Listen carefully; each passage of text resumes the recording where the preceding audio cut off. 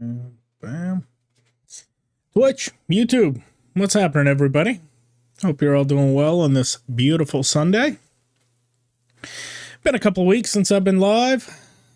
Been very busy, but had some free time today, so I figured I would hop on. I would just do like a little casual starter's guide today for Kingdom Come Deliverance 1, the remaster. I did one a couple of years ago in 2024 where I tried to maximize kind of efficiency so it was under 2 hours. You know, we did one live on stream in hardcore mode, all 9 negative perks selected. I also did the guide on Strat Gaming Guides channel just to do like one that was efficient, you know, for players that were kind of returning back. They don't need to, you know, grind super long in Skalitz. Today, it's going to be kind of the middle ground. It's not going to be like 10 hours in Skalitz where we absolutely maximize everything, but it's also not going to be in 2 hours. My goal is to kind of take us to the first, you know, couple of main quest missions, get ourselves some really good armor, some really good stats, and just kind of really set you up for the rest of the run. I'm also going to be going over some of the things that I think veteran players and beginner players will highly benefit from knowing. Everything from economy to early money making, some of the mechanics behind the combat, how you can maximize efficiency with the vendors. I think it's going to be fun. I'm basically going to be laying out in this live stream everything that I know about the game, but also kind of open it up to anyone that's kind of curious about anything. You're more than welcome to ask. So I'm really kind of excited to do it. It's been a few years since we've done this with KCD 1, so hope you guys will enjoy. Little Dominus, what's happening, bud? Good to see you. Thanks for being here. And I kind of decided that, yeah, I do want to do it. Just my mic here. I do want to do it in normal mode. I usually play in hardcore mode, but I know most first-time players, which is kind of what this is going to be aimed at, are most likely going to do it in normal mode. In fact, I recommend, if it's your first time playing the game, to do it in normal mode for 2 reasons. One, it's going to let you get the game help kind of tutorial. So like if you don't know what the game mechanics are in hardcore mode, you won't be getting those notifications for some of the helpful things to help you discover through the game. But 2, it's going to be navigation. If you don't know the map in hardcore mode, this game is rough, right? I know the map pretty well, but if you don't, you're going to be struggling. So we're going to do this kind of like you would expect a brand new player to do. We're going to go right there, and like I said, instead of hardcore mode, we'll go normal mode today. It's also going to help us with progression. Hardcore mode is going to limit a lot of the XP that we get with the numbskull kind of perk or debuff, however we want to look at it. It's going to help things go along a little bit faster. I think today also, because it's a bit of a laid-back one, we'll go ahead and actually watch some of these cutscenes. Just a chill old stream.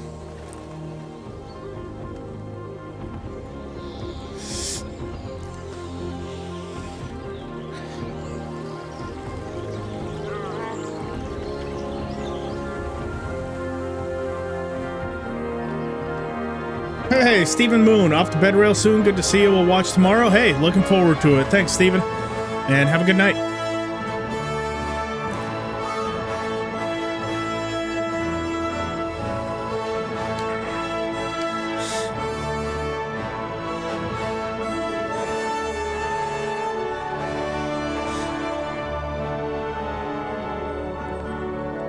So gorgeous.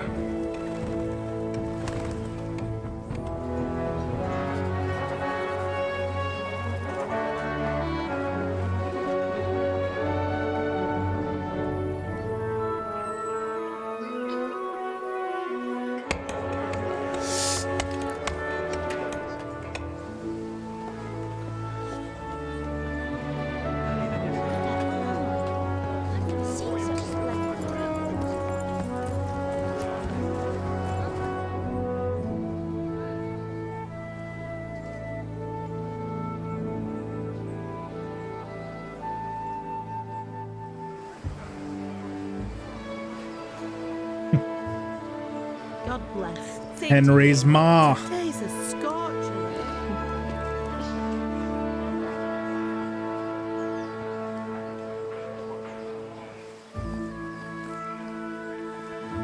This is also going to let me test out some of the strats that I've mentioned in the others, because some people have told me in the remake that they've fixed a couple of things, so we'll actually kind of test everything out. Where on earth is Henry? I need him to run some errands. Olaf, yeah, good to be back. Good to be back indeed. Back to the origins. Well, it looks like he was out all evening, drinking like a lord. Go and get the lazy bones up then. Quick clout round here should do it. Firm smack on the behind right there. Good to see Henry's parents still have the spark alive.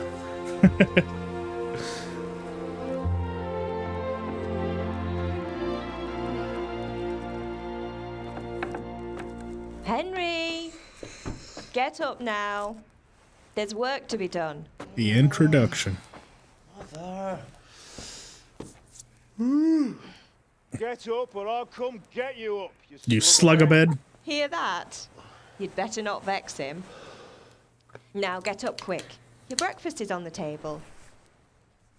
Wait, what's this? Have you been... Oh, Henry. How many times have I told you about fighting? Oh, it's nothing. It's just a scratch. You've been at that sword play again, haven't you? You'd better pray your father doesn't get to hear of it. You know how he feels about it. Oh, don't worry, it wasn't that. I just scratched myself is all. Well, just don't come crying to me if you really do get hurt. Now get up, you rogue.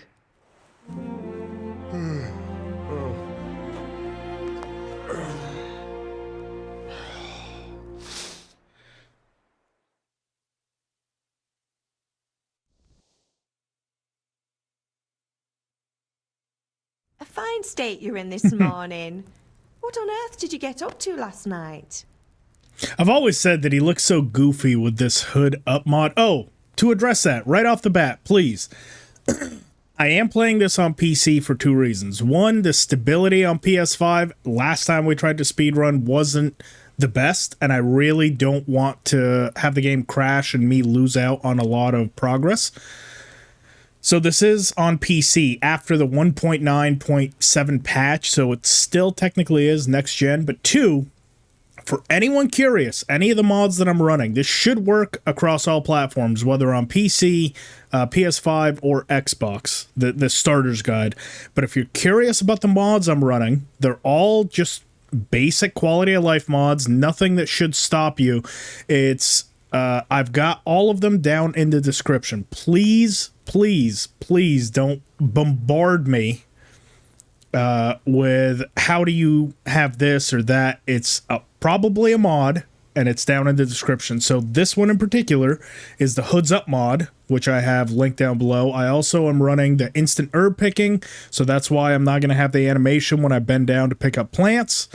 And a few other quality of life. It just improves textures, unlimited saving, just so, like I said, if the game does, for whatever reason, crash, we're not having to replay 1-2 hours of gameplay. So, addressing that right off the top, it's on PC, there's mods, description for any of those. Anyways, back to the scheduled program. So, all of these can be good right off the bat. I always prefer doing speech because that is the hardest one to level at the start or just throughout, because there's so limited opportunities to level it.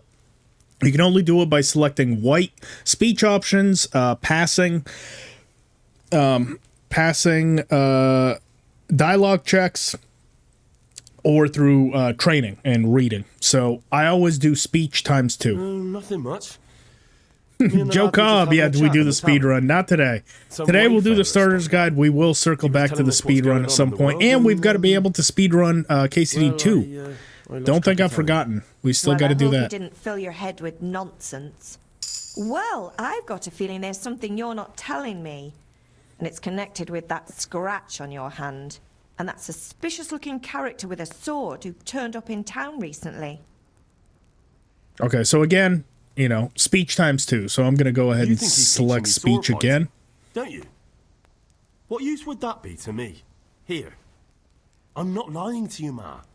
All right, then, if you say so. I don't mean to pry, but you know your father takes a dim view of such things. Okay. Have my friends been here? Matthew and Fritz come looking for me. We'll go ahead No, and I select all haven't this seen them dialogue. mod. They shouldn't be hard I'm to going to skip find. through some of it. It gets a little bit repetitive. And then we're going to select, if I'm remembering correctly, the My Friends Aren't Drunks option is going to give us an extra dialogue options with Dad. Matthew and Fritz A little aren't bit later. drunkards. I never said they were, did I?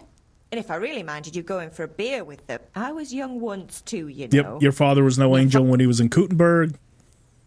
Give me an Of course he example, wasn't. and she's going to say you can ask him later. You don't. All right, I will. You're not a. If you made.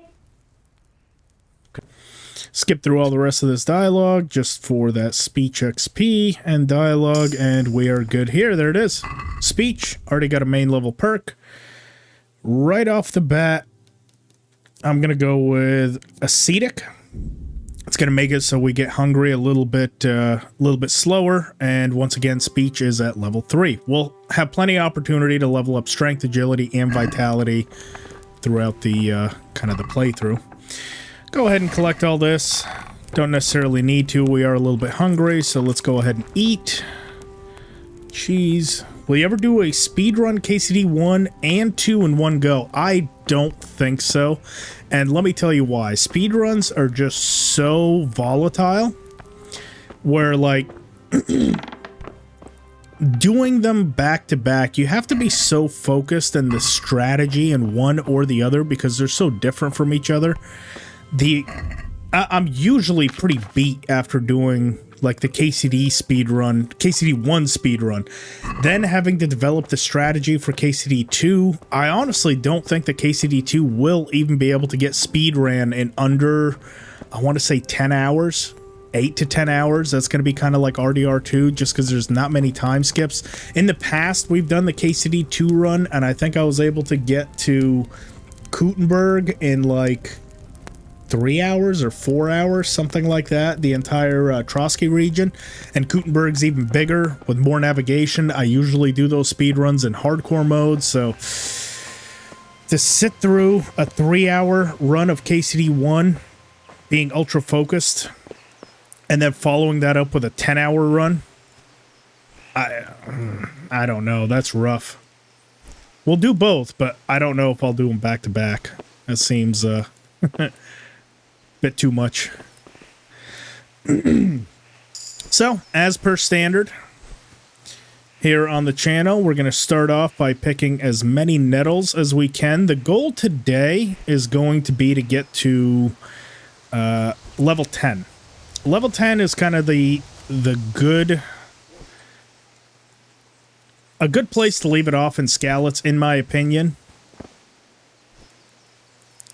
And we want to focus mainly on nettles, because after we pick 100 poisonous herbs, which includes nettles, belladonna, and herb Paris, guess we can pick up some sage as well, since it's right here. But we want to pick up those poisonous herbs, because after we have 100 in total, we are going to get the a hidden perk that's going to give us +2 to vitality.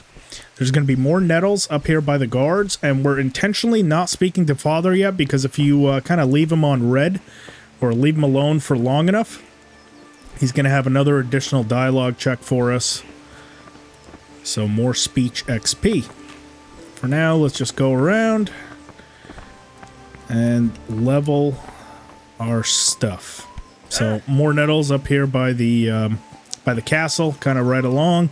And once we go down, there should be some more over here, along with some dandelions. You want to try and look for them where they're kind of closely gathered like this, because as our herbalism goes up, we're going to be able to pick them up in larger clusters.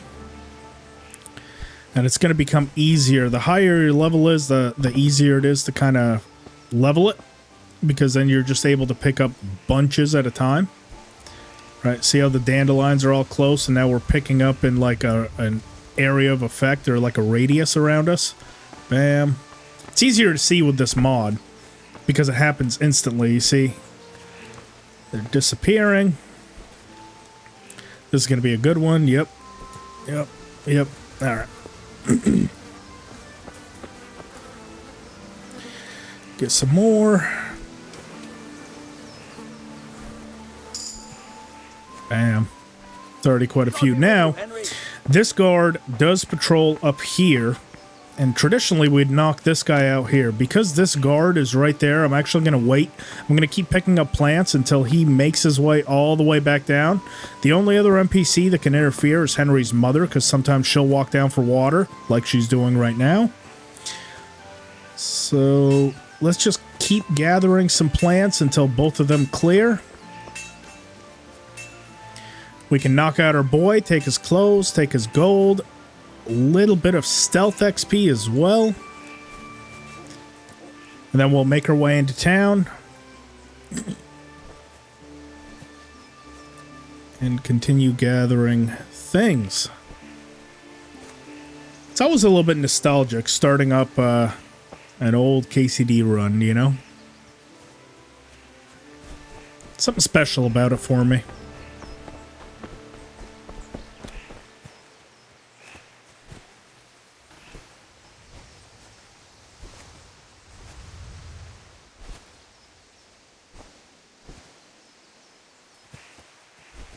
Okay, everyone should be clear of that NPC by now. Can Mother snitch on you? Oh, she sure can. She can and will. Okay, everyone's clear. Let's go ahead and get this guy out. And I like to take him around the corner. Oh, whoops. Gotta get used to the controls again. So I kind of take him here, that way when Mother does come back up, she can't actually see him. And if that guard comes through again, he won't see him either. So, got all of his stuff. Let's head on down. Keep gathering stuff. I'm actually going to go to the front gate, because that's going to be the next highest concentration of nettles, which is our focus right now.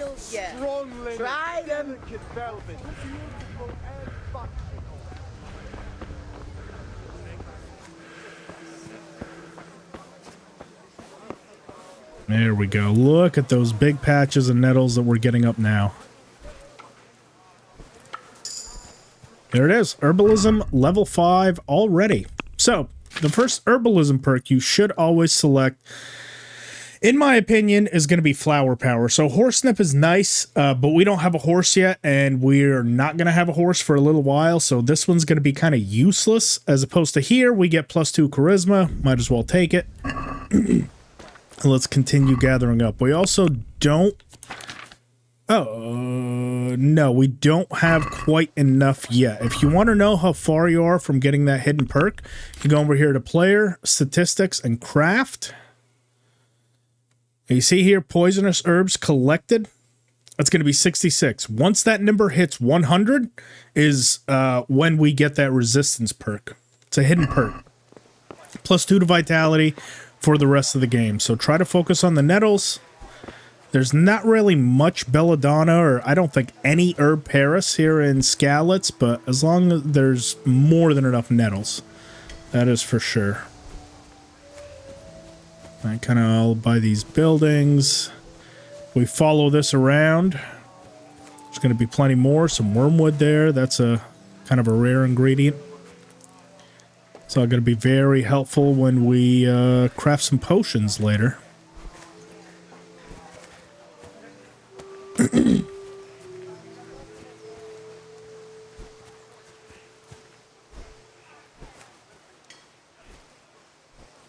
We've got to be getting close. We've gathered up a bunch. Oh, there it is. Okay, so 160, and you guys now notice, if we go over to stats, Vitality is +2, and in main level, where would it be? Where is...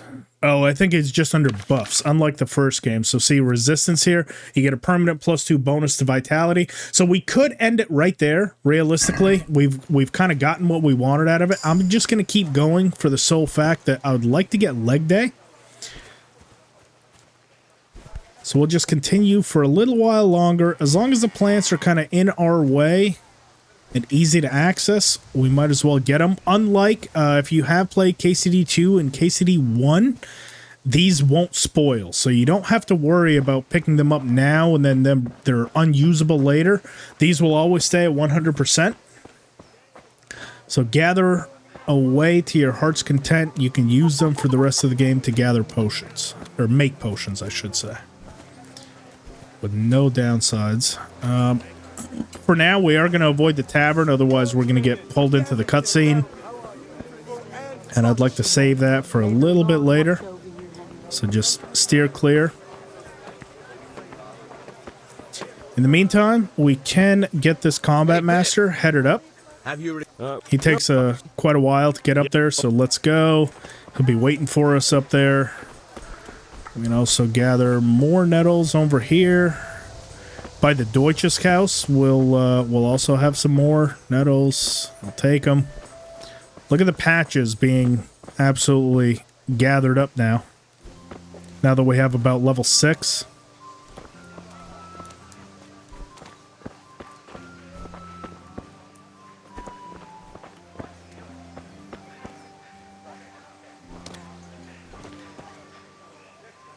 You always have difficulty spotting mint. Honestly, me too. And I know what I'm looking for. Paris, I think, is just as bad. They're so hard to spot. They're so small and they blend in with the environment. It's not easy. I wish I had a better way for you to be able to spot them, but unfortunately, I have just as much trouble as anyone else does. I just happen to know some of the spots that mint tends to be. So that makes it easier. Once you've seen it a few times, it'll actually stand out in the environment, but it blends in. Just the nature of it. Not sure how much longer I have to go to get to level 10. We're at level 7. I suppose we can keep going. Some more dandelions. Some of this stuff that's neatly gathered together. There's also some more sage and various herbs in the field were by the combat trainer that we can go ahead and gather. A bunch of dandelions. No shortage of that.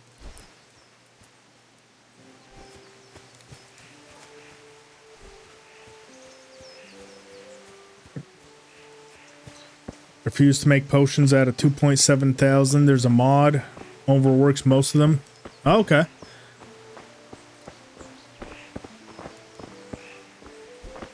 So I don't make necessarily potions out of all of them, but what it really does is it opens up the option to, if that makes sense. That way, when you do have the recipes, you don't have to go around and gather ingredients. You already kind of have them, which is nice, you know.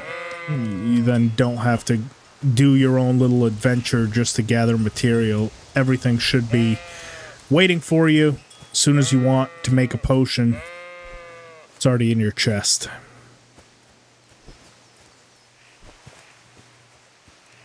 In fact, admittedly, most of these we probably won't use. Right now, the focus is just to get the XP from this. Like, sage isn't really used a lot. Belladonna's a lot more useful than nettles, but unfortunately, because there's such a low concentration of belladonna in Skalitz, we kind of have to make do with nettles to get that perk. But if y'all want to skip this, it's not entirely crazy. This doesn't make a whole lot of money. Just gives you options.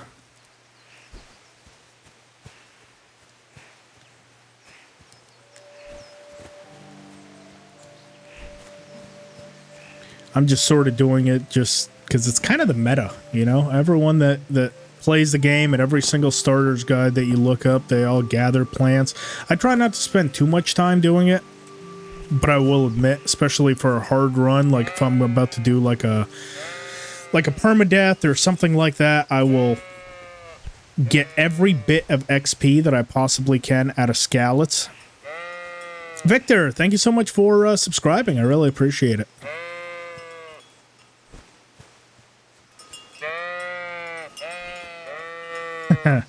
The old cow punching trick. We got some cows down there. I'll show you guys how to get some early level strength, but I'm not going to spend too long doing it.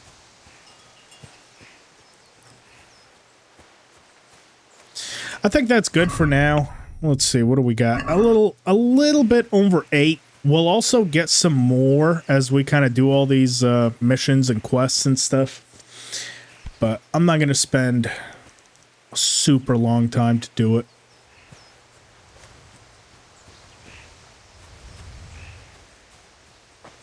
This guy should be back awake, and he's got all his clothes back. Would you look at that? So guard is up there. We're going to go ahead and wait him out once again. He's going to walk back down here and down below. We're going to knock that guy out again. Get a little bit more stealth XP. Steal his clothes again. Go in. Drop all this stuff off. And call it a day. Klein, thank you for subscribing over on Twitch. I appreciate it.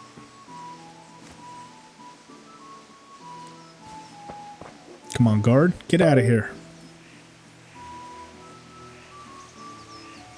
God save you, Henry. Oh, you're not going to like me? He's like, God save you, Henry. It's so great you're in our town. You're not going to like me when we're done. Get out of here. I don't need you seeing what I do to the citizens of Skalitz when not under watchful eye. There he is. Once he crosses the threshold, he's not really too big of a concern.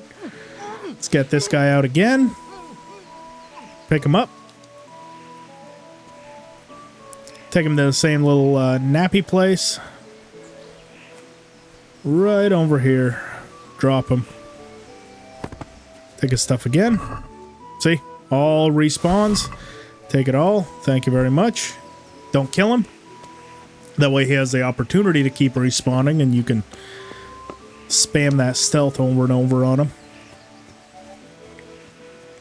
Once we go and drop off in the chest any excess gear, that's when we're going to go ahead and speak to Father.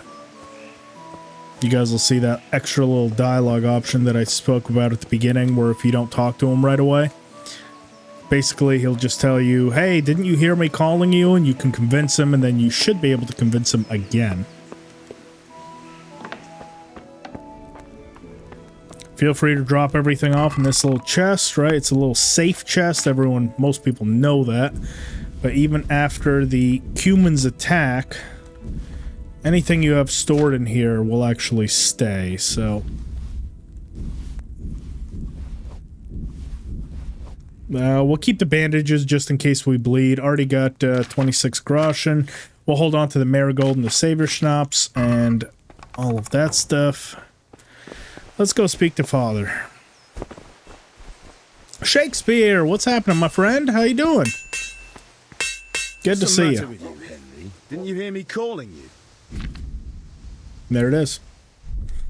So, sorry, I had something to do, or let's see, I had something to do, or with charisma, we can try to pass that. We should have enough speech to be able to pass this. Sorry, I had to go and deal with something. Well, it's no great tragedy. And that's going to give us even more Anyway, XP. we've a lot. With what? I'm running. I'll need some money. Yeah, that's Kunesh. well. Yeah, Sure. not quite. You want me? And Her name. right. There's the list of stuff that we need to do. So, Kunesh, crossguard, charcoal, and ale. Now, this guy is still knocked out. We're not going to get the crossguard just yet because if you go down below, we're going to have 2 extra dialogue options with them if we do some of the stuff down here. First and foremost, if you want lockpicks in Skalitz, you have to lose to Kunesh. If you beat Kunesh right off the bat now, just for the sake of it, I'm going to save the game right there. My first attempt, I will actually try to beat Kunesh. Okay, if we end up beating him, I will reload the save, because if you beat him right now, you can't get lockpicks. So it's important to not beat him. God be with you, Kunesh. What do you want? So I'm going to do this the way you shouldn't do it, just for fun, because beating the shit out of Kunesh is always fun. But after I reload, I'll show you the way to actually do it. My father. I've got. So pay for the lot or else. We're going to be super aggressive with him. I must have misheard you. Once again, super aggressive. Let's go, How dare you bitch. speak to me like that? Didn't your thieving father take care? All right. Let's try to beat the hell out of him. Toby wasn't able to. I think I can. Your end is nigh.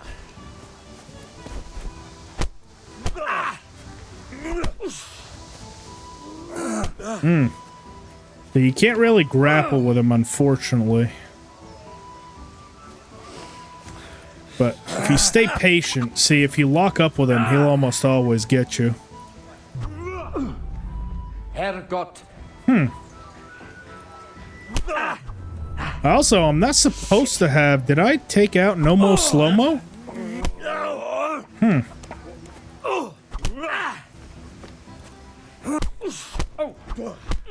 Should still have no more slow-mo as one of my mods, but apparently it's not working right now. That's odd. Well landed. Take off the hood, please.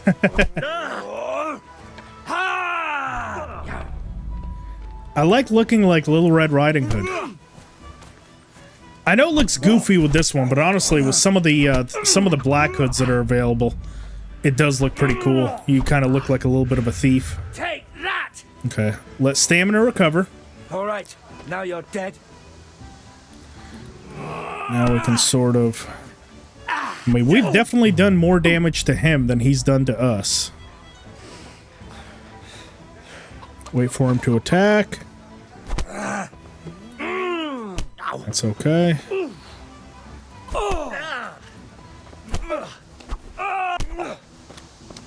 Bloody hell. So you can't lock up with him. You've got to keep your distance, and you've got to keep your stamina up high. Unfortunately, in this game, as soon as you kind of walk into him... Oh, look, we won that one. That's a rarity. We usually don't win those. But sometimes you'll kind of catch them off guard. I'll slay. But yeah, I can't be doing that. Did that hurt? God damn it. Can you attack me and stop just locking up with me, please? Let's stay in place. See if that baits out an attack. Yep. Okay.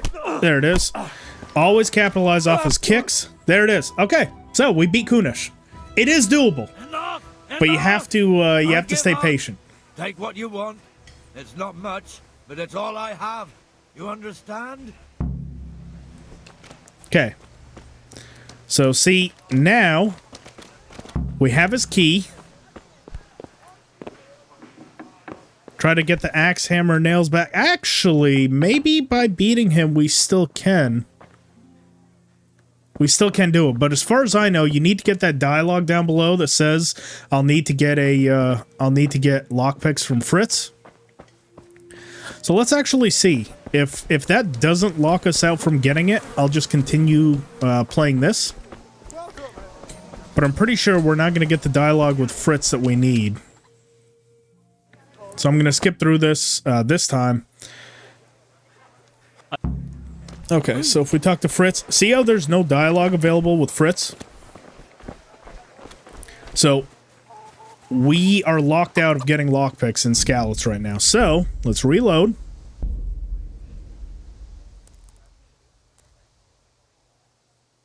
After dialogue with father. Okay, there it is. Hey, Wild World, how you doing? So, this is the way you're supposed to do it. I just wanted to show that Kunesh is beatable. God be with you, Kunesh. What do you want? But you don't want to beat him. My Father sent me for money. Pay for the tools at least. And then debts must be paid. If we pass this dialogue, not only do we get some speech XP, but you can still... Look, I know things aren't easy. you can still get the lockpicks, right? So success, try to get the axe hammer and nails back the other way. Private parties didn't know you could beat Kunesh. You can, you just have to be patient. A lot of people say he's unbeatable. He's not. But you don't want to beat him is the thing. So, once this dialogue hits, a lock chest, I'll need a lockpick. Fritz might have one. That's why we don't want to beat him. So with that in mind, let's go speak to our buddies. There, now we'll watch this cutscene play out. You can't be serious, Deutsch. Insulting Oh, Deutsch. our king. What insult? I say only the truth. Sigismund has done only what he had to. He had to abduct the king. He had to lure his cousin Prokop into a trap and imprison him. He had to invade with his army of Tatars and besiege Kutenberg. Why not? What is this Wenceslas for a king? The empire is falling asunder in his hands. The German counts elected Ruprecht of the Palatinate as king because your Wenceslas would not go to their deeds even. German. Oh, Wild World. This is on PC because it's a little bit more stable, but this shouldn't change your start for consoles. Deutsch is spouting shit. What? Just listen and you'll hear for yourself. Someone has to bring order and reunite the empire. Okay. What do I care about the Austrians? And nowadays, not even the devil himself can keep up with all the popes. Which is the rightful pope? The one in Rome or the one in Avignon?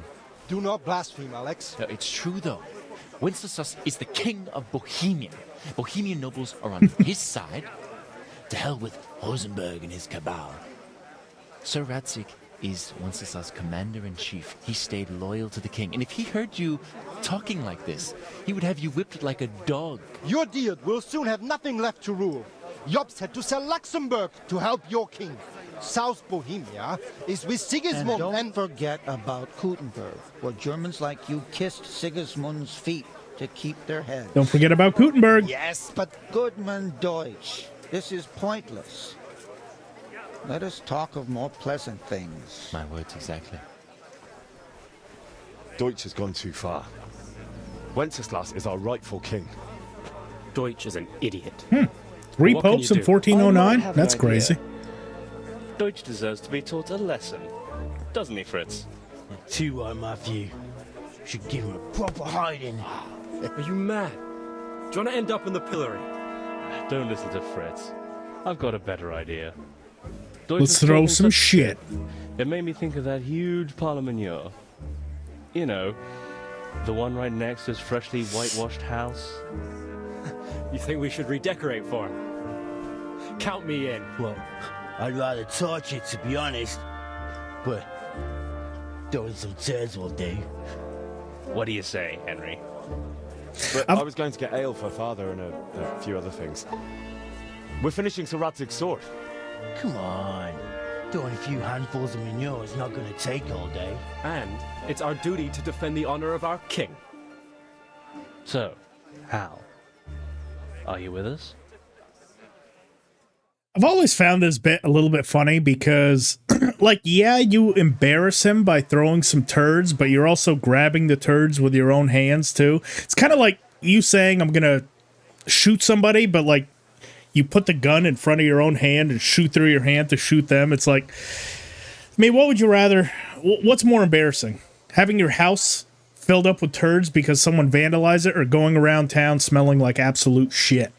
Like, and so because we lost to Kunesh, or we didn't fight Kunesh, if we select, I'll do it, but I need your help in return. Your buddies will join you to beat the shit out of Kunesh later. But then you have to give me a hand with something. What do you need? Kunesh owes money to father and doesn't want to pay. I tried talking to him, but he wouldn't listen. I need more than words to get coin out of him, and I can't handle it on my own. No problem. We'll back you up. Just as soon as we're done plastering Deutsch's house.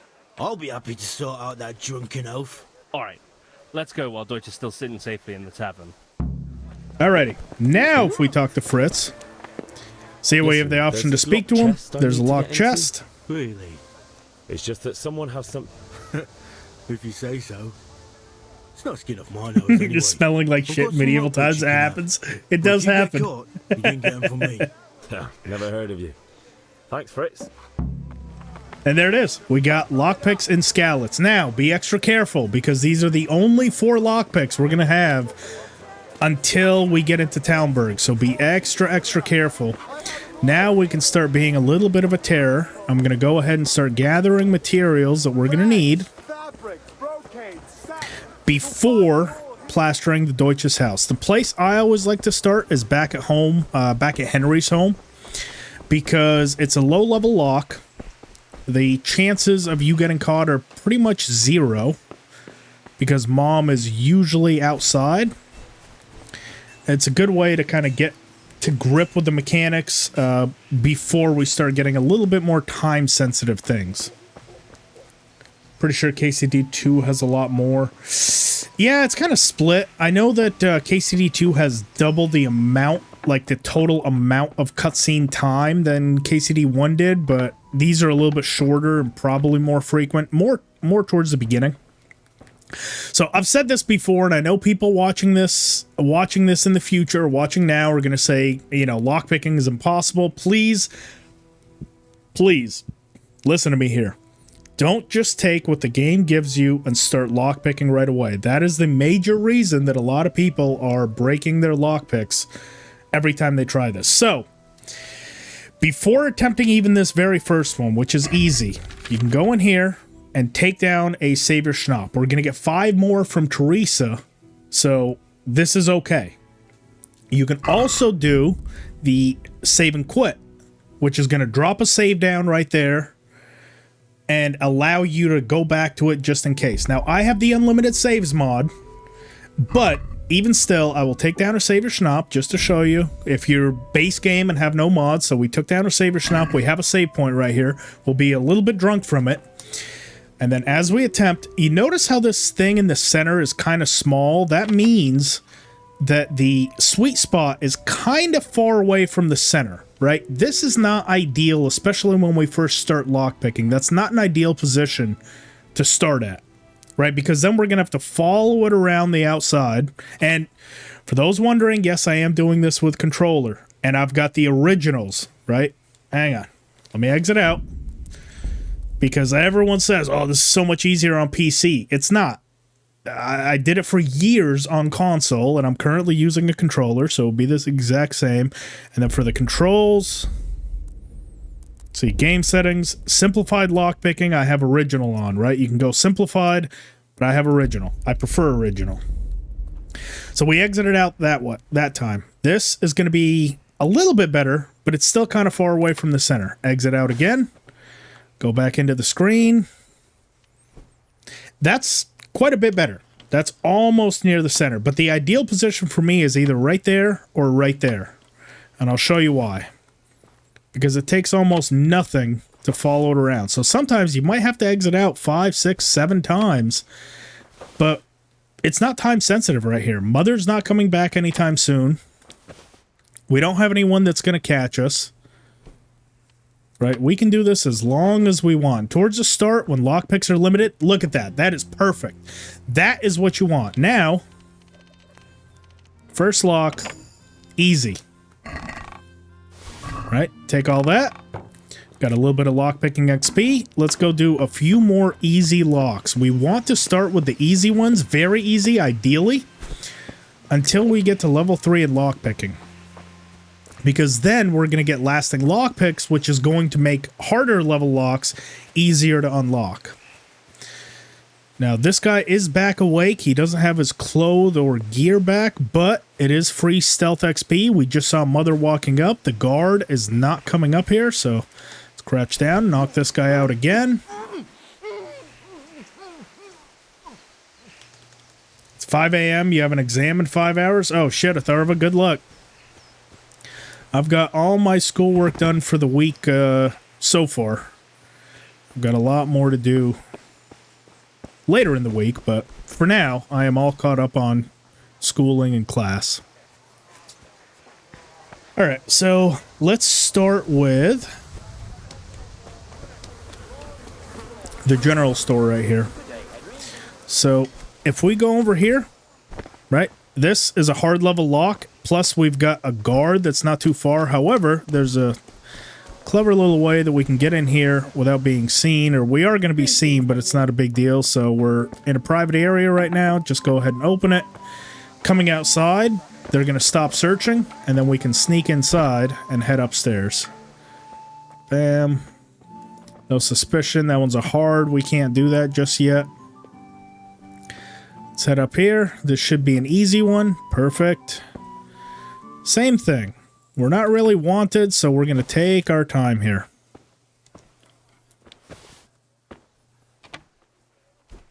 Okay, that's another pretty good location, right? Just barely off the center. I'm going to go ahead and attempt it. Unlocked. Got a level of lockpicking. Perfect. Some Groshen. Nothing too crazy. Now, we're going to be back for this hard one. I don't think we can attempt it. Yep. We'll be back for that one. Right now, we're just gathering XP. Pond Call Man, thanks. Good to see you back too. Appreciate it. Thanks for stopping by, everyone. All right. I'm going to speed this up a little bit. That is a perfect location. Ideal. Bam. Now, let's head over to the tavern. They're going to have several more chests for us. Also in hard-to-reach areas, unlikely to be caught. So, in the tavern, we're going to head straight upstairs. Into here, make sure we close the door behind us. That way we can't be seen or heard. Get another easy one. Beautiful location. I like that. Right, we got lucky there. We got lucky that it was in a good spot. If it wasn't in a good spot, I would have exited out.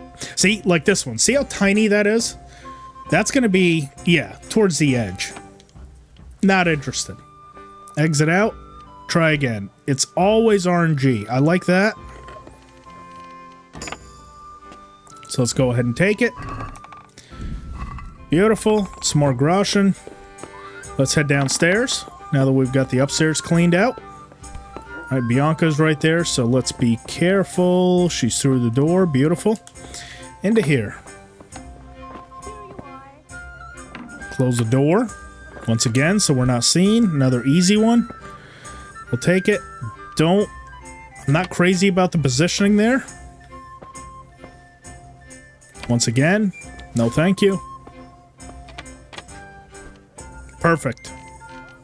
Closer to the center you are, the easier this is. So there we go. We got stealth. We got lockpicking.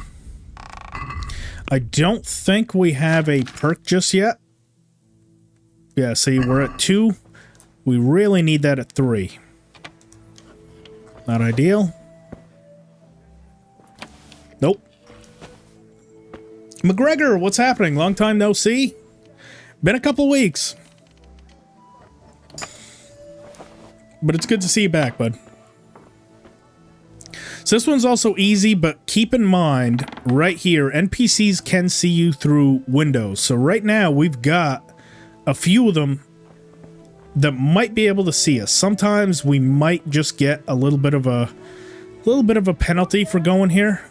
See how I've got a clear kind of view of the top of his head? So we might get caught doing this. Kind of do this at your own risk. Usually the only time I really get caught here is if I break it, because that makes a lot of noise and then that brings attention to me.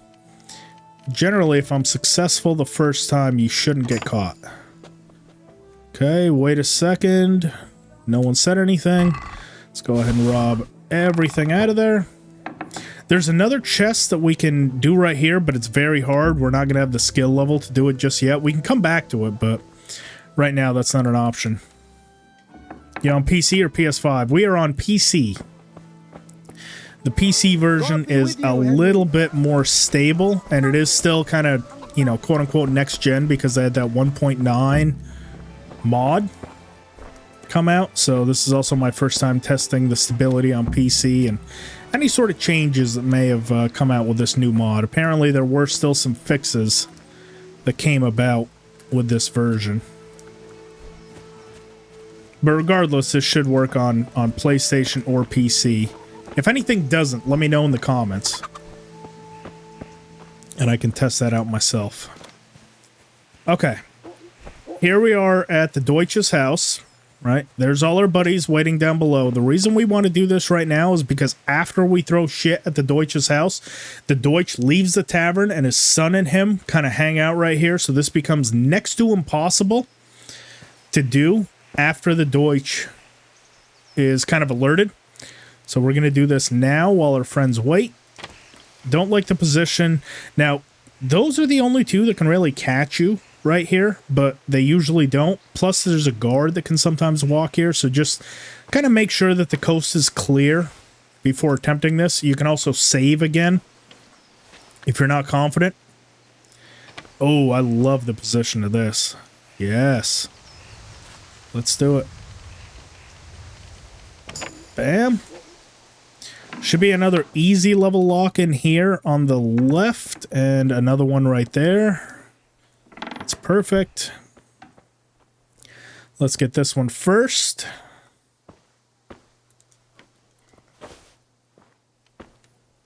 Beautiful. That's a free pick right there. Every time it's in that top left or top right corner, that's a free pick. And then with this lockpick, we should get level 3. Which is going to give us the lasting lockpicks. There it is. Called it. So now that we have that, like I said, lasting lockpicks. Repairman can be good, but 20% chance of any broken lockpicks returning to your inventory. I'd just rather have the lockpicks be more durable so you have a better chance of getting it without breaking a lockpick. So that's why I always suggest lasting lockpicks.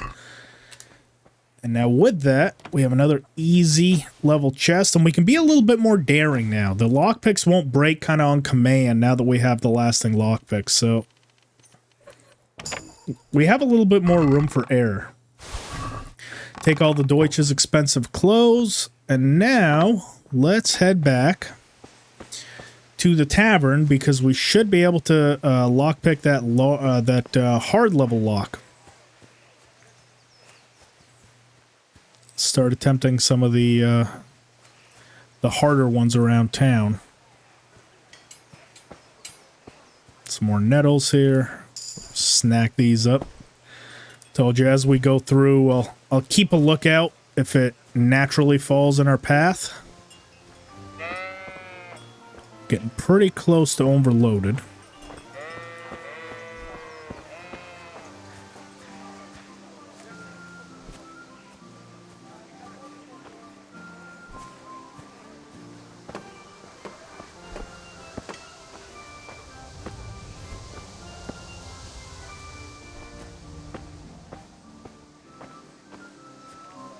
You know what? We'll head back to the house real quick. And we'll drop off the stuff that we have. You've had a few crashes on the PS5? Yeah, when I tried to do that speed run, I had a couple crucial ones that it kind of put me off wanting to do the speed run on PlayStation. Sleep Going, thank you for the follow. I appreciate you.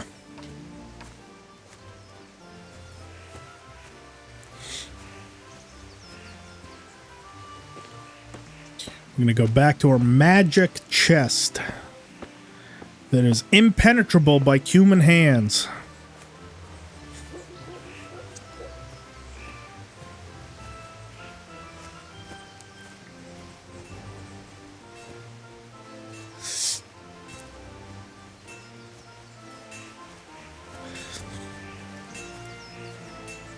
Fortunately, the no sprinting. This can be a little bit long-winded, but it's all good.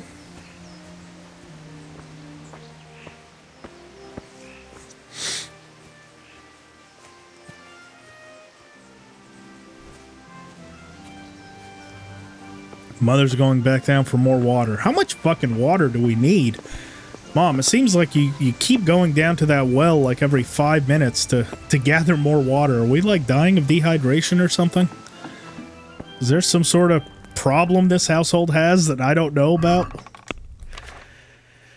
Alright, so inventory, we've got a bludgeon. Let's go ahead and Put all of this stuff away. Now, realistically, we could sell some of the food over to Riza because all of it's going to kind of spoil anyways, but I'm going to hold on to it because there's a perk that we can get a little bit later on that allows us to eat spoiled foods, so it's really up to you. If you want basically food for the rest of your playthrough, just go ahead and hold on to it. Once we get the vitality perk to eat spoiled food, we're going to be set for the rest of the playthrough. Mom's thirsty. How thirsty can you be? A hole's in the bucket. She starts off with a full bucket down there. By the time she gets up here, it's empty. She's like, oh, damn it. Back for more. All right. So Mom's going down for water. No guard here. Hey, guess what, buddy? You know the drill. This is just our stealth XP fucking sponge right here. There it is. Drop you off. Thanks again. Thanks again, my friend.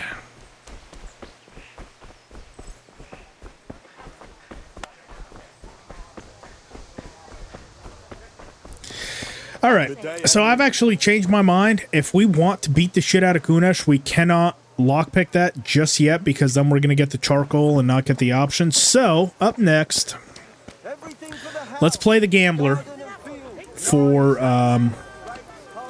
some Farkle. Jesus, I couldn't think of the name of the game. So Farkle. You get the chance to play him twice if you do this in this sequence. So because we haven't spoken to the guys up there yet for the crossguard, he's going to be sitting down here waiting for you to play Farkle with him. Do this at your own risk. This guy can be a bit of a bastard to play at the start of the game. How are you? He's very inconsistent. Sometimes he plays like the best dice player you've ever played, and other times he plays like absolute dog shit. Luckily, I've got enough gold at this point that I think I can play him twice. I basically have 2 chances, but you could lose everything playing this game. So just fair warning, this is completely optional, but does give you the option to at least get 27 extra groschen that you might not have had before. We are not going to use Henry's beta die. The beta die is absolutely terrible. Henry secretly made it to bring him luck and love, which is why he'd rather not use it to gamble with. You don't have to use this die, and we're not going to because the die is absolute shit. Let's play some good old-fashioned Farkle. Wow, what a start. 750, and because all that's left is that, we don't have any loaded die, we're going to go ahead and score and pass. No, there's 0 advantage to the beta die. Wow, he literally did twice as good as us, and he gets a full new set. This is what I'm talking about. This guy is a right bastard to play. No luck tonight. Oh, what luck! Oh, hang on. I just realized my stupid ass face is actually covering. There.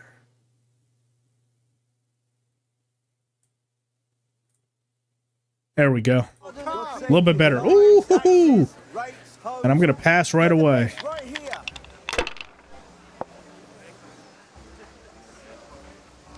He's got another 1,000. Is he gonna be stupid and play it? Ah, he wised up. He wised up. Dude, this is like the best I've ever done. I don't have a single perk to help me. Holy shit! Did they buff fucking Farkle or something? This is like the best I've ever done. Holy shit. All right. 600 more and we win. God damn. Brooms for your house, rakes and hoes for your fields. That's it. Come on up and see.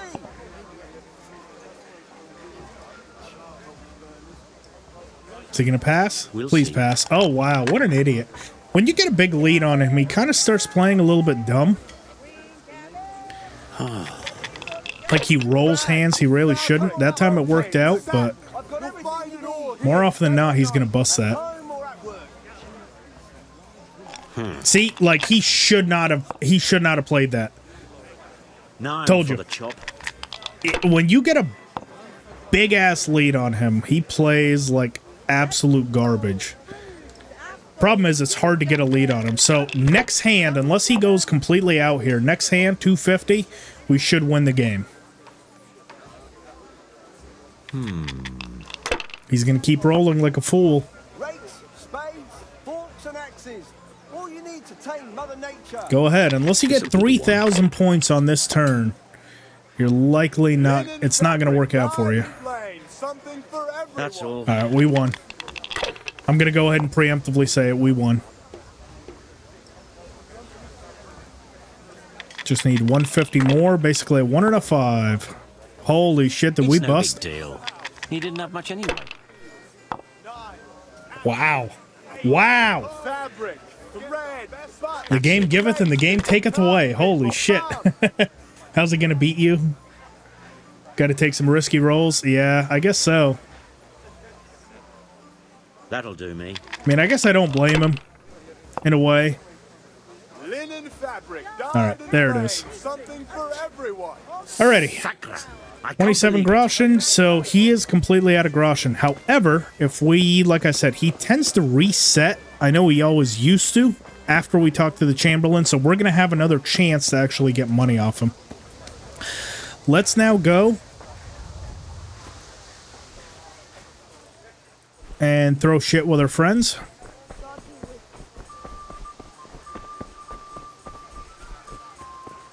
More nettles. Start leveling a little bit of combat XP, I guess, with this. It's a pretty easy fight. I don't think I've ever lost it.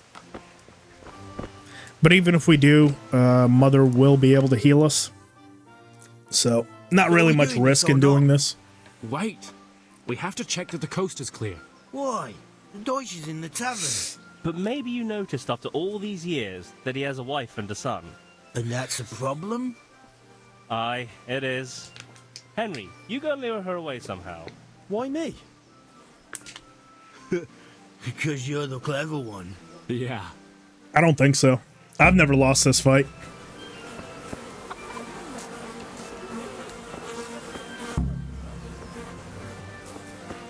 Okay, Deutsch. I just went by the tavern and your husband was in there talking nonsense. I thought someone should take him home before he gets himself in trouble. What sort of nonsense? Well, kept saying that Sigismund was the right king. He might have mentioned the popes too. Thank you for telling me. I just hope I can Oh, catch there it him is. The before he first gets hit. to another fight. It's a mod. You can check the description for the instant herb picking mod. Happens every time.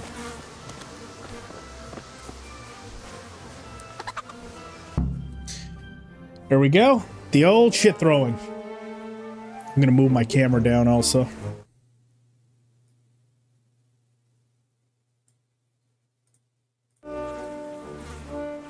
What are you waiting for, soldier? Fire the trebuchet! For king and country! For king and country, my ass. This is all good, clean, fun. Nearly as good as having that traitor in the pillory. Nearly. Now that would be sweet. That's for Sigismund. Woohoo! Eat shit, Deutsches. You bastards! What the fuck do you think you're doing? There's Sir Toby. Hey, Hans, can't you see? We're decorating your house for you. He doesn't look It's quite like as your old glorious man was without his saying beard. in the tavern about that traitor Sigismund. We're just doing what we have to do. Poop hands, Henry. Hey, it happens in medieval times. I'll make those smiles off your faces. Oh, I'd like to see you try. What are you doing here, Peshek? Hanging out with this poxy Deutscher? Maybe you'd like to try out the latest German fashion. Ooh, direct hit. Fuck her! I'll make you pay for that. Yes, yes, yes. All right. Come here, you bastard. Just go to fucking town on him. Oh, whoa, Fritz. Don't worry, I got this. Yeah, I think he's had enough. All right. Bring it on! Now it's Peshek. Oh, no, that's not Peshek. That's Hans.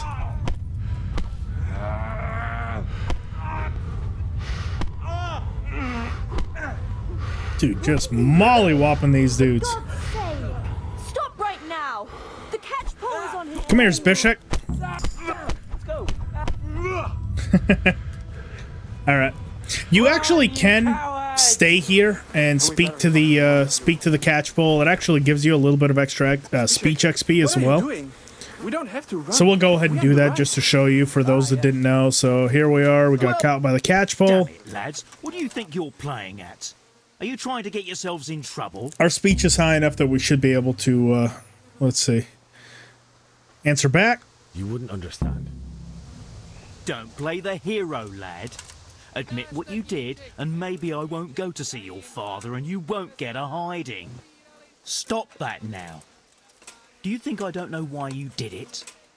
The Deutsch may have got what he deserved, but I have to keep order in this town. Be sensible, and we'll fix this somehow.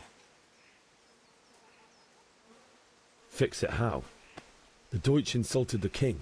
No patriot could let that pass. So that's why. Deutsch isn't a bad fellow, but he should drop this nonsense about Sigismund before someone torches his house. So you don't mind that we...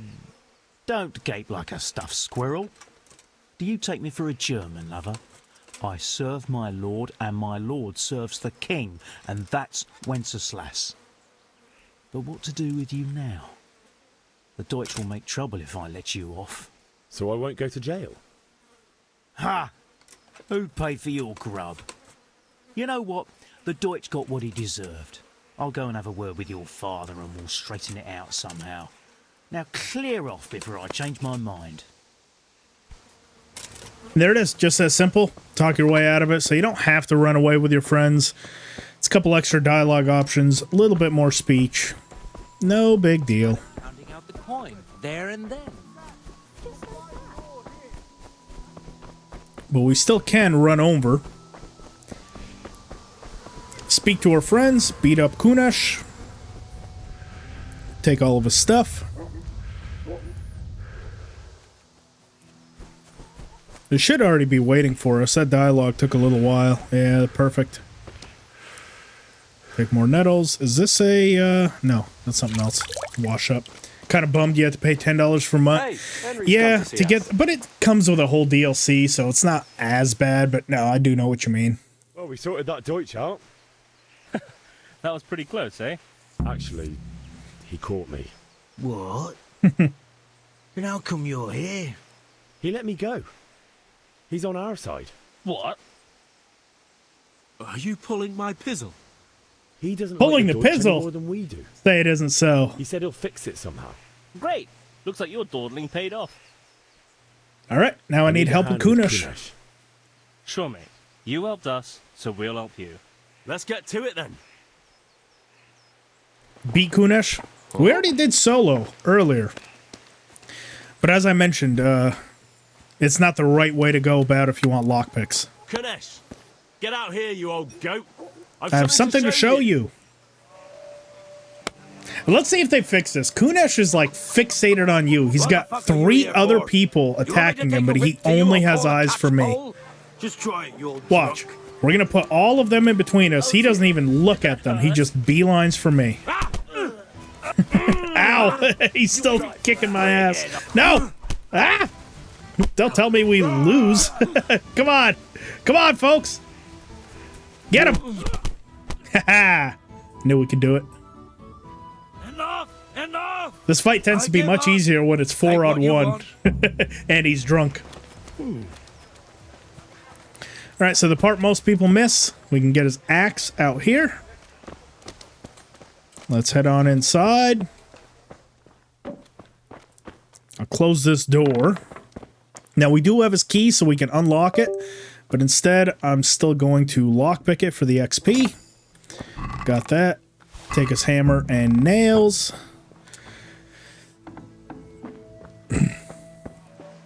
Now, I'm going to go ahead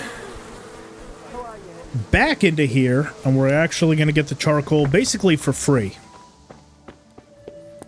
Because she has charcoal in this chest. Now, this was that hard level chest that we weren't able to do earlier, but now we can. Be extra careful here. This is going to break that lockpick extremely easily. So I am not going to do this until I have the perfect position. Just so I can hold on to as many lockpicks as possible. See, that one's good, but ideally I want it here or here.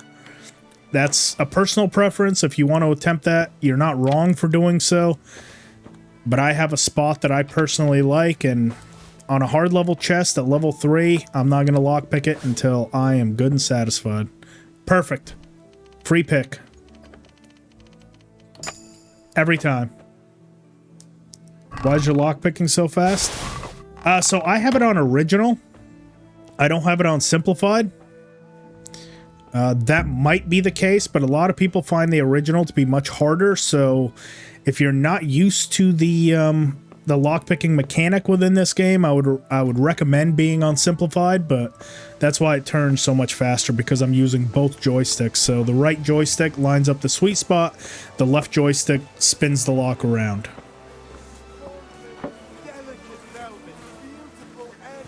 And technically, I guess we could go ahead and do Peshek's house as well. Peshek has a hard level lock in there. Go through, get all this stuff done. Get our lockpicking up to at least level 4 or 5. I think we can get it up to here in Skalitz. We could get it up even higher, but there's not really a point. Once we get into Talmberg, we'll have a lot more locks that we can pick and a lot more gear to gather. But for those that don't know, this here is Peshek's house right there. And we can go do a gear drop after this. Let's see. So there is old Peshek right there. I'm actually going to go ahead and knock him out, because right now while he's sitting down, he can't actually resist us. So it's a free choke out. Yeah, while he's standing, he can resist. While he's sitting down, he cannot. So kind of like that. You know what? We can even kill him, but I'm not going to. It's just, that's going to up our odds of getting caught. Right now, he's fine. We also got his key, so we could just unlock this very simply, but I want the XP. Take a groschen. Thank you for your participation, Kunesh. No, Kunesh. Peshek, you bastard. They're both bastards.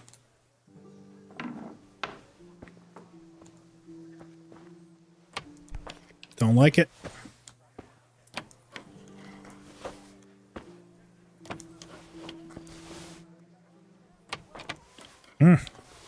Can't get lucky with this one. Nah, whatever. It's an easy one. I'll take it out of ideal position. But this one is going to be hard, so that one, once again, I'm going to wait until we're perfectly lined up. See, that's not bad. But like I said, top left, top right is the ones I want. Perfect. Every time. Beautiful. Let's go back home and do another loot dump. We've still got a couple houses. Oh. God save you, Henry. Oh, hello. Yeah, God save you too. There's gonna be an unconscious body in there that I have no idea how it got there. We gotta get the fuck out of here. He's gonna realize once Peshek wakes up. Ooh. We're gonna slowly and casually walk away. They'll never suspect us.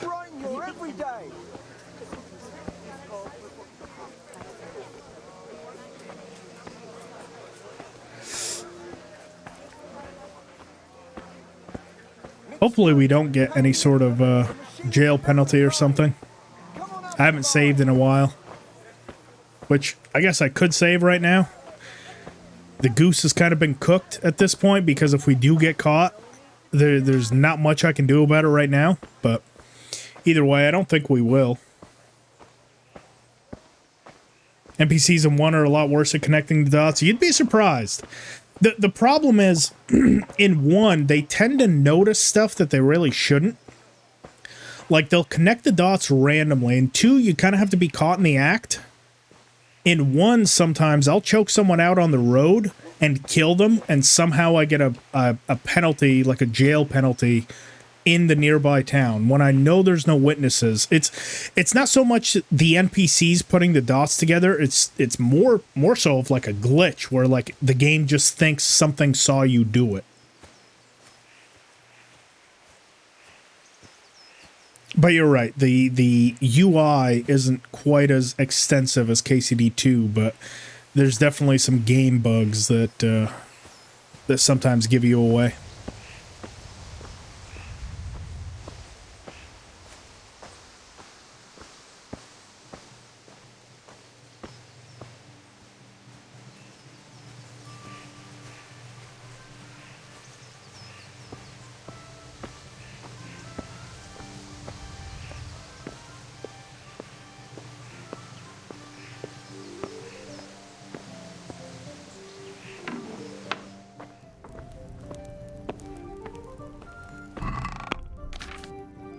Wow, 5 torches. Definitely don't need 5 torches. So all this stuff we'll go ahead and put away. Bunch of stuff that we got mainly out of that general store. We'll hold on to the marigolds and all the savior schnapps. All the rest can go away. Bandages, we're up to 12. That's awesome. Charcoal, we'll need to get 10 more of those. Go ahead. Take all of those. Let's see, where's the charcoal at? 10. We just need 10 for father. Beautiful. We can speak to mother, heal ourselves up to 100%. Ma, I'm hurt. Won't stop bleeding. Oh, now, stop squealing like a baby and show me that. There you are, good as new. You ought to learn to do that yourself. Thanks, Ma. You're trying to learn hardcore 2 negative perks. How painful is the speed run? It's not that bad. It's definitely a lot easier, I felt like, than all 9 negative perks. I think it's actually on the channel. I did the speed run when we did the hardcore 2 negative perks. I don't remember what 2 negative perks I selected. I want to say it was like tapeworm and I don't remember. You'd have to go back and see that one. I haven't done that in a couple of years. But any pointers that you might want or anything, the whole strategy is the same basically as all 9 negative perks. It's just you level up a little bit faster, so you get a couple extra perks to your advantage in 2 negative perks. I think we did it in what, like 3 hours, just under 3 hours, the first 2. Yeah, it's not too bad. Okay, what else? The only thing left is the crossguard, so we'll go ahead and grab that crossguard. And then as soon as we do, because we've done the Kunesh stuff and the other stuff, we'll have 2 extra dialogues that we can select with these 2 guards.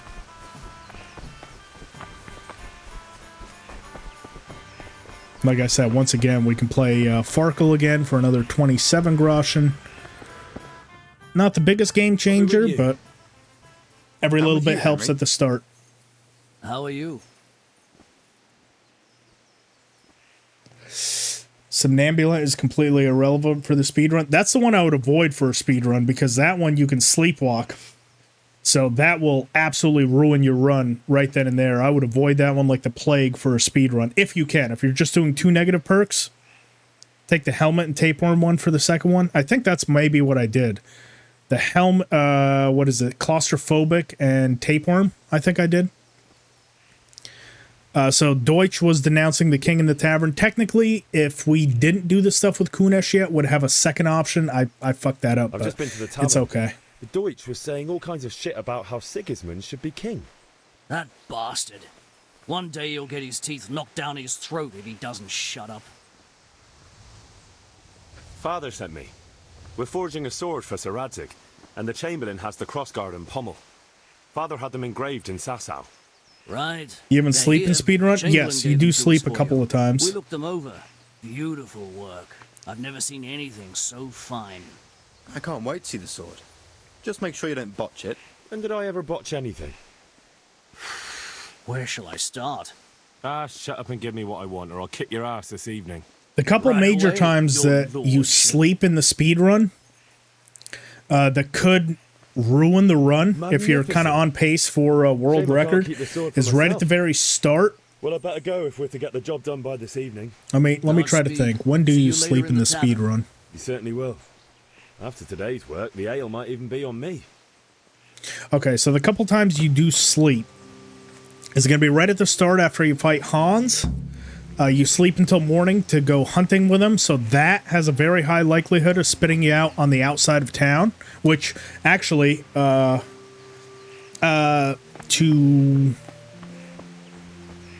didn't ruin us too bad the last time, but it did happen to us where we spawned right outside of town in the last speedrun that I did last week.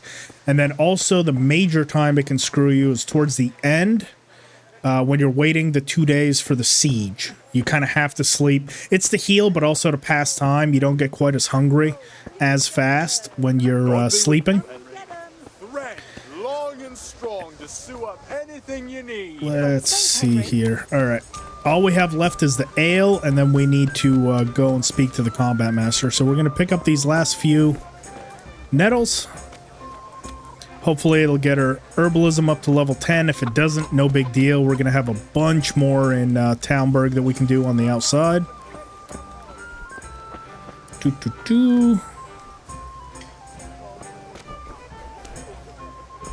And to regain energy, exactly. That's the other major reason to do it. God save me. All right, Bianca. You're looking well today. Give me my stuff. You too, handsome. What brings you here? Your beauty, of course. Oh, noble sir. I'm as honored as any simple maid can be. And apart from my beauty, what else might your worship desire? Let's go. Deutsch is saying stupid things. Oh, don't talk to me about him. He's a good... Well, I'd say he's an And a picture for father. Aye. Here you are. Thanks. It's on me today. Hmm. You can pay me back this evening. Ooh, pay you back this evening, you say? Here you go. And this evening, I'll have something more for you. Is it just me, or is it getting hot in here? Thanks. You'll have something to look forward to this evening. You too. Oh, by the way, that shifty-looking fellow was asking after you. Vaniak?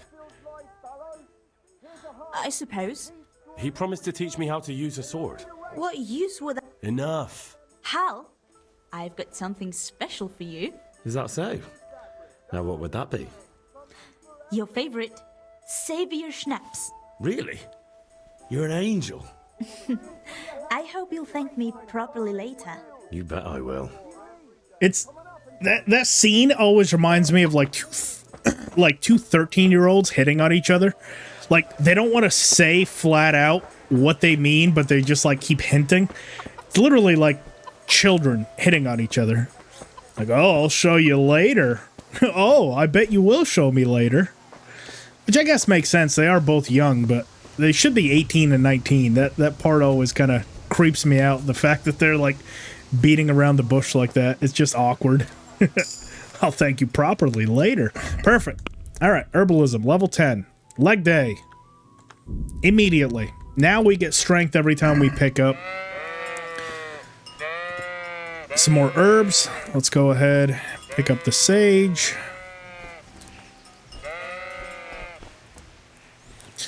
And do our sword lesson. We're pretty much done here in Skalitz, minus one or two kind of other minor things. So, and I'll show you what we can do for that. Good.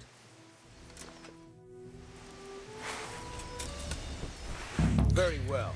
So here, we're just going to keep on gathering plants. Some strength finally, right? Because we have the leg day. He's going to hound us around. All right. Now try to hit me. You have to put your weight into your attack. If you just fiddle around, you'll get nowhere. Try slashing from different sides. Unpredictability is the key. Never repeat yourself. Okay, slashes. Obviously done with R2. Not bad.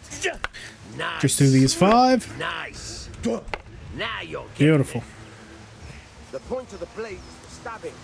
Try it a few times. All right. Good. All right. Good, good. Let's try something else. One strike, I can fend off without a sweat. But if you chain your strikes, I'll have a much harder time. As soon as you land one blow... Okay, so for this part, we're not going to do these side by side. You have 3 minutes to do these single strikes. Now, what this is going to do is it's going to gather up a little bit of strength, a little bit of sword, warfare, vitality. So we're only going to do these one at a time for the next 3 minutes.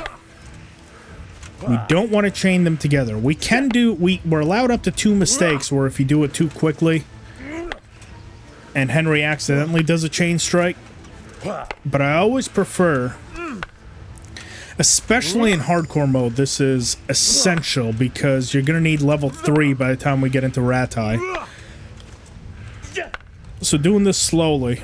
We're going to do the same thing with Bernard later as well in his tutorial. Nice and slow. Try not to run out of stamina. If you do, just sit there and let it recover. And for 3 minutes, we're going to hack away at him one at a time. He'll eventually end the training himself. It's just a fast, efficient way of just gathering some much-needed early game XP. As I mentioned, before we leave, I'll show you where you can go for the cows. The cows is another kind of, I guess, OP way of gathering XP, but I generally don't spend too much time doing that, just because there's a much faster and more efficient way in Ratai to gather strength, sword, warfare, and vitality, which I'll also show.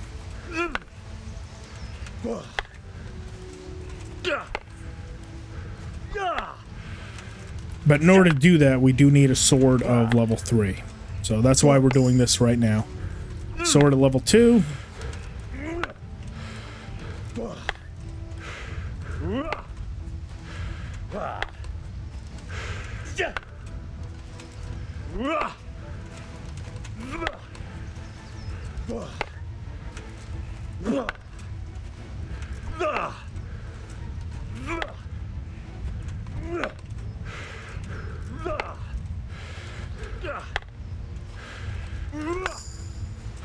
Other warfare.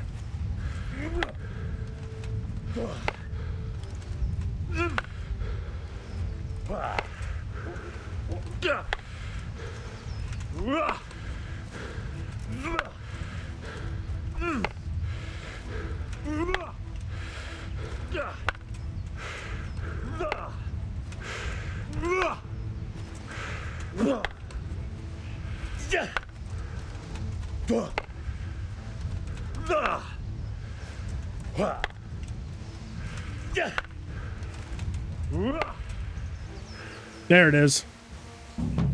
So that's 3 minutes. That's enough. Perfect.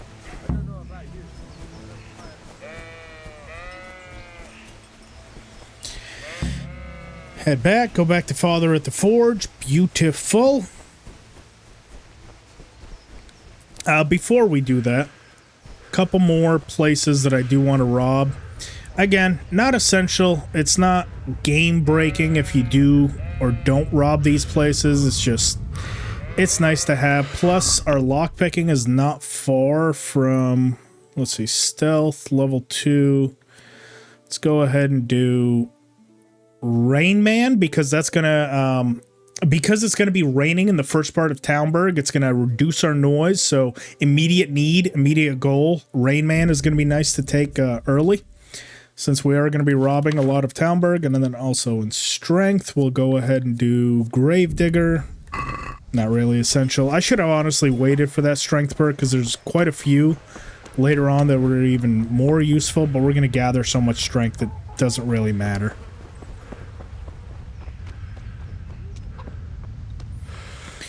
Alrighty, into here. I don't think there's usually an NPC in here. Oh, actually, there is. Okay, well, guess what, lady? Out you go. Sorry, can't have you ratting on me. Take that door key and trunk key.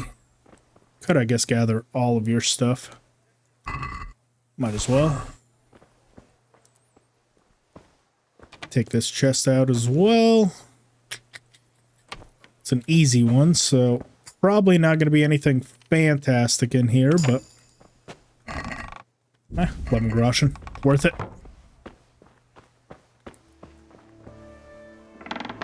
Some more stuff in here, if I'm not mistaken. Cabbage. Cabbage is actually not bad. It's a little bit heavy, but it gives really good nourishment. Yeah, 16 nourishment with no loss to your energy. So cabbage is kind of the way to do it. Cutscene trigger near Talmberg active after maybe you can buy some meat, use beef jumping glitch to escape Skalitz. Cutscene trigger. Yes, but I wouldn't recommend that for a speed run. Maybe, well, if you're doing it in normal mode, in hardcore mode, the faster way to do it, because you're not going to be fast traveling, I would not bother beef jumping.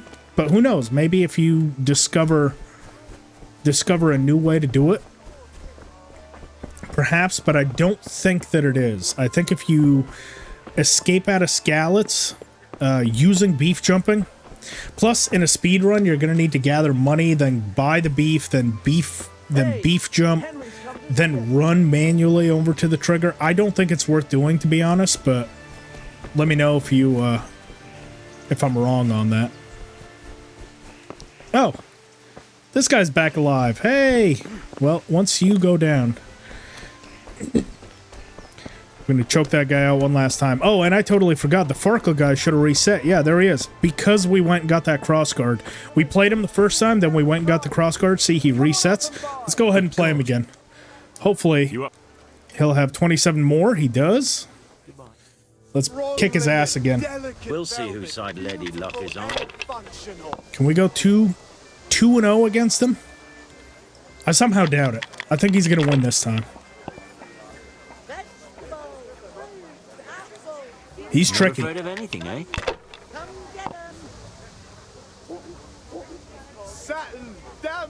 Money isn't a problem with the new game plus glitch. I don't think for a speed run you can do the new game plus glitch though. I'm pretty sure for the speed runs of the game, you're not allowed to. I could be mistaken, but I know when I ran it, you weren't allowed to prompt another game to get an advantage in yours. Maybe in normal mode it's different, but hardcore 2 negative perks, I don't think that you can do that. Check the rules. Double check me. If you go on speedrun.com, they'll have what's allowed and what's not allowed for the run. So maybe they updated it, but I remember when I ran it, they didn't allow for that. Satin, Damas, Skalitz, to please the ladies in your eyes. Just come right up.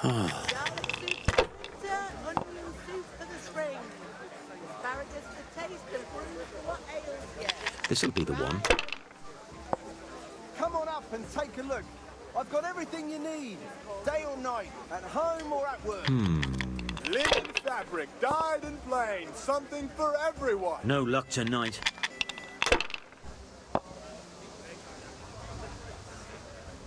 Hello, my beauty. By Christ, they're falling your way, and no mistake. 1, 3, 4, 5, 6. Damn. Couldn't get lucky twice. Anything, eh? Just needed a 2 there. Have there been a lot of speedruns for KCD 2? Only a few that I've seen. Holy shit. Is that enough? You know what? Just to give him a chance, I'll even roll again. It's not going to be much of a chance, but just to give him the proper hiding. There he is. Look at that. Beat the shit out of him. I'm done with this. Yeah, I'd be done with that too, buddy. That's a rough way to go. Holy shit. That's the best I've done in Farkle. Well, don't expect that. If you guys are following this, don't expect it to go that way. That's probably the best it's ever gone for me, but I would definitely save before attempting that. Speaking of which, let's go ahead and save. Last 2 houses I'm going to personally rob. It's going to be this one and that one. This one's kind of a bit of a risk because we actually have to lockpick our way in. Plus, there's a guard and an NPC over there, so I'm not even going to bother. It doesn't have anything great in there. This one is a little bit safer, except for the owner can sometimes be right outside the door, so double check. Make sure there's no one around. Because... no one. Let's go. Let's go for it here. Even though it's not an ideal position, I'm going to go ahead and go for it. Just to get it done, so I don't get caught.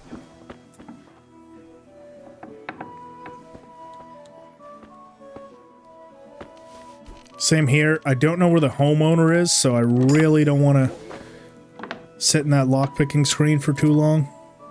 Close the door. Looks like they got a nice hard chest right here. Beautiful. Oh, look at that. Trusty companion, 20 groschen. So this is that armor outside, plus another 10 charcoal and tailor's kits. So definitely a place we need to hit up every time. That's got some real good material in there. Don't like the position.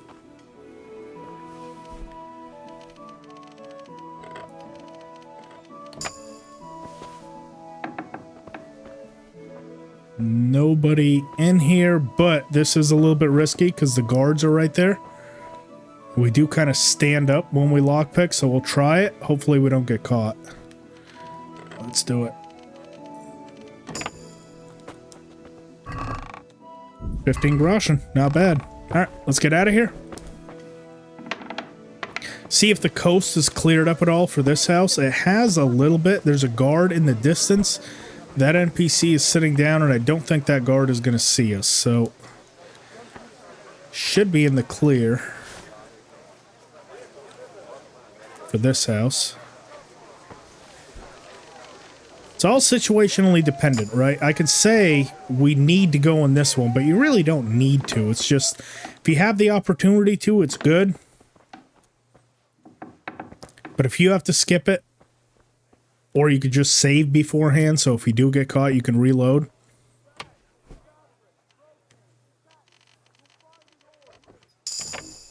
Perfect. Lockpicking and stealth is up. More groschen.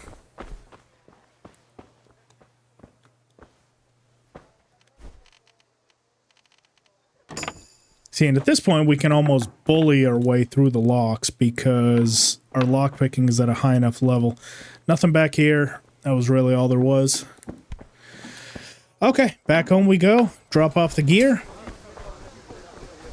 And we're almost ready to leave Skalitz. There's only one thing left that you guys know, if you've watched the channel before, that I like to do before we leave.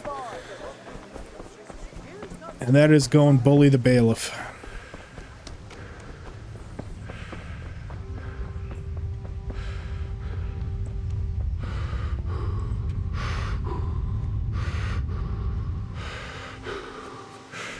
We were able to do all that in Skalitz without breaking a single lockpick. I think we still have all four, do we not? Yep, all four still in our inventory.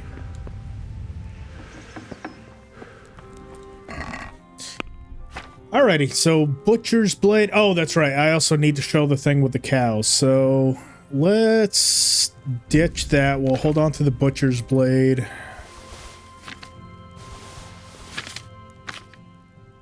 And get rid of 10 of these. We need 10 for father. Hold on to the lockpicks, hold on to the charcoal and bandages, marigold and savior schnapps we'll hold on to. Everything else outside of your clothing can go in there. Right. The cows. You can do this for either strength or sword or whatever you want. Oh, this guy too. Jeez. A lot left undone here. So, no mother. Yep.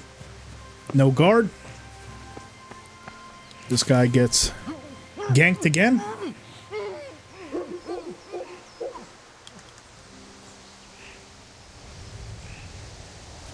It says during the run in normal mode. You need a save from a different playthrough only once before the run. Oh, okay, gotcha. Well, you're more than welcome to try it.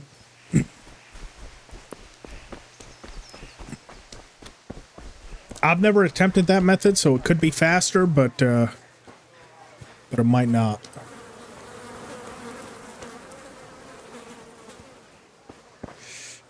Oh, the cows. That's right. Welcome, Henry. Henry. Kettles for water.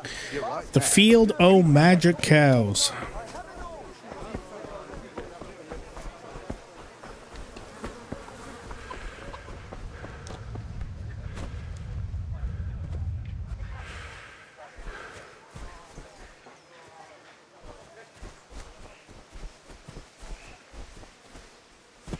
So the cows are going to appear here. As soon as you pop through the area, you turn around, they'll magically appear. Look at that. Magic cows.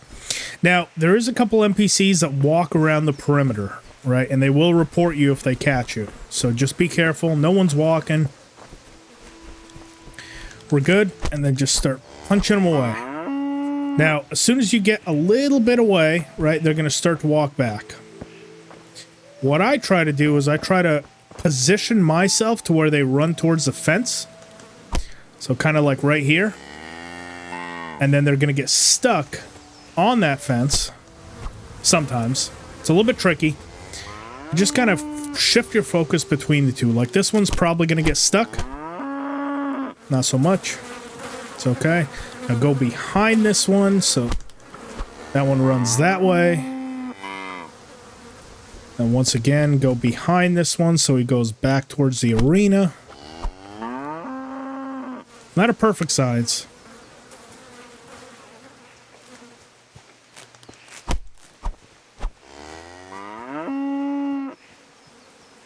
There we go. That one's stuck right now. So now we can just wail away at it. That's kind of what you want. There it is. So right now it's knocked out. And you want to keep it knocked out because for each knockout, you get a much higher level of XP per knockout than you do per hit. So because its XP, or because its health, hit points are low right now, every time it wakes up, you're going to get a massive jump for knocking it out again. Same thing goes with NPCs. If you get someone right to the point of getting knocked out, and then you can knock them out over and over again. Someone like a Kunesh. That's going to be the ideal way of gathering strength and vitality. I'll only go through it once, just to show you. Let that one come back. This one should wake up any second. But you don't want to use weapons. Clipping that, fisting a cow. Oh, come on. PETA's not going to like this. There it is. This one's back awake, and now one hit. It's right back knocked out, and we've got unarmed.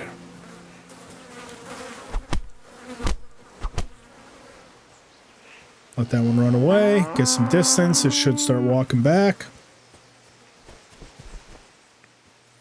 Try to trap this one up against the fence too, but that one's just not cooperating with me, is it? There it is. Alright, this one's going to go to the other way in the fence where it can get stuck. Beautiful, vitality. Now we just got to wait for him to wake up. Back and forth. So this one should wake up first. And let's see what our stats are. That way you can actually see the jump. So notice our current XP and strength is 53. And in vitality, it is 1. So we've got no vitality XP, but unarmed should be right there.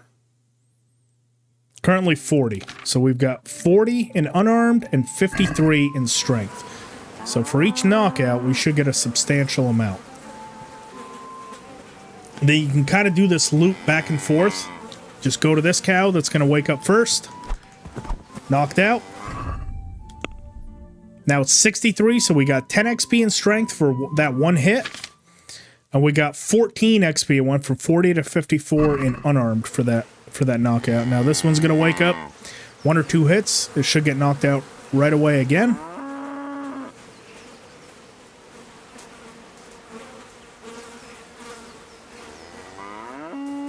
soon as it wakes up.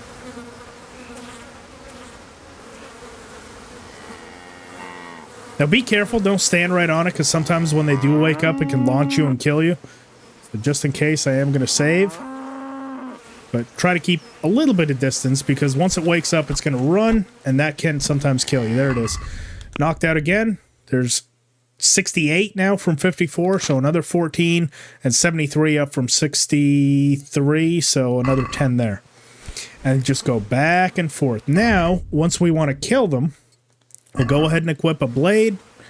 We'll take that out. Now this is going to give us a good bit of sword XP once we kill it. And some more strength.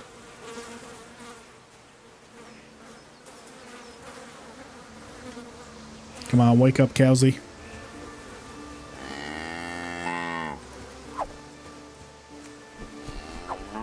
Nah, let it come back. Hey, Red Raven, thank you for subscribing. I appreciate it. Bam. Oh, agility perk. Beautiful. It's because we're using a short sword. The short sword kind of requires quite a bit of agility. But that cow is going to bleed out any second if we cut it. If we didn't, then it won't. Oh, there it is. Yep, see? It's dead. So now we can loot it and take all this beef. Same thing with this one. Oh, that one's glitched. Y'all see it float?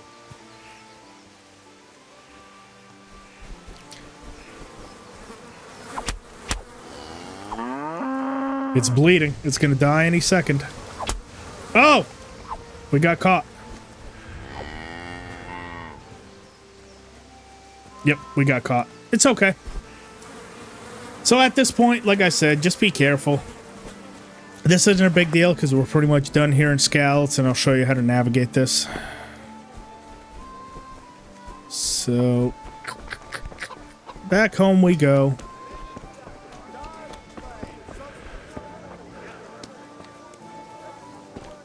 I do have that save anyway, so it's not really the biggest deal.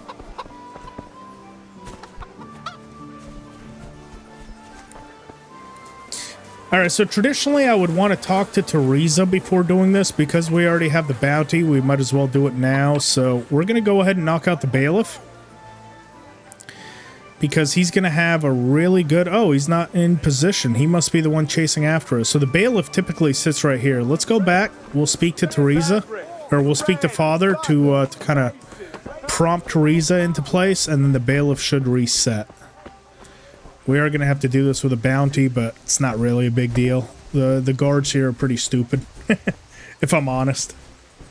Killing cows not a big deal compared to a whole horde of humans. Exactly. That's not even the worst thing that's going to happen to those cows today. If anything, we're doing them a favor.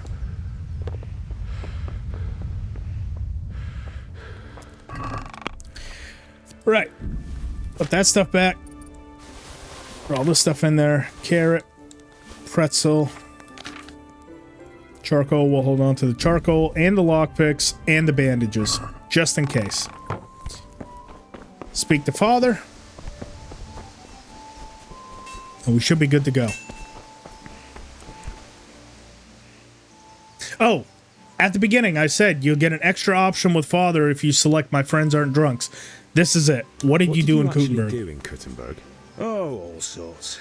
You had to be able to put your hand to anything if you wanted to make a living. But I was never far from iron. I'd like to see Kutenberg sometime. I'll take you there one day, never fear. It's a beautiful city. But in the end, you'll learn the best places here by the Sassau. We've kind nobles, fertile land, and plenty of everything. And do you know Sir Radzig well?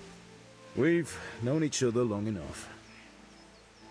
About those things you wanted. Time. Have you got everything I wanted? Sure do. I have charcoal, the hilt, and the ale. We can start. Good job. Let's have it then, son. Where have you been with that ale? Oh, we took too long. Horse piss. Buy beer and don't let it get warm. Yeah, we took a little too long with that. That guard there is going to come after me. It's no big deal. We just need to go back to Teresa. She'll get us another one.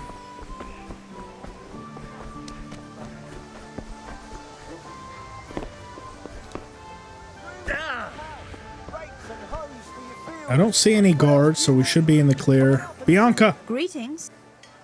God be with We need more ale. It's an Out of the... Some more weird, awkward flirting.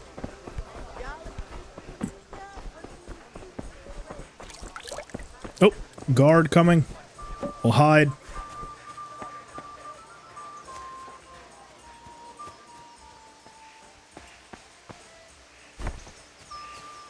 Just go around them. No big deal. Now, if you are after an achievement, there's actually the fire starter achievement, which you can get by going to jail here, but it's only here. Make sure you save beforehand, because you will die in the cutscene. I have good job. Well done. Right. And there it is. Let's see what kind of job the master in Sasau did for us. Skalitz almost complete. Look at that, lad. Well, that's what I call craftsmanship. What does the inscription mean? Damned if I know. Doesn't look like Czech to me. Latin, maybe? Lord Radzig ordered it. Oh, this will be the finest sword I've ever made. We got the charcoal? Good. And fire up the forge. We'll put it all together.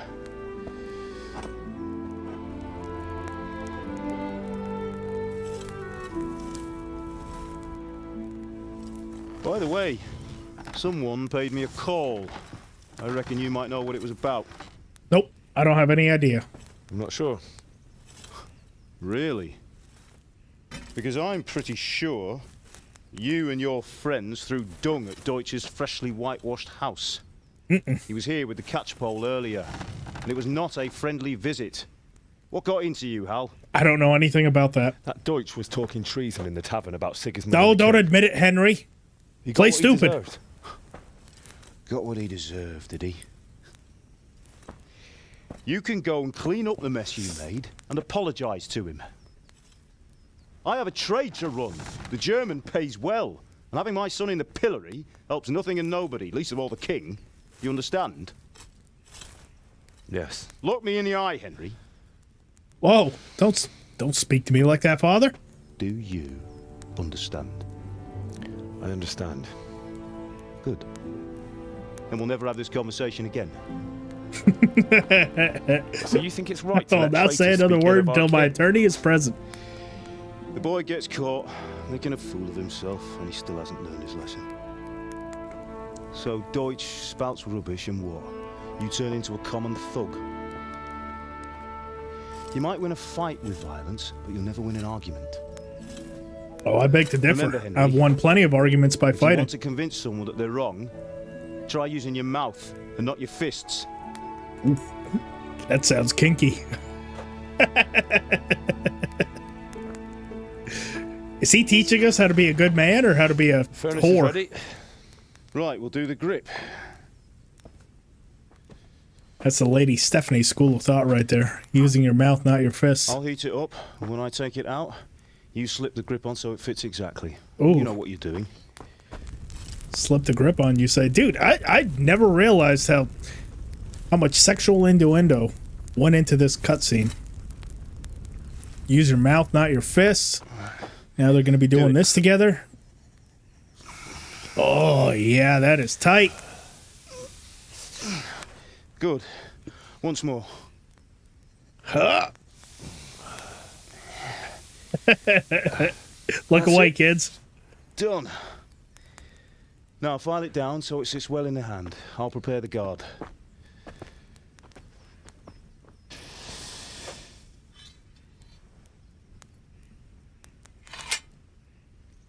Like a glove.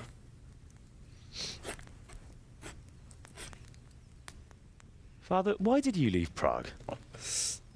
Who ever heard of a master swordsmith making horseshoes in a village? I had my reasons, Hal. And here I have your mother and you. Why would I want any other life? Do you remember Emperor Charles? I do. Life was good under his reign.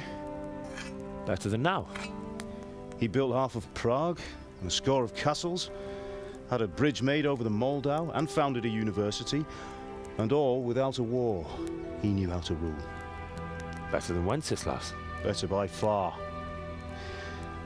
But Wenceslas doesn't have it easy. It's hard to step into the shoes of someone whose like is born only once 1,000 years.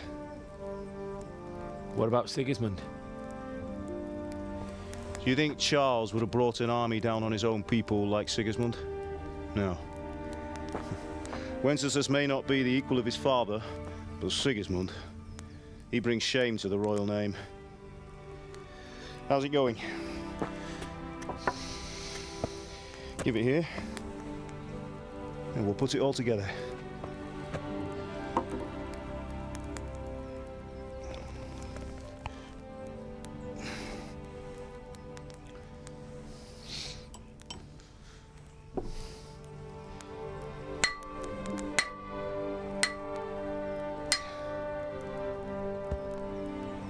There it is.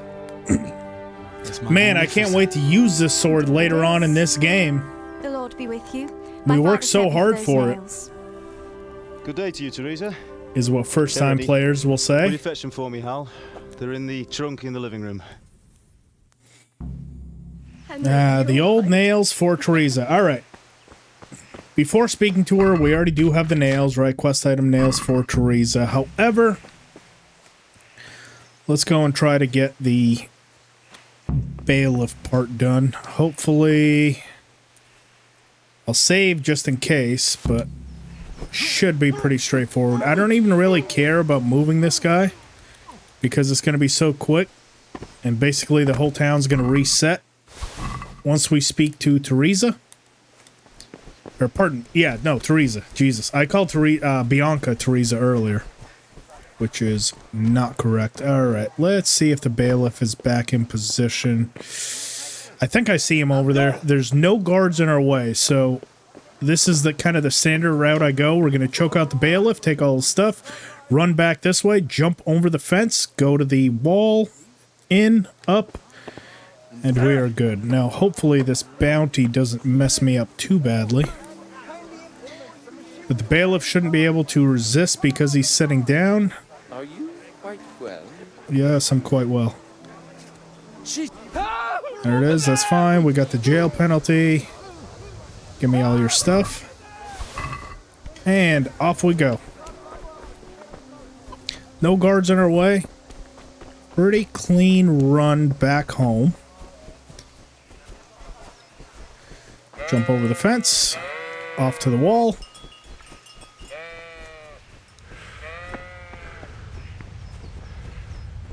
And into safety. Beautiful. Clean getaway. Back to our magic chest. Like I said, all this stuff is going to be waiting for us once we come back here for the runt fight. But just to show you what all we got. So we got the axe, we got the captain's mace, but mainly we're after this decorated arming doublet. It's one of the best you can get in the game, along with decorated riding shoes. So we already have a really good outfit for charisma right off the bat. So let's go ahead. Oh, I'm picking stuff up. Let's go ahead and drop all this stuff off, along with all the clothing that we don't want to take with us. Take that. And still got the lockpicks. We can drop off Kunesh's key. 384 groschen.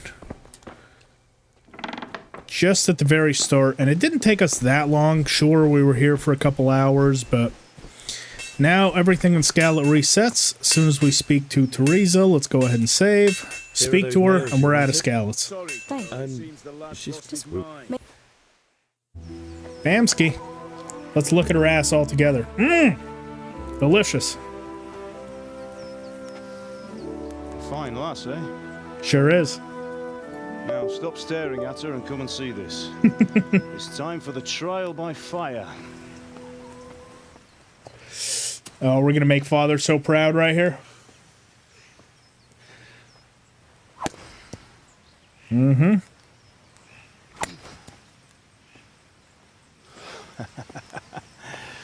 We did a fine job. I would expect nothing less from such a renowned swordsmith. Funny the father gives Those me days are credit gone, for that. sir. He said we did a fine job. I really didn't do much. Your skills, though. Outside of just some fetch quests, but our contribution was pretty minimal. Would you like to try it? Sir, what good is a sword to a Let commoner? him try it.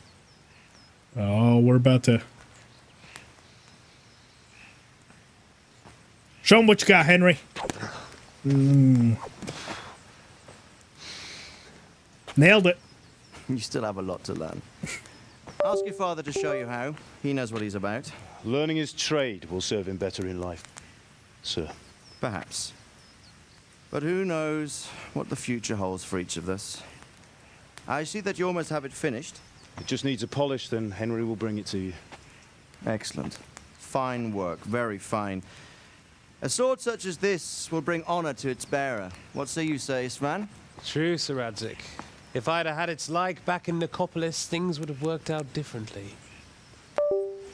How odd to find such an accomplished swordsmith working in a place like this. A man of his talent would have no problem making a fortune in Prague or Vienna. You're right. It's a very long and peculiar story.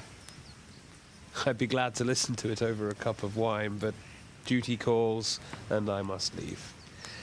Here you are. Learn from your father. He truly is a master of his craft. I'm sure our paths will cross again. He certainly will. Isvan Toth, a bastard. Once it's ready, send your son up to me with it. Good work, Martin. Sure.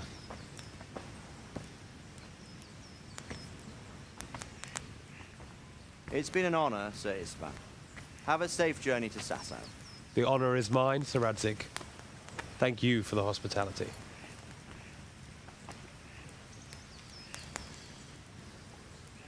A long, peculiar history. That was a long time ago. I might tell you about it sometime, but not today.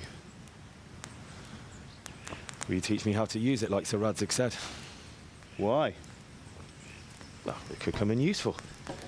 Maybe I'll travel a bit before settling down. I'd like to know more than the Tavern on the Green and the Forge. You know the trouble with an adventurous life, son? It can end before it gets started. I might teach you how to handle a sword, and then someone will shoot you with a crossbow as soon as you set foot outside the house. Not in this game, they won't. You've seen it happen. A man my age has seen a lot. Being a blacksmith might bring no glory, but it has its benefits, like keeping your head on your shoulders. I want to end my days in Skalitz, here, beneath the linden tree and by your mother's side. Well, so do I, one day. But first, I'd like to see the world, meet new people. Meet them or beat them? Meet. You have to keep going on about it. Then you've no need to learn swordplay. Ooh, what could that be?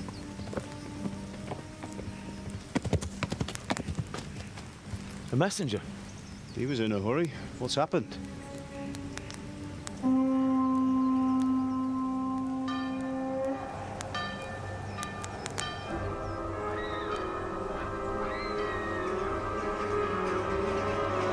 Uh-oh.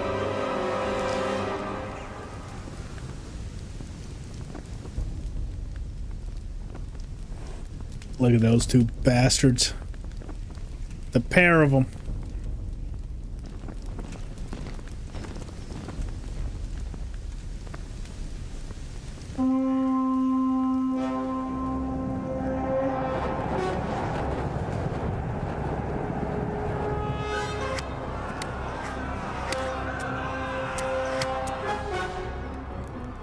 Listen to me, Al. Listen carefully. Take the sword, go into the house. Lloyd Todd, I appreciate it. I'm glad it was helpful. Go to the castle. Hurry. What about you? And thanks for being here, bud. Your mother is in the village. I'll fetch her and we'll follow right behind. I'll go with you. No. You'll do what I say right now. Give the sword to Sir Radzig. If anything happens, he'll take care of you. He owes me. What do you mean he owes you, Dad?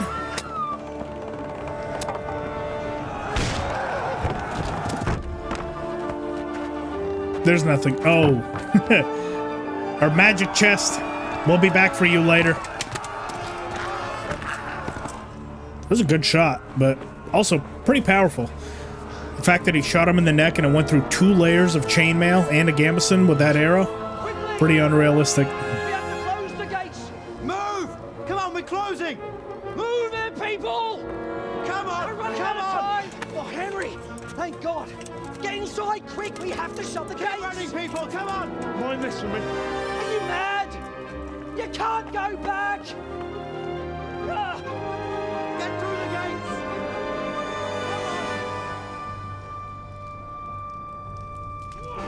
And here we see Dad being a badass.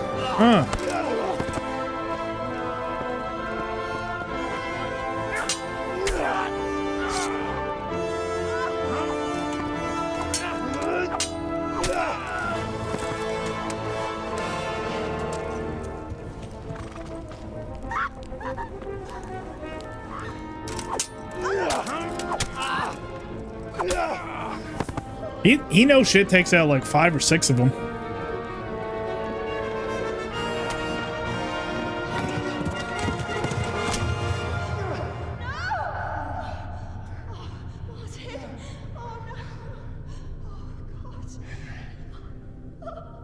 But all for naught.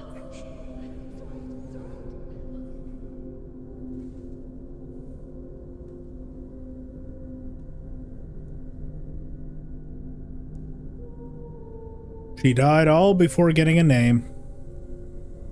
So sad.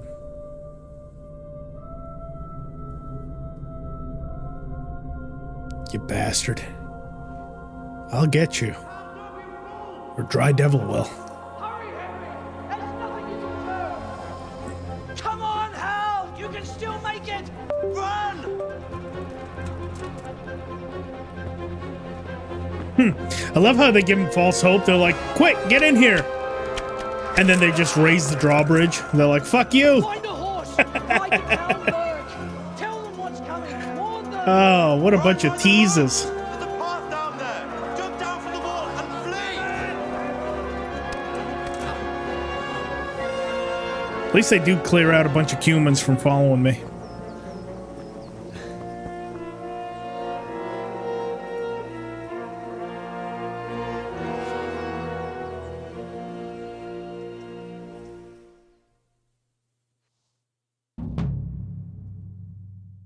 Alrighty, down we go. Specific horse we need to aim at getting at the bottom. I'll show you which horse and when to do this, because the other important thing people keep saying, oh, it's patched, it doesn't work. Please listen to me. You have to wait until after the cutscene when Henry gets shot for this to work. I just showed it in my speed run, or no, not in the speed run, but I did it not long ago and it still does work. But it's the timing. Can't do it right away. So there is going to be a human following us, so you kind of want to get down with a little bit of haste. We're going to go ahead and whistle. That's going to help Teresa get away from the attackers. And now we mount this one with the green saddle. Do not open the inventory here. If you open the inventory here, you go to sidekick and tack, it will not be in there. I've said it multiple times. You have to wait until after the cutscene. Yeah. So, we're on the green horse. Ride down the path. As soon as we get to the end of this fence, game saved, cutscene plays. Now, when we go back into the inventory, we'll be able to get the best saddle in the entire game.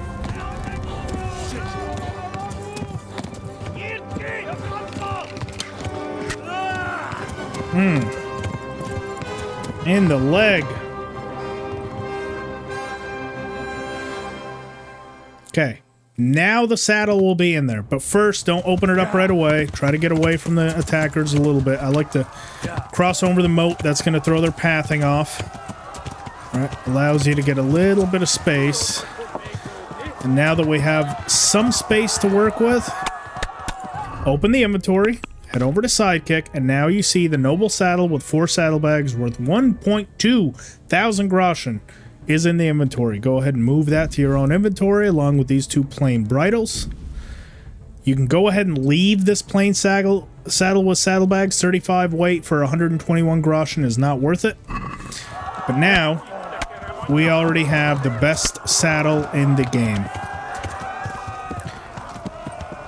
Plus, the horse actually moves faster without the saddle equipped, so should be able to get away a little bit easier. I kind of like to take this path. Once again, we cross over the river, which is going to throw their pathing off.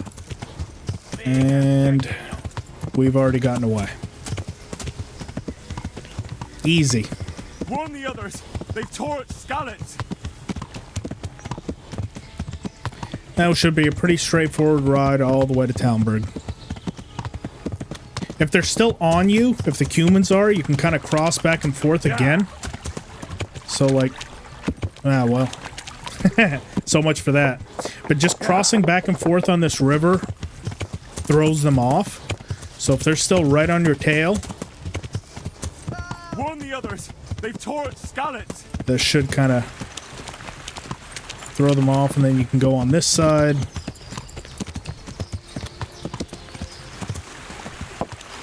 Follow the river. Yeah. We're pretty much there.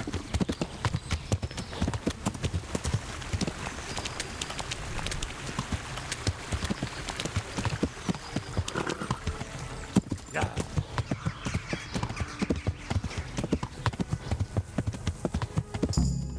Easy.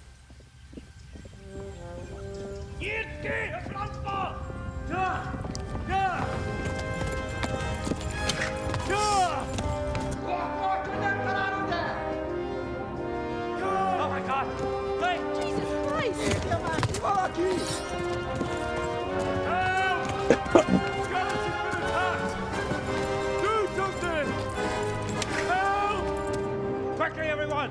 Get your asses here! Hey! And loose!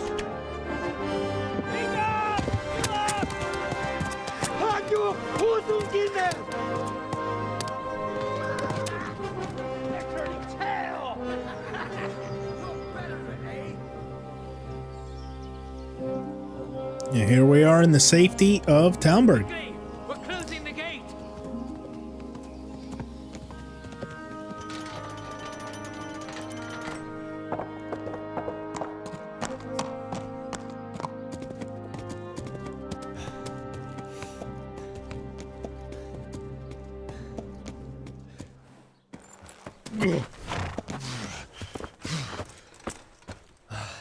Someone give him a drink.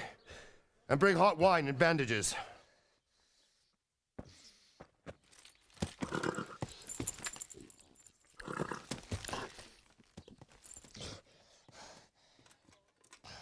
Tell me, boy, who are you and where are you from? What in hell's name happened? I've come from Skalitz. They burned it to the ground. Slaughtered everyone.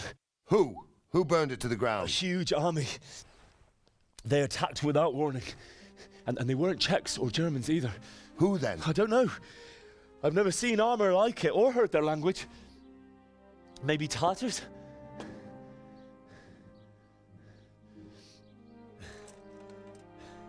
Tartars, you say? Well, we'll deal with that later. First, let's have a look Safe, at that leg of welcoming yours. hands of Lady Stephanie. We sure are. Put your teeth, boy. I'm gonna pull that arrow out.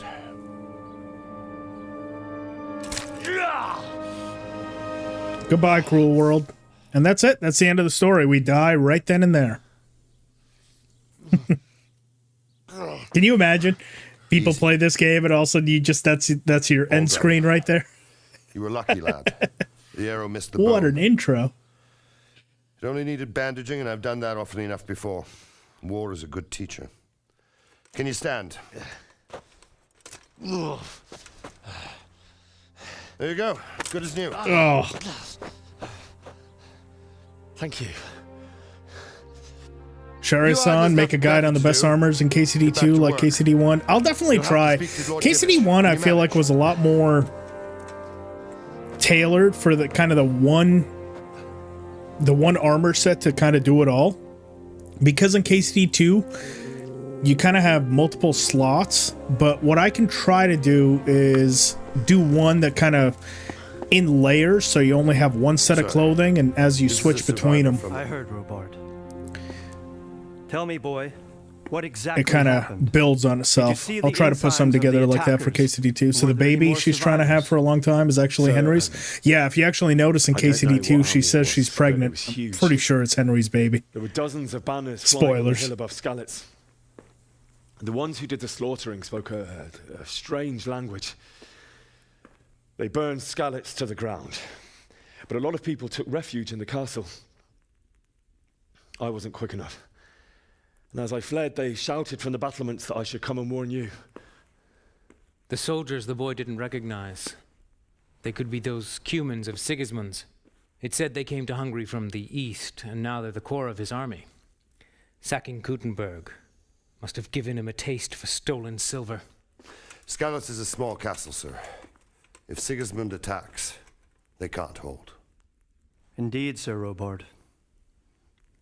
And our small garrison would be no help, even if we could risk sending them. You think we're next in line? Maybe. What's your name, boy? I'm Henry, son of the Skalitz blacksmith. I know him. Did he make it inside the castle? Sure didn't. I'm sorry. It's in God's hands now. No one else can help us. Anyway, thank you for risking your neck to warn us. The old Kabila seed. Robard, take care of Henry. Make sure he gets something to eat and some rest. Yes, sir. And get all the people inside the gates. We have to prepare for the worst. Make all the necessary arrangements. As you command, sir. Alrighty. Now to loot all of Talmberg. Please, tell me what happened at Skalitz. So a couple people will come up. It's good speech like XP. So there's one. Should be a second one that also comes up and talks to you. But as soon as we get in here, where's Robard? Got to speak to Robard. You've done. There it is. Come in here. Gather up some food. And there she is. Ah, milady. You're fortunate our good lady Stephanie of Talmberg has graced us with her presence. Now she's going to grace me with a lot more than her So presence. this is our brave young man. Welcome, lad. Bozhena here will take care of you. No doubt you're tired and hungry. Indeed. I'm How so could he tired not and be, hungry. Poor soul. After everything he's been through, he must be as hungry as a bear, aren't you, young master? Here you are then. Eat your fill. And a little wine to wash it down. Ooh, she's trying to get us drunk already? When you're done, you can go and rest with the grooms in the Outer Bailey. No, that won't do, Sir Robard. After all he's been through, he deserves a proper bed. Let him sleep in a lodge in the courtyard. Oh, I'm surprised she didn't give me her bed. Let him sleep with me. Is overwhelmed by your generosity. Yes, yes. Thank you, my lady. May God reward you for your kindness. Eat up now. You're in capable hands, so I'll leave you to it. Good night. Good night. Good night, man.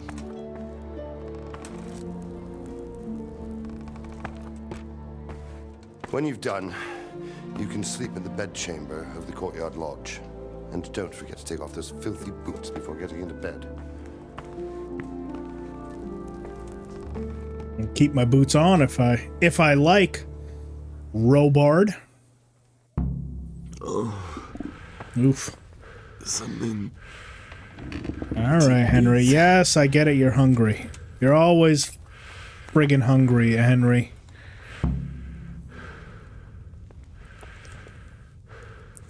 Take all this food. We can go ahead and leave the apples. The apples aren't going to do us too much good.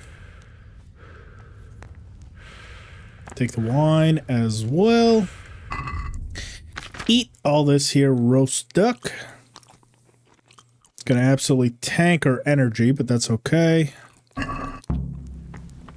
Energy is nice and down. And off we go to bed.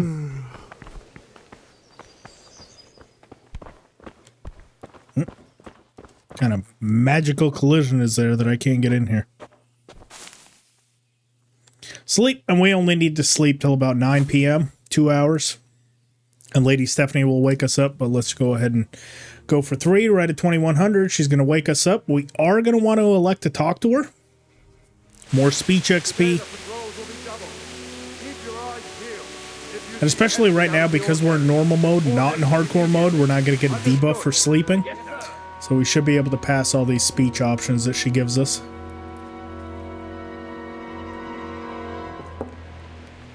Yes? It is I, Henry. Forgive the intrusion. Ooh, sneaking into the chamber, huh? I didn't wake you, boy, did I? And she brought wine and food. Man, she knows the way to my heart. No, not at all. Fill my belly, get me full drunk of wine, and empty the balls. That's a real woman right there. Could do with a little wine. Sure could. It's just what you need to help you sleep. You know what else can help me sleep? Lady, thank you. You really shouldn't. You could have sent a servant. I was going to, but to tell you the truth, I couldn't sleep either. She was just I thought picturing of you while Henry's saying dick. my prayers. How awful it must have been for you. I came to offer you solace, to let you know you're not alone. Thank you. Thank you kindly. You're welcome. Now, Henry, I know this is all very new and strange for you. But I want you to feel at home here. You're not to worry about anything except getting better. You know what'll help me feel a lot better? Through a terrible ordeal. I know what it is to be left alone in the world. Although your loss is much greater. But with God's help, the pain will ease in time. And it can help to talk about it, if you feel like it. That's that Kabila bloodline right there. All the bitches get pulled.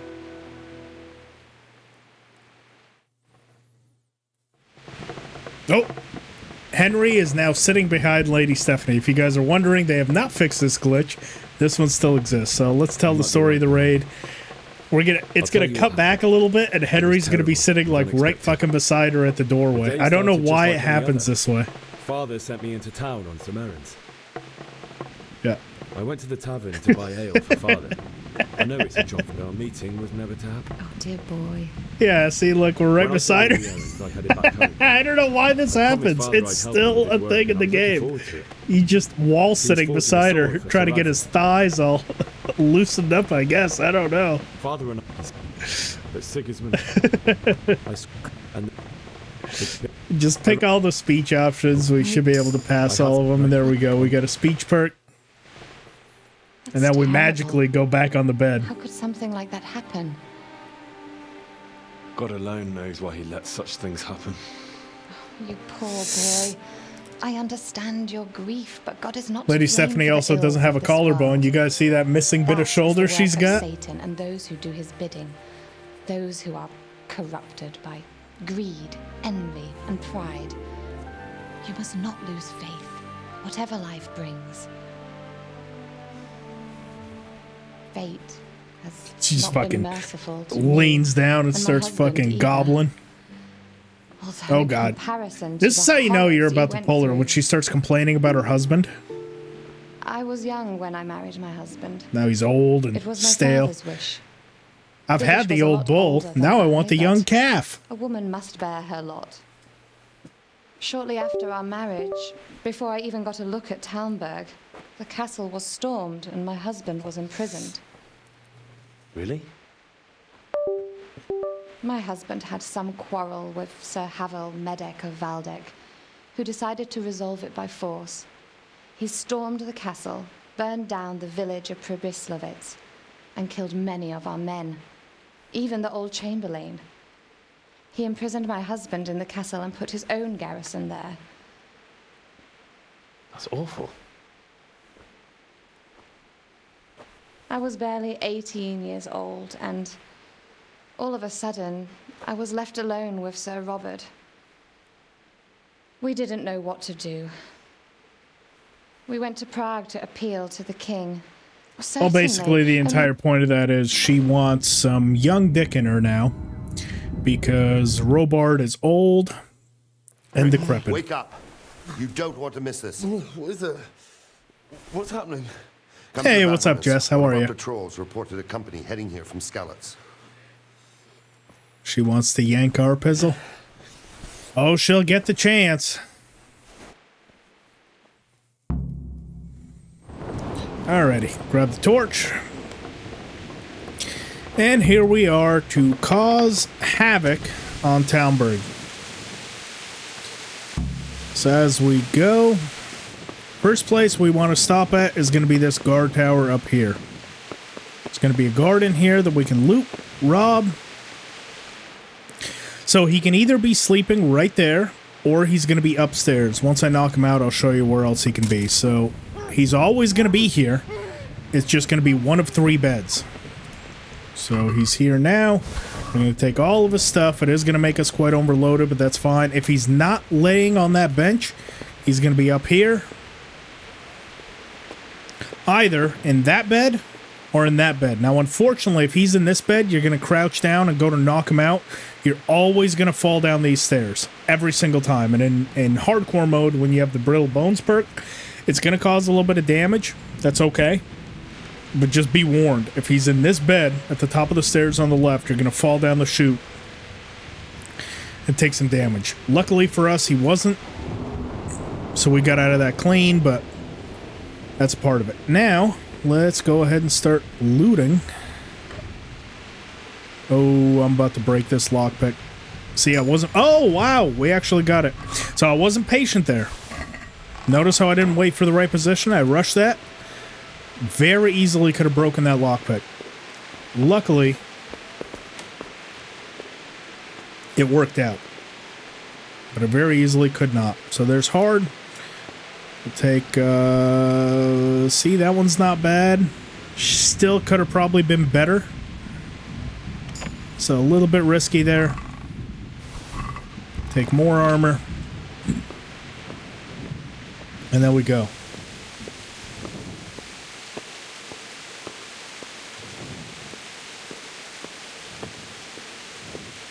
Is this normal mode? Yeah, it is. I usually do hardcore mode. Today I figured a nice chill normal mode stream. This isn't necessarily a challenge run. It's more to help new players kind of get accustomed to the game. And most of them are probably going to be doing it in normal mode, if I'm honest. So this is Divish's room. Ooh, almost broke another one there. Should be able to lockpick most of the stuff in here now at our current lockpicking level. Ah, still not. Okay, so there's definitely some stuff we still can't lockpick. We'll have to circle back here once we get a couple more levels. So because we can't do anything inside Divish's room, let's do this very easy one. This one should be pretty much a given. There we go. Got another stealth perk. We'll take all this stuff. Go ahead. Oh, we got strength. Let's go mule 1. That's going to raise our carry capacity. Now, I do have the perkaholic perk in, so that's why you're going to see some extra perks in here. Fighting stance 1, whilst agility weapons, your attacks demand 5% less stamina. I'm going to go ahead and save it for featherweight here at 5, so I won't take anything there. And then here, we're going to take final offer. For skills, for stealth, we'll go ahead and do the stealth kill, which is something you need to select. That way you can kill people once you have a dagger in your inventory. Knock out the Chamberlain.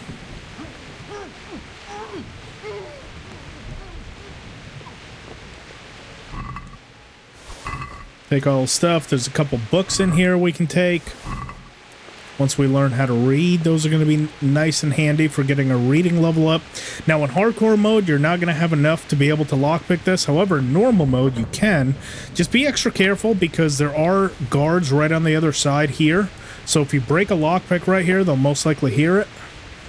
That was an easy position. And now while in here, we can get this quartered combat jacket. One of the best in the game. It is the best in the game, actually, and it belongs to the Chamberlain right there. So, not an option in hardcore mode, but here, we very easily can. Now, we'll head out this door. We're going to loot everything up top of this guard tower. It's going to give us a bunch of clothing, weapons, stuff like that. We're going to drop a bunch of this stuff off down below to come back for later before we leave town. Loot out the rest of Talmberg and then continue with the main quest.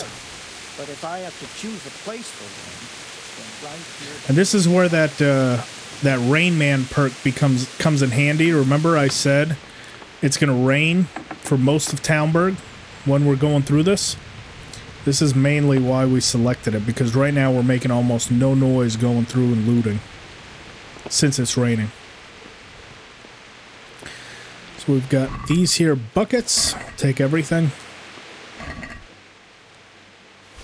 Just some arrows. We've got a bow. Some more arrows.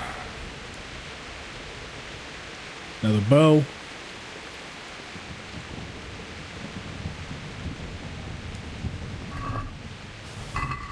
Just be careful. Those guards are down below and they can hear you, especially if you break a lockpick. So wait for the right time to lockpick here. So yeah, I don't like those positions. That one's not bad. We'll take it. Take all this. Make sure the guards are not alerted. I don't hear anything. Let's do this one. Perfect. My favorite spot. And down we go. Let's loot this one. More weapons. Take this here to shields.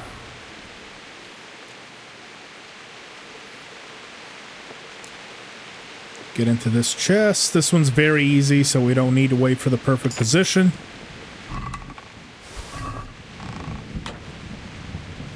And now we head downstairs. Now there's going to be this very hard one, which I don't think we can lockpick. However, if you notice down here in the bottom right, we can unlock or we can lockpick it.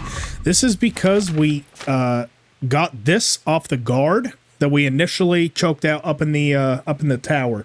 So that's where this equipment trunk key comes in. So if you can't lockpick this, you can just unlock it with the key. In my case, because I want the XP, I'm going to go ahead and lockpick it.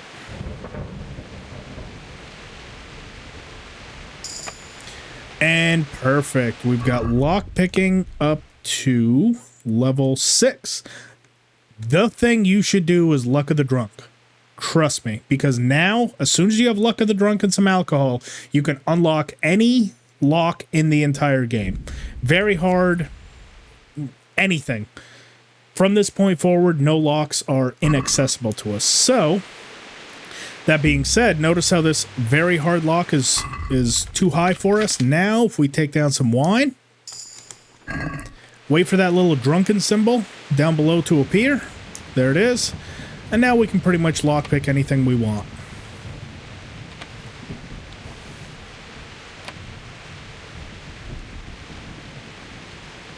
It becomes so much easier. Take all these. And then we're going to put everything in this chest, right, along with all this stuff, because we have the key, even if we were to get caught. We have the key to get back in here without a lockpick. So for ease of walking around town without being super overburdened, we're going to go ahead and put everything that we've stolen into here. Hold on to the lockpicks and hold on to the groschen just in case you get caught. But all this stuff can now go in here for a later time. And while we're still a little bit drunk, let's go ahead and take advantage and loot out the rest of Talmberg Castle. We want to do it at this point because all the guards are going to be preoccupied with here, so they're not actually patrolling. we pretty much have free reign of the castle.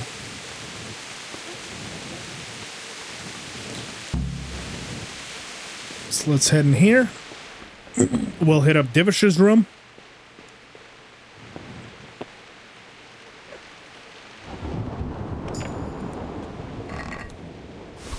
Take all that. In here.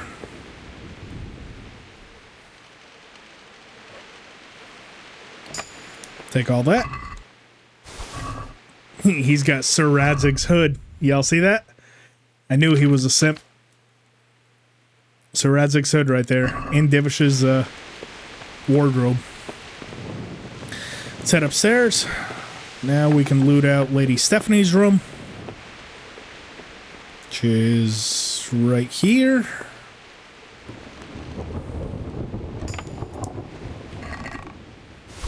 Take all that. We should be able to unlock this one as well. This might be the only one that we might not be able to. Oh no, we still can. Just be careful. Lady Stephanie can sometimes wake up, but she didn't. Take all this stuff. This one's not going to have anything except for a torch. At this point, it's just more XP. Yep, just a torch. Next room, this is going to be Robard's room. A lot of very high-level chests in here. Should be no problem with Luck of the Drunk and a little bit of alcohol. Oh, no, no, no, don't sit. Don't sit. Loot the chest you just did. Unfortunately, the drunkenness can sometimes sway you into options you don't want.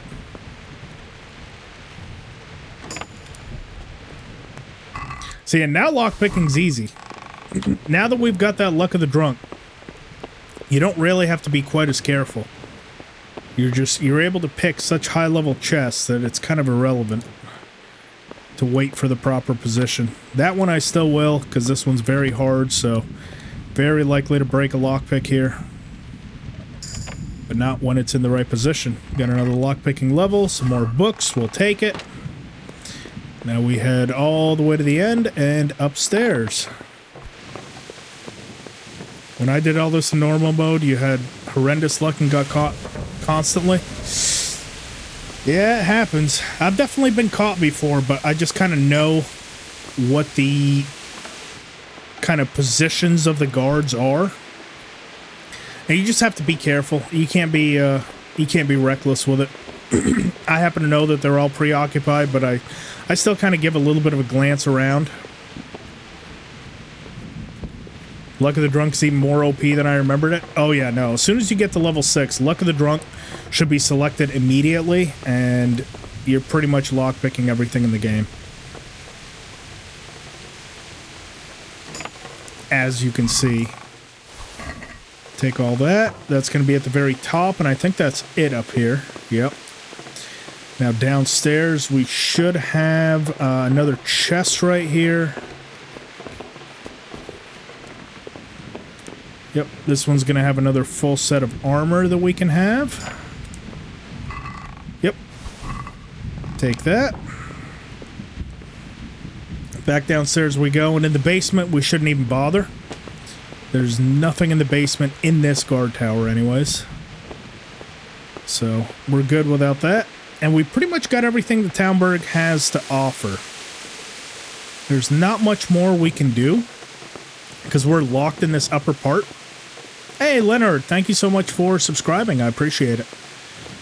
So we can go back to our chest, drop all this stuff off so we can kind of walk around freely.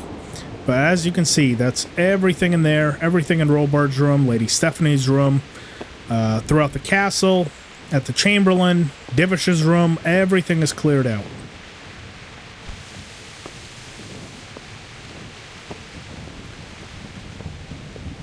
So let's head back, and then we can continue.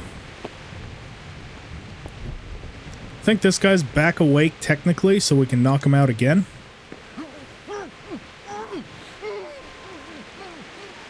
Beautiful. Oh, and he... Perfect, some easy XP. He relocked this, this chest. Might as well. There's going to be nothing in there, but he relocked it. So we get another whole bunch of XP from getting it. Re-unlocked.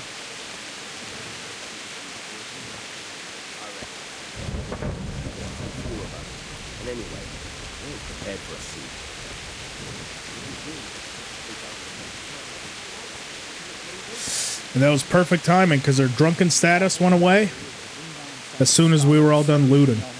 Tell them everything.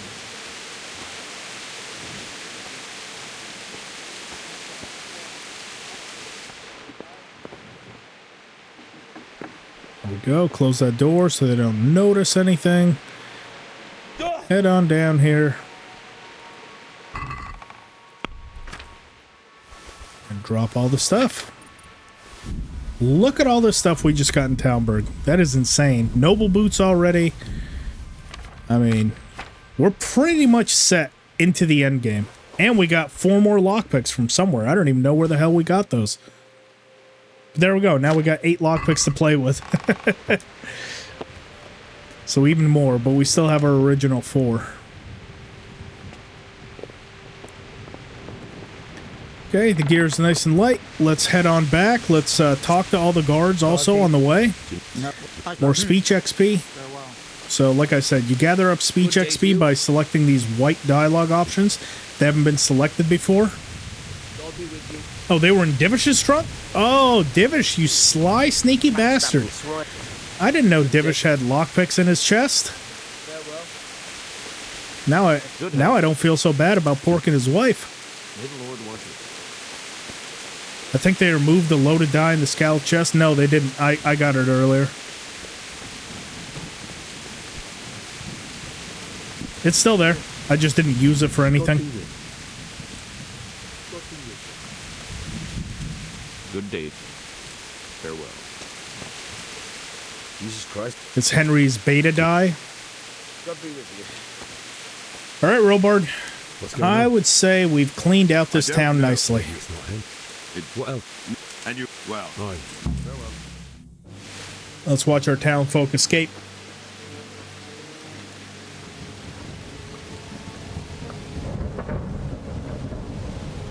Halt!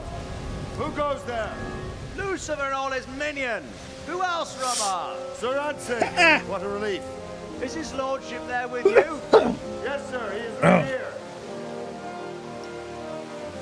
What are you doing up so late, Divish? At your age, you need a good night's sleep. Well, Radzig, you didn't exactly Get it? pick It's an the old best man time joke. for an outing either. In a big hurry? It was a bit of a scramble, all right. Believe it or not, this tempest is a godsend for me and my men. As my old granddad used to say, better a sore throat than a slit throat. I'd say your grandfather was a wise man. Your messenger told us what happened. Messenger? The lad you sent to warn us. He's alive? He made it to you? He's here with me. He only got away by the skin of his teeth, though. God. A brave young man. But tell me, friend, how on earth did you manage to get away? Thank God for this tempest. When it began, Sigismund's Tatars crawled into their holes and left a storm in the castle for more clement weather. We were able to sneak out right under their noses. The Lord be praised. We wouldn't have stood a chance against them. Would you like to spend the night in Talmberg? No, no. When Sigismund finds the castle empty tomorrow, he might come looking for us. We'd only be exposing you to danger. Without me and my men, he has no call to attack you. Well, what will you do then? We'll march to Ratai. It's only a short way, and there we'll have a better chance of defense. Ratai is not a short way from Talmberg, let me tell you. If Sigismund should come, better bend your knee, Divish. There's no point dying in a battle that's futile. You're right there. Is that boy still with you? I'm here, sir. You have courage, lad. That I can't deny. I am sorry about what happened. Would you care to join us? I'd like to, sir, but first I have to return to Skalitz. Are you mad? What do you want there?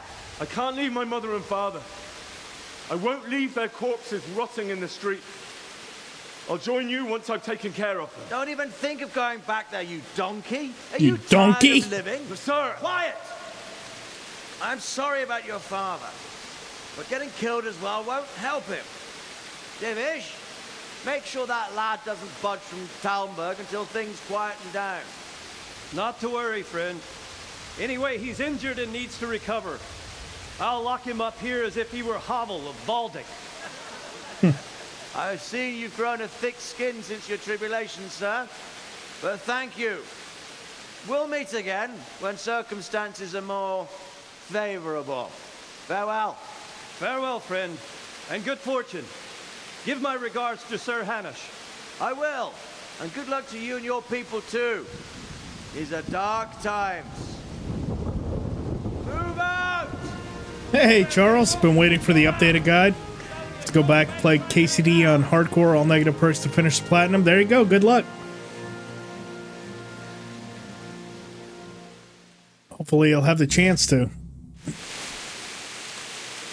Divish, look. Tonight we'll have triple patrol. Sort out the watches between you as... All right. What is it you... I could use... Is that... Main level. Lord, watch over you. See what we can get for main level here. I think we will do Insomniac. That's going to make it so we don't get tired quite as quickly. Let's go ahead and wait for the guard to come tell us how to wait. Notice we can't wait right now, but as soon as the guard comes to us, lets us know. Now, there's actually something else that you can do as soon as this guy comes about. You'll see him in a moment. We can also talk to the guards here. They should have some extra dialogue now that we've seen the Skalitz folk fleeing. Has the maces and armor at the Skalitz bridge. I'm pretty sure that one's still there. We'll find out. If you were doing it in hardcore mode, it doesn't appear, but I'm pretty sure it's still there. We'll make that one of our stops on the way into Skalitz. Here it is. There's the... Where's the guard? There he is. So he's going to tell us how to wait. So we can skip time right now by waiting. And about 6 in the morning, the thing will go on. However, if you are one of the unlucky ones that knocked out that guard and then ended up taking some leg damage when you knocked him out, you can actually go back to the bed and sleep, and that's going to help you recover a little bit of health. So that's what we'll do to simulate as if I took damage. So we'll sleep. And we're just going to sleep for about 4 hours. The game is going to automatically wake you up when it's time to go. But that's going to help you recover a little bit of health. Plus, you get a game save right there, so that's kind of nice. In normal mode, anyway. In hardcore mode. Actually, no, even in hardcore mode, you should get a save right there. Head to the Outer Bailey. And the next cutscene is upon us. Now, I'm going to let you guys watch this. I need to run to the bathroom real quick, so I'll leave this playing. I'll be right back. Y'all enjoy.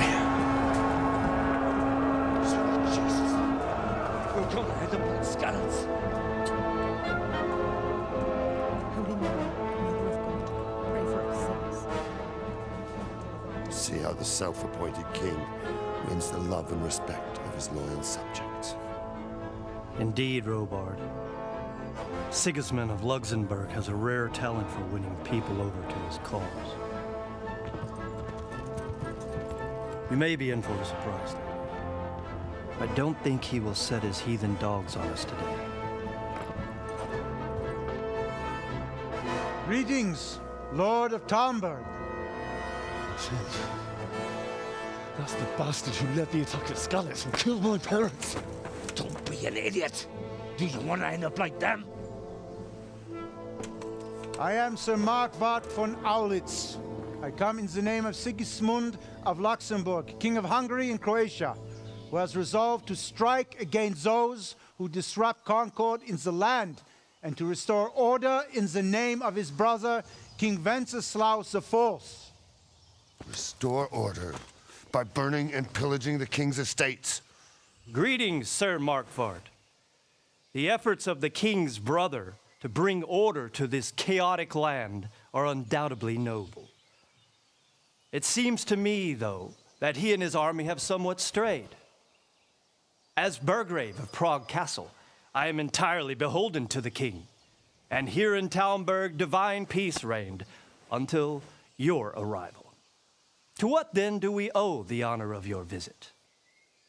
Yesterday, His Majesty took action against the enemy of the kingdom, the Radzig Kobila, who has been using the silver from the Skalitz mine to fund insurrection against the crown. Unfortunately, the insurgent escaped. Would you happen to know, noble sir, where he might be at this time? As far as I know, the Sir Radzig of which you speak is the king's hetman at Skalitz. I find it hard to imagine that he would rebel against our king. Nevertheless, I can assure you that Sir Radzig is not at Talmberg. He would be a fool indeed to flee from one castle, where he has little chance of defense, to another, where he has even less. Or do you take the view that my humble manner is any obstacle to your army? The sass from Divish here is on another planet. That the Radzig Kobila is not at Talmberg, and that he has your loyalty. Sir Radzig Kobila is not here, and I have no intentions of getting embroiled in affairs from which I have nothing to gain. Very well, sir. As you wish. I will relay your words to the king in the hope he will be as well disposed as you seem to be. Those who have clean consciences and goodwill may find themselves well disposed even at moments like this, when there's little cause for joy. Farewell, sir. Auf Wiedersehen.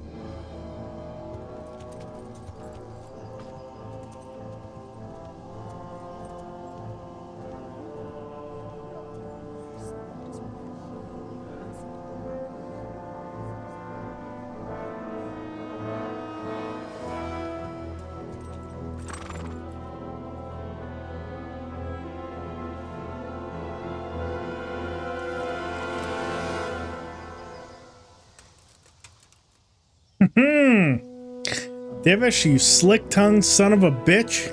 You did it.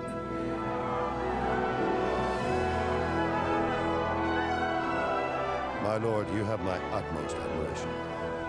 Get on with you, Robard.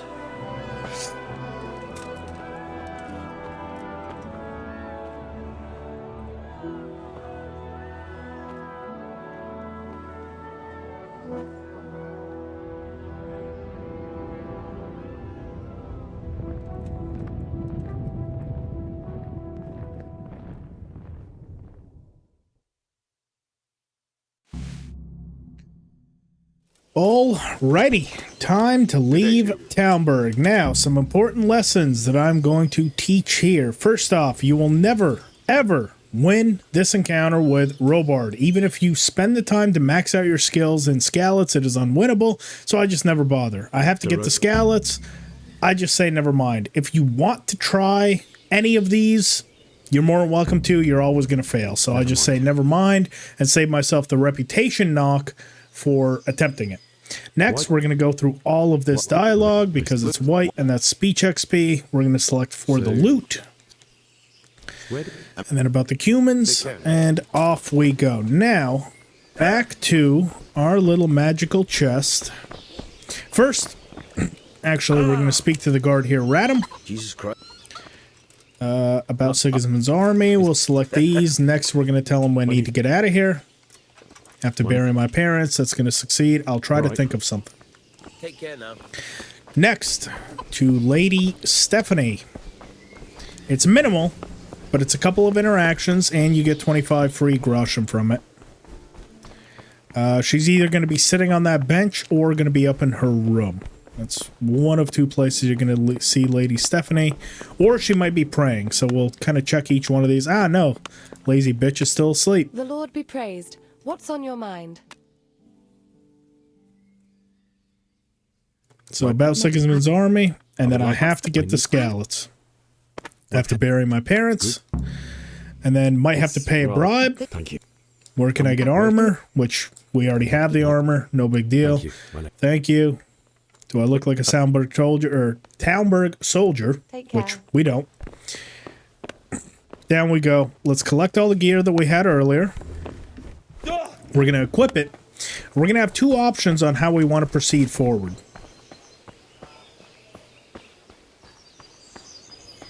So in here we go. Make sure you don't get caught because that guy might hear us, but let's head on down. Rob, and we're going to take everything. That's 550 pounds of gear. Now, for the purposes of this, because I'm not in a rush, I'm actually going to take all of it to Skalitz with me. And I'll tell you exactly why. So, within this game, there is a hidden mechanic where, see how all this gear has red hands by it? That means it's stolen. And if you actually look, it says stolen in Talmberg, blah, blah, blah. Stolen in Talmberg. Most of this stuff is going to be stolen in Talmberg. You can either leave it in your chest and wait it out. And I think the stolen items usually clear about 1 or 10 groschen per day. So something that's worth 1,400 groschen right here is going to take like 14 days. Something in that neighborhood. 14 days or 5 days, whatever it is. It might be 100 groschen per day, maybe 10 groschen an hour. I don't remember exactly, but essentially all this stuff will eventually wash itself and not become stolen if you wait long enough. However, at the beginning, there is a little bit of a glitch where once you take the gear to Skalitz with you and you go through the cutscene with Runt, all of it loses its stolen tags immediately. So the second you get into Ratai, all of this stuff will be usable. So I'm going to equip all the most expensive stuff, like this Milanese cuirass. Yep. Take that, take that, take that. Green Nobleman's. I'll show you what you can do if you don't want to take it with you, but it is kind of worth taking it with you because then you can immediately sell all this stuff, but you don't have to. I'll show you where you can drop your stuff if you don't want to. So in my expedited guide, that's what I suggested doing, so you're not walking super slow. But because we're not in a rush in this one, I'm just going to go ahead and take everything. And I'm equipping the good stuff for the walk, essentially. So we're not putting ourselves in danger. Pretty much every armor slot is filled. We've got Radzig's sword. We've got all the weapons. So it's going to be a slow walk, but it's not really a big deal.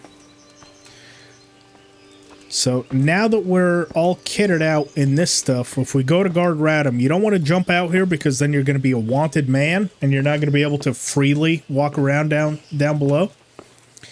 But if we talk to Radam, now that we're kitted out like one of the guards and he opens the gate for us, we have free reign to do what we want down in the main city of Talmberg, which we can do two things. We can rent a room and drop off the gear that you don't want to take. We're going to grab a couple of skill books. We're going to go to a treasure map location. There's a lot we can still do. We need to get out of here. Open the gate. And as you can see, none of the guards take an issue with us being out. If we escape by any other means, they will. Now, unfortunately, because we're so overloaded, we weren't able to take the horse with us, but that's irrelevant. We don't need the horse.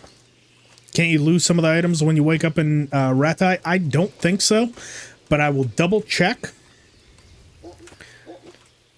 before we go into that cutscene, but I doubt it. Unless something changed, I don't think that we will.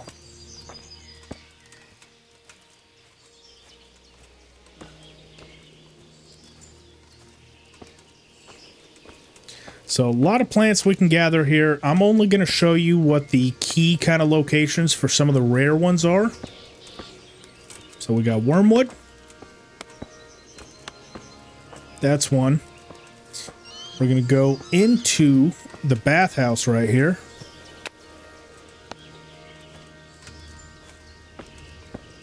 Oh, you couldn't get level 6 lockpicking early?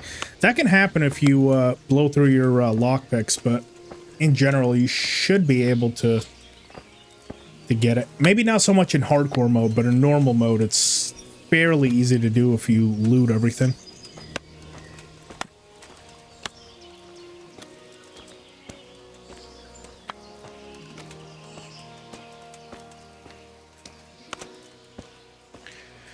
All right, here at the Bass, we're going to go to this last door on the left.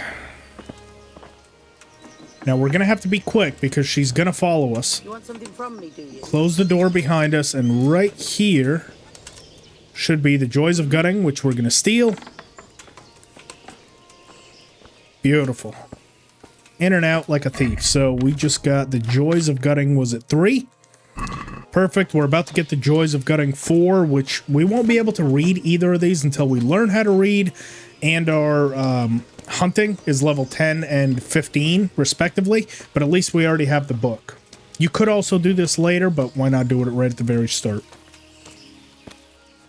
No wonder you get a strength upgrade with Herbalism, 500 plus pounds of gear on you. No kidding. Henry's a fucking tank right now, isn't he? Made sure to save multiple times so I can have 3 to 4 lockpicks on me until Ratai. Yeah, past this point, really, you only need 1. Because we're going to go to that treasure map. I think it's 19 up there.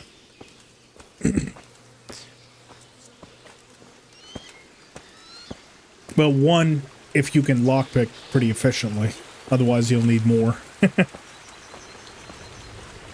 Alright, so we've got some eye bright right here, which we can pick up. We don't have any of just yet, along with some poppy. The poppy, there's a bunch right outside of Peshek's. So that's not quite necessary, but the eye bright is handy along with the wormwood. We're also getting strength while we're doing this, so that's kind of nice.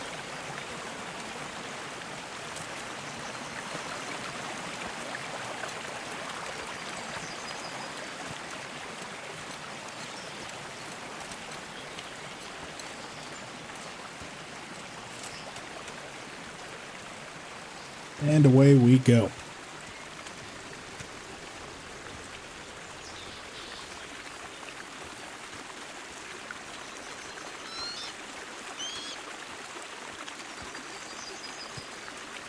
Yeah, that is pretty handy in KCD 2. Just walking around overburdened will raise your strength. Fortunately, not in this game, but yeah, it is a nice quality of life. Plus, you get vitality for doing it too. It's not just strength. So, if you guys want to drop off this gear, if you don't want to carry all 500 pounds with you, you can talk to the innkeeper, right? A place to sleep. Have you got... Rent the room for 1 night. Costs you 2 groschen. And he's going to tell you where the room is. And then, if you go... I didn't do it, obviously, because I am going to take all the stuff with me, but if you then go through here, up the stairs... or up the ladder right here.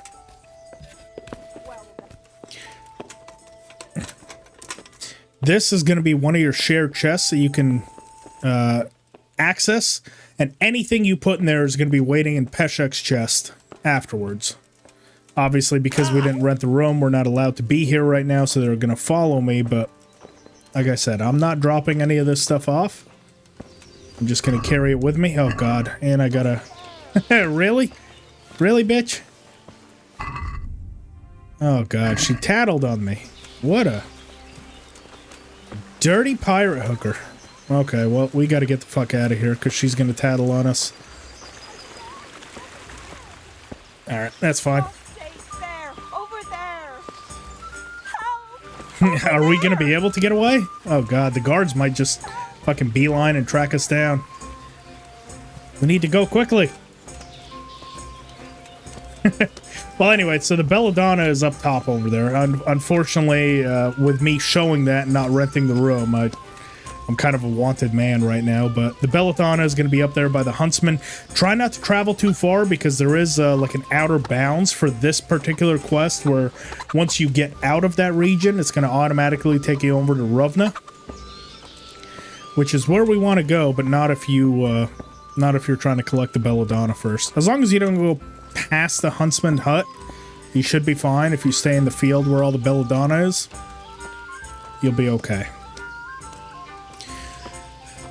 So we're headed out this way. As you can see, the pond is right there. There's the bathhouse. We're gonna go out back of this house around the outhouse, and we're gonna kind of go like northeast.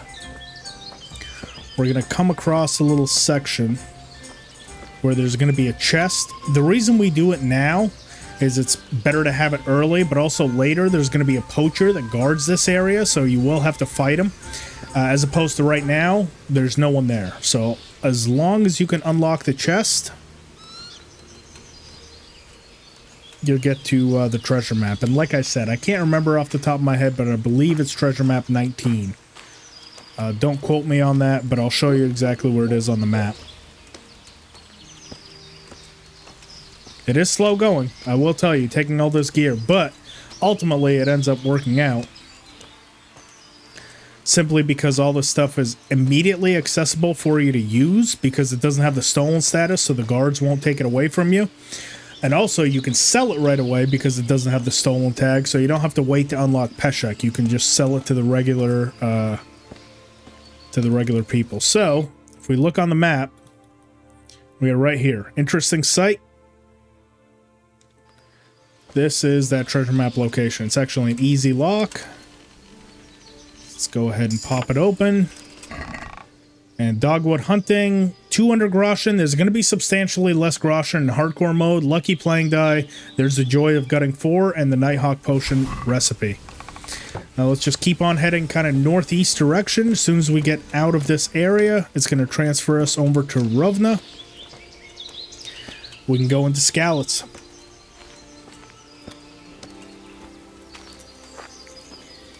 Just to show you again where on the map that is. That's right there.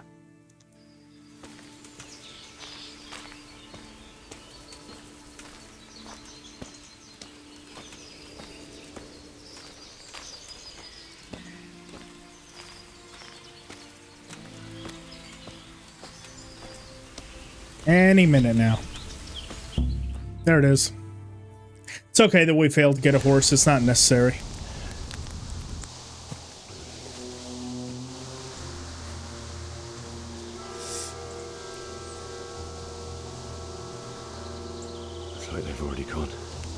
Because either way, even once you do get the horse, you lose the horse right here. So what did that really accomplish, you know?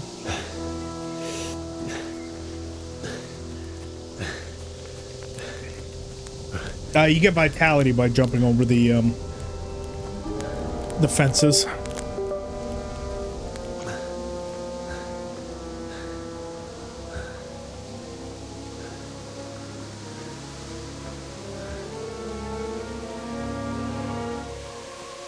That's a whole lot of blood.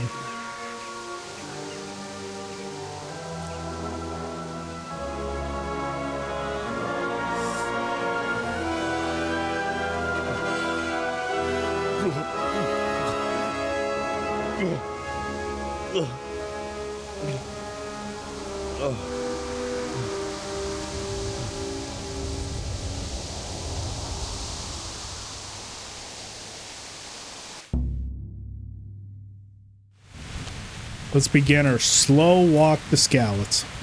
There's going to be a bandit right there at that bridge. If you want to avoid him, you can kind of go up and above and around, but our gear is so heavy right now that even if you make some mistakes, you should be able to take him out pretty easily. The only thing I would say to watch out for is the fact that we're so overburdened. Our stamina is just going to go down at a ridiculous rate. You're going to see every time I swing, my stamina, like half my stamina bar is going to disappear. So try not to overthrow when you're facing him. We have enough armor right now that we're not going to take much damage if our stamina is full. But if you let your stamina empty out and drain, what's going on and then he hits you, it's going to be some bad juju. So stamina management is key. You're in the wrong place at the wrong time. Here he comes. See, look how much my stamina just went down.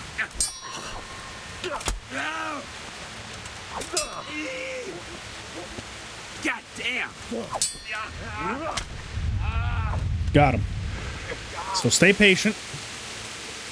Take him out at the right time. Mercy kill him.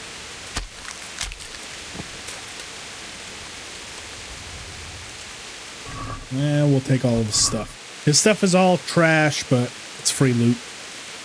Why not?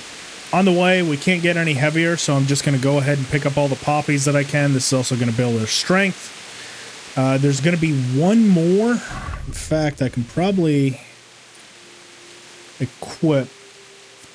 Do I have the stuff for that? I do. We're going to go ahead and equip this villager's hazel bow along with some arrows, like these long distance arrows.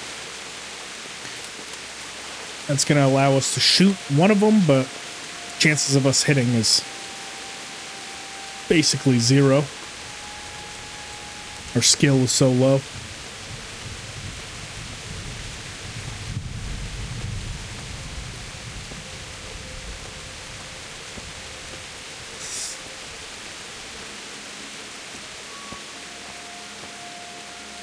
Messed this up earlier because he accidentally equipped Sir Daddy's sword. That's the one I have equipped right now too.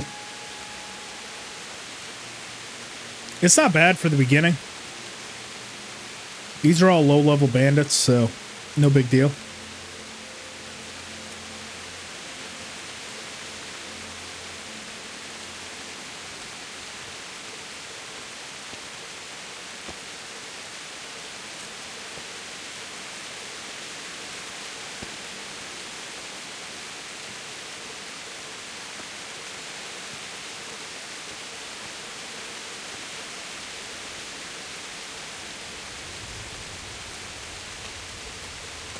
Is there anything of value when you loot the bodies? Not really. Some of them have pretzels, bandages, dried fruit. All of this stuff is kind of worthless. Occasionally, you'll run across someone with like one single groschen.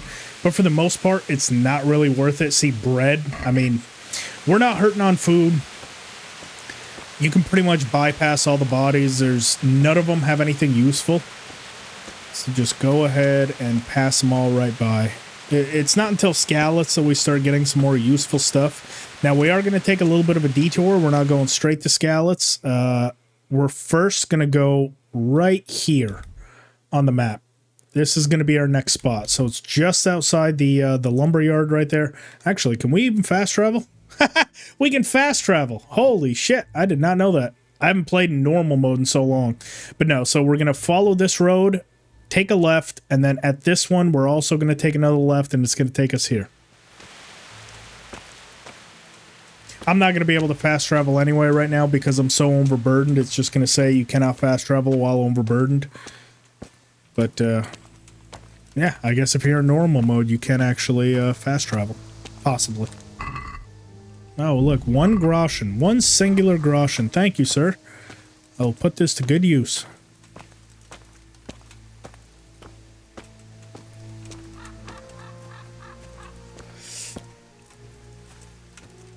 Yeah, it really isn't. The time investment for searching every single body to get possibly one groschen, just not worth it in my opinion. I am still going to keep picking up nettles though, just because they're on the way. And it's strength XP every time we do. Pretty minimal, but why not, right? Takes us almost no time to do it.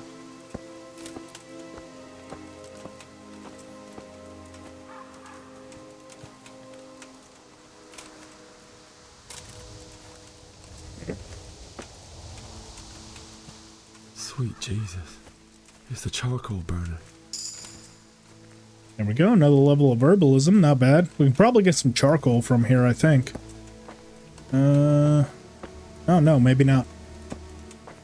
I thought we could open his bags. But alas, we cannot.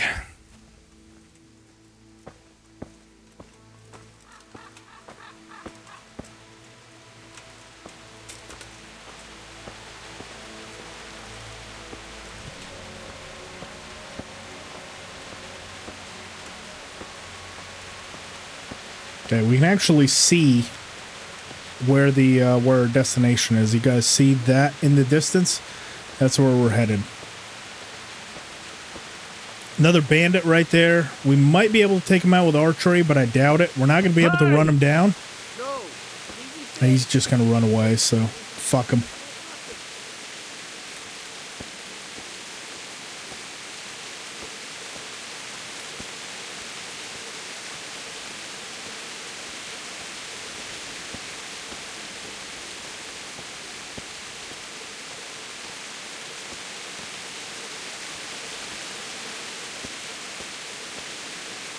Why would anyone do this?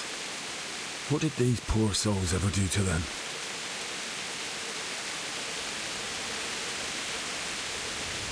We're getting close to the silver yard.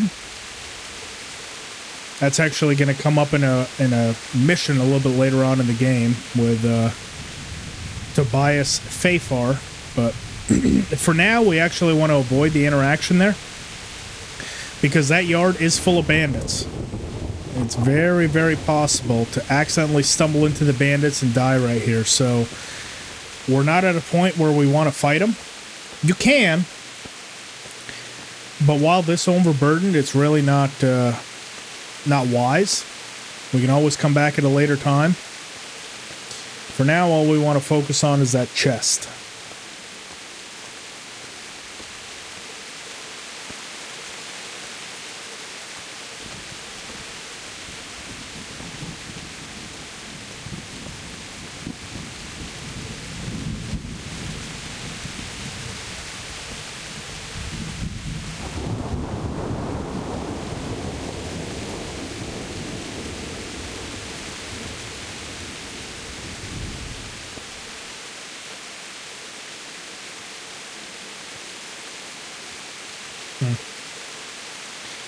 Progress is slow, I will not lie. But like I said, worth doing. Worth doing.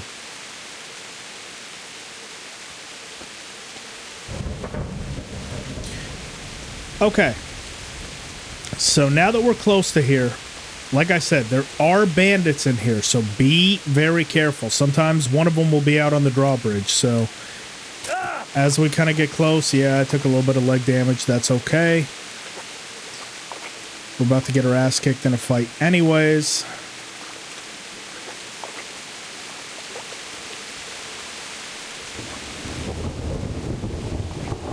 So we're going to kind of take this back way. Duck down. Nope. So no bandit right there. Right here on the left should be that. And there we are. We've got the Brigandine, Bailiff's Mace, a necklace, a silver ring, and a bunch of groschen. So off we go. We've gotten what we needed. Now let's head up to Skalitz. Hey, Rice Man, thank you for subscribing. I really appreciate it. How's the training been going for work? Pretty good. I got all my work done for the week.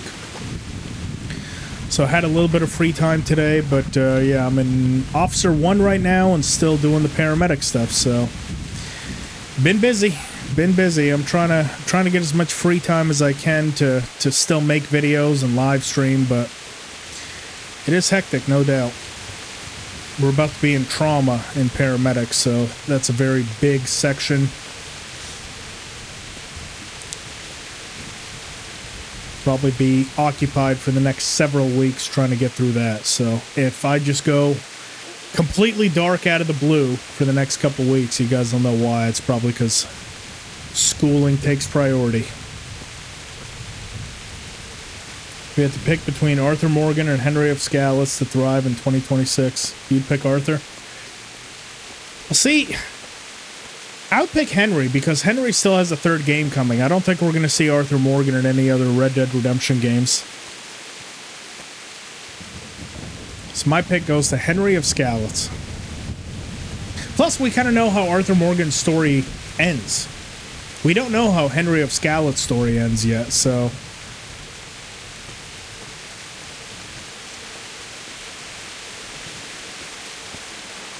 I would say by default we have to pick Henry.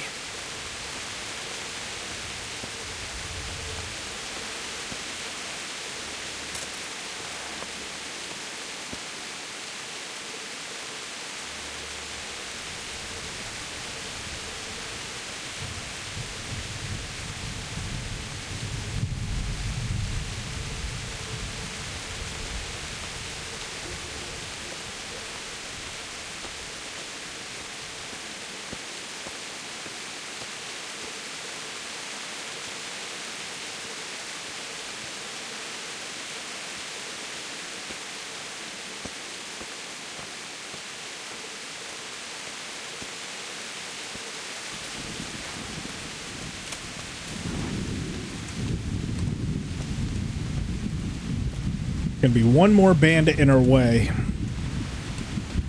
I'm gonna see if I can get the an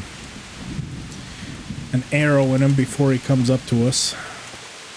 I doubt it. I almost always miss right here. Not only is stamina low, bow level's low, stats are low, but a man can dream. IRL streamer and pick up ladies, though.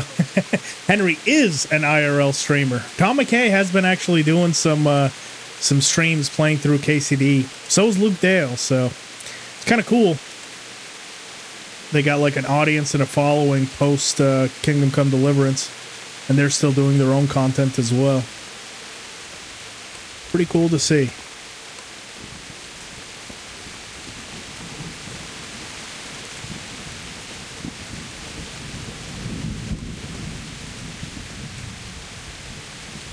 Yeah, you guys see our bandit friend up ahead?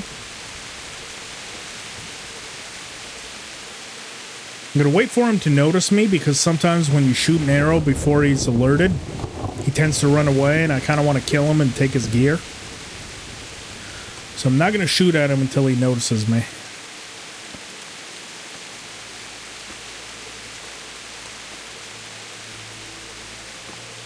What do you think of the movie announcement? Pretty cool.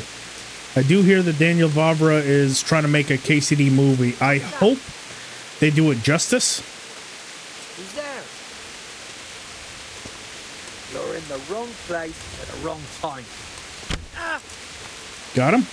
What's the matter? Did a good bit of damage. Right. Adios. Mercy kill.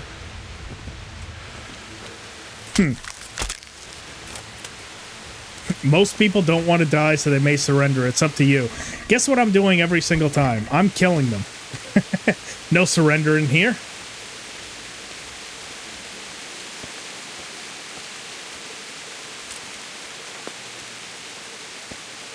We don't believe in surrenders.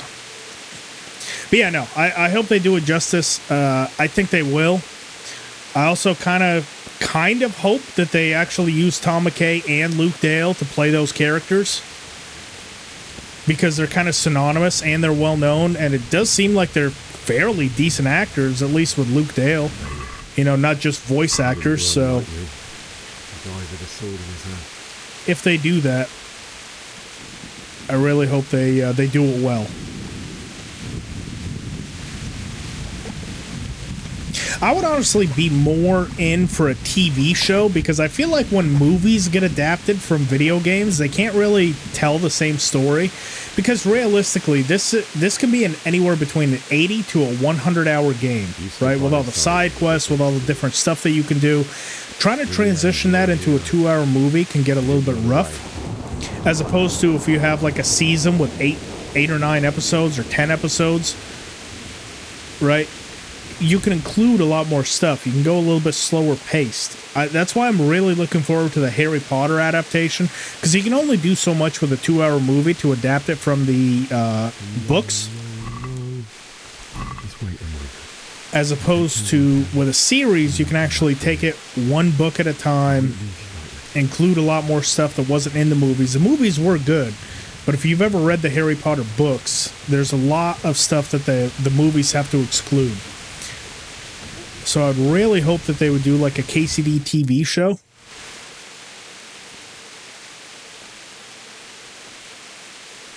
Like, for example, in The Last of Us, if The Last of Us was to be a movie, I don't think it would be as good as The Last of Us TV show.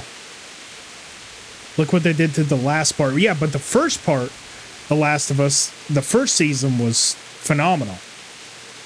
They tend to fuck it up, you know, the longer it goes. Why? But the first season was great, and I don't think it would have been a better movie than it was a TV show. Forgive me. Forgive me for everything. Tom McKay to play Sir Radzig. What? No way. Tom McKay has to stay as Henry.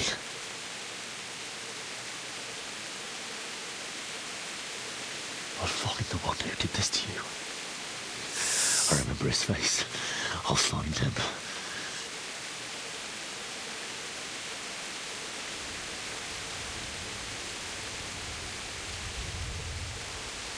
But first, I have to find this shovel and take care of you.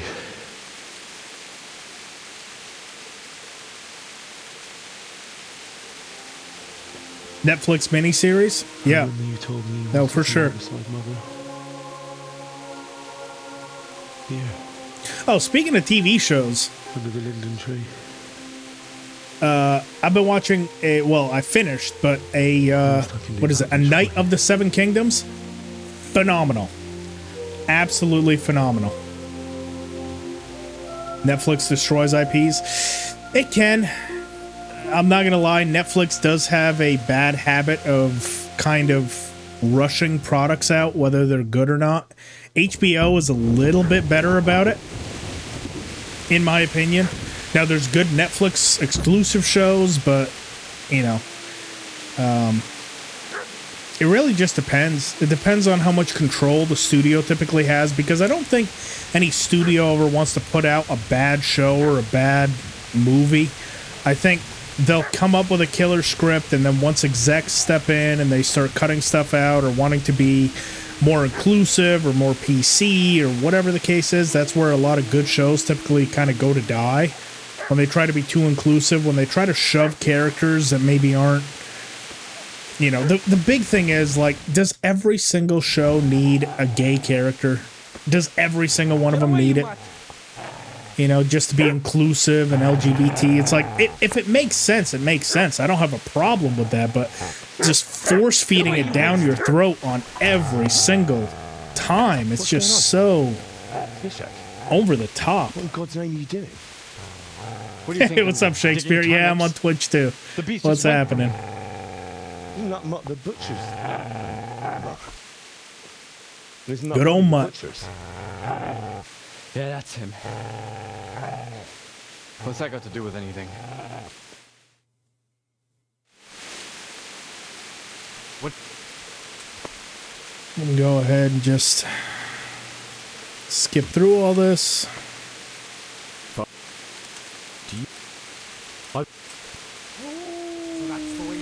Get the fuck out of here. Grab the spade.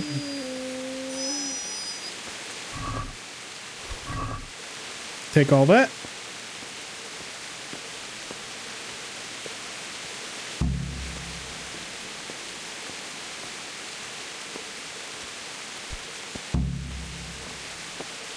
Like I said, I don't necessarily have a problem with it, but I feel like it's so forced now. Like, if it makes sense for the character, it makes sense, but it's like they try to make it the central idea of every single show to be all-inclusive. Like, I don't know. Maybe it's controversial, but I just feel like putting stuff in for the sake of it is just kind of like pandering. And for movie audiences, they just try to be all-inclusive for everything. Like, for example, when KCD 1 first came out, and there was no inclusion of stuff like that, and, you know, in KCD 2, all of a sudden we have to have, you know, gay characters, and every race has to be represented, which in this time, that wasn't very common. You know? It really wasn't. Anyways. Enough about that. Shakespeare gifted a subscription to McGregor. No. Shakespeare. Oh, Shakespeare. Thank you so much for gifting some subs. I appreciate you. Very, very kind of you. The problem isn't the character, it's the writing. Yeah, the writing can ruin it. 100%. 100%.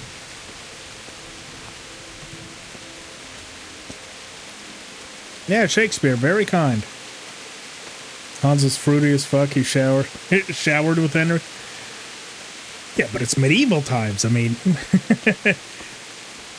water is sparse. You have to. I mean, you saw how many times Mother went for water. You think water's free around here? Sometimes you just gotta shower together or bathe together.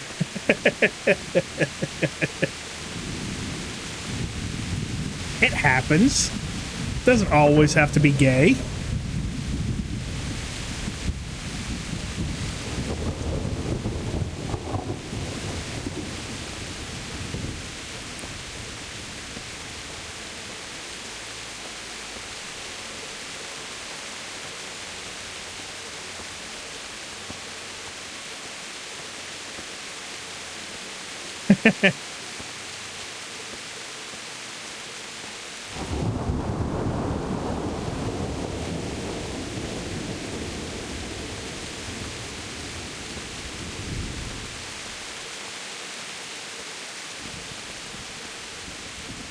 Alrighty, so we got Baron's Cup, we got the 200 groschen that was sitting under there, the 50 groschen I believe it was. Now we head up here. When will you continue this playthrough? I think I'm actually going to end it after the beginner's guide. This might be one that we come back to just if I have nothing else to stream. I do want to get back into challenge runs. I know I've been saying that for a while, but trust me, if you guys knew what my schedule was, I'm pretty much busy every single day of the week between one school or another and work. And I'm trying to get a video, an edited video out for Half Sword. Then I've also got an old challenge run that I'm going to try to finish editing. If you guys remember a couple of years ago when we did the no inventory run, I am trying to get that edited video out. I know it's 2 years old, but yeah, it's a lot going on. But what I'd like to do is a challenge run in KCD 2 with guns only, and I'd really like to try to do a no inventory run with Oblivion Remastered. I think that one has a lot of intrigue and how much of Oblivion Remastered we can do without ever accessing our player inventory. I doubt it's going to do well, but it's something I've wanted to do for a long time, so fuck it, I'm going to do it. But the priority is KCD 2 and getting that other edited video out. So there's going to be nothing in here. But we got the XP for lockpicking it again. Now, 2 more big things that we need to do. Head in here. We're going to take everything. This is that magic chest that we put everything in the beginning. We're going to go to all and take everything. Next, make sure you go into your armor and take everything off. This next fight with Runt is unwinnable. There is no sense in messing up all of your good armor, getting your ass kicked by him, and ruining all that gear. But currently we have 1144.6. 1144 pounds, 0.6 that we are taking with us to Skalitz, or pardon me, to Ratai. And as you can see, all this stuff that's stolen, right? The Milanese cuirass, the Aachen Brigandine, all this stuff, because it's in our inventory, goes through the cutscene with us and gets put in our chest. None of this stuff will be stolen once we hit Ratai. Instantly gets washed. That's why we took everything. This is a good place. So you guys will see all of our gear's off. All of it is in our inventory. We start digging, get our ass kicked by Runt. We're officially done with the tutorial.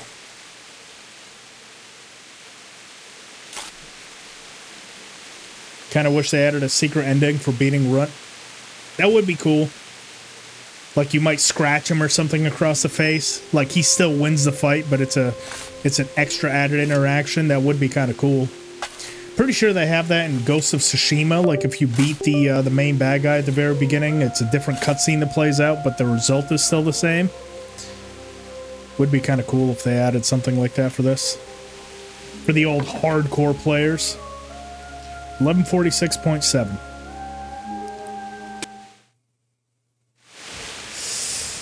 Come kick my ass, Runt. In fact, we're not going to make it easy. Oh, I guess we are going to make it easy. I was going to try to make him take out one of his buddies. Didn't work out. Let's sit through the intro. I told you how it would end. You should have listened to me. This is nice work. The chief is going to like it. It's new, isn't it? Now, for the maiden bloodletting. Surely your father never would have imagined it would be your blood.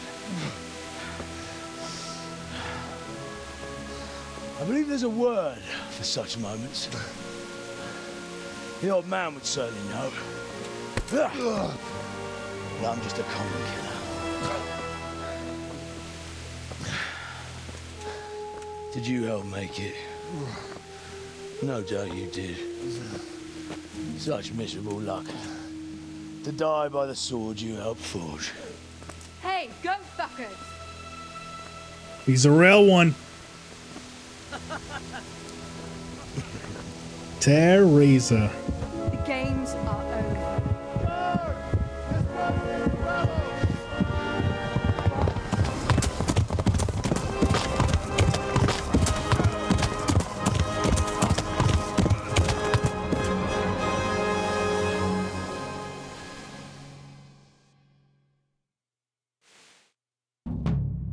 Parted with Sir Radzig Kabbalah's sword.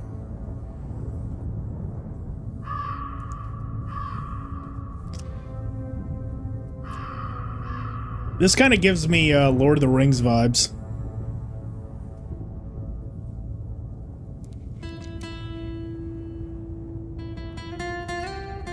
Like this kind of music.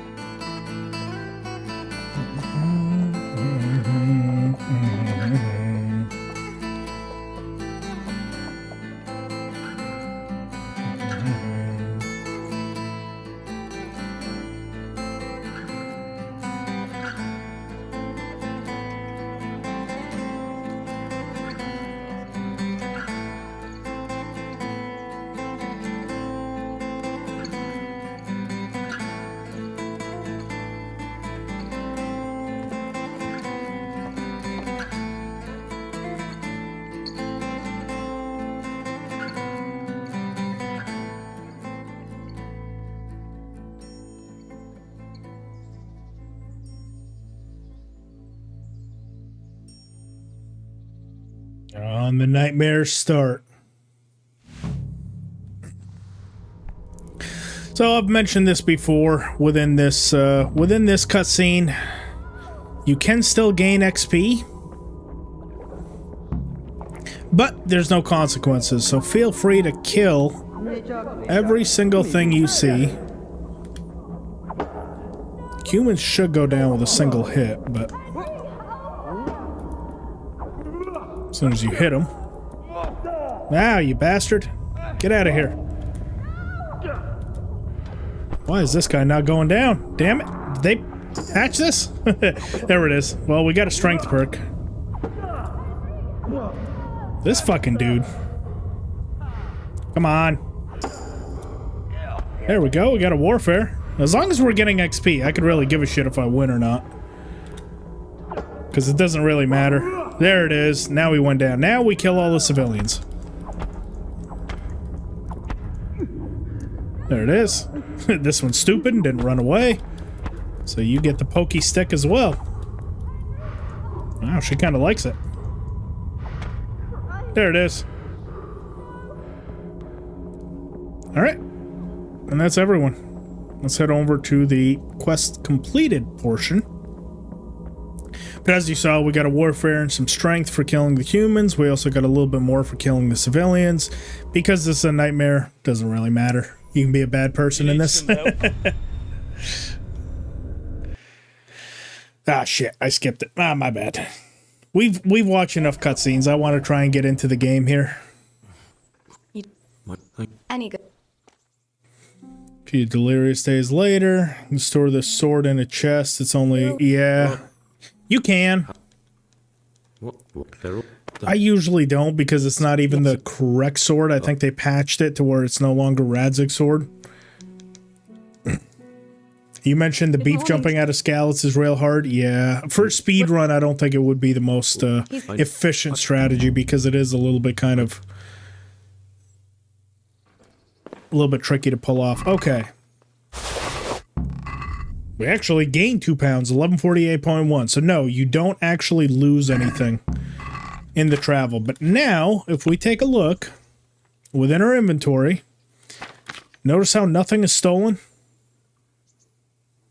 Everything is effectively washed. So, right off the bat, we can use all of this armor, everything. Let's go ahead and grab our groschen. Already 1.2. Not bad at all.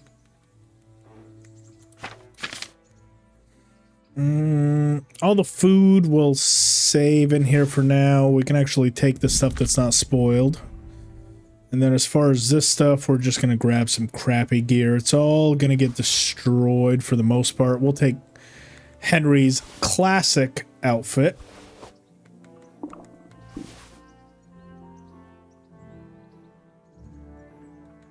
And then we'll come back for all the good stuff. You gain the maps and the warhorse armor? Yeah, that's right.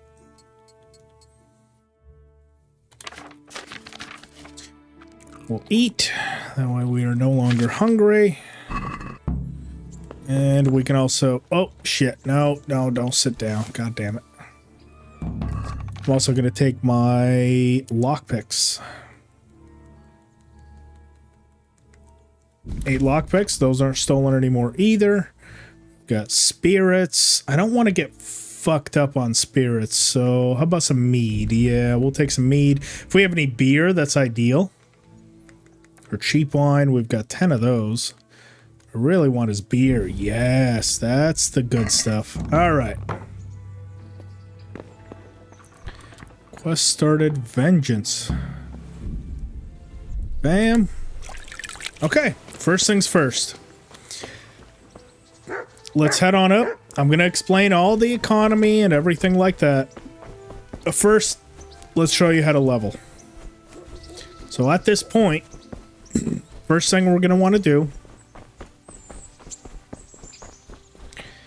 is head on up to the castle. Now, because it's an RPG, you might think, oh, we're in the open world. Now's the time to start exploring. In this game, wrong.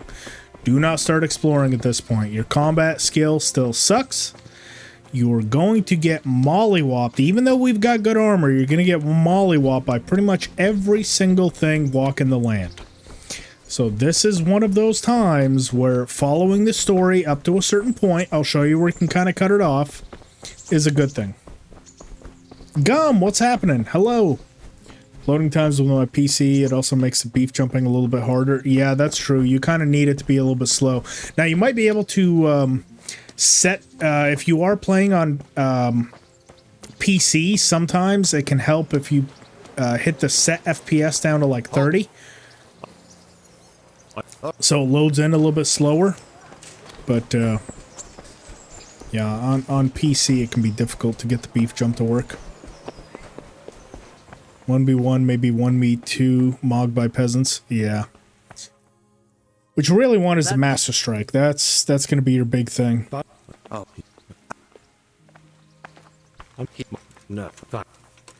Beautiful. Skip through all that. Go straight into the castle.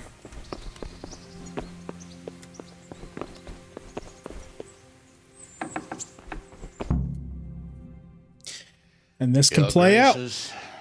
I have to tell you in all seriousness that this land of ours is in the shit. Deep fucking shit. Don't you agree? I might not have put it as eloquently as you, Hanush, but I've been driven out of my own castle, so I'm hardly going to disagree. Indeed. But Birchstein is yours for as long as you need it. There's room enough for your men and you here at Ratai, and I'm sure my ward won't have any objection to me lending you his castle. I'd be honored. Pechstein is at your disposal as long as you wish, Your Grace. Just as well you have another castle at the other end of town, eh?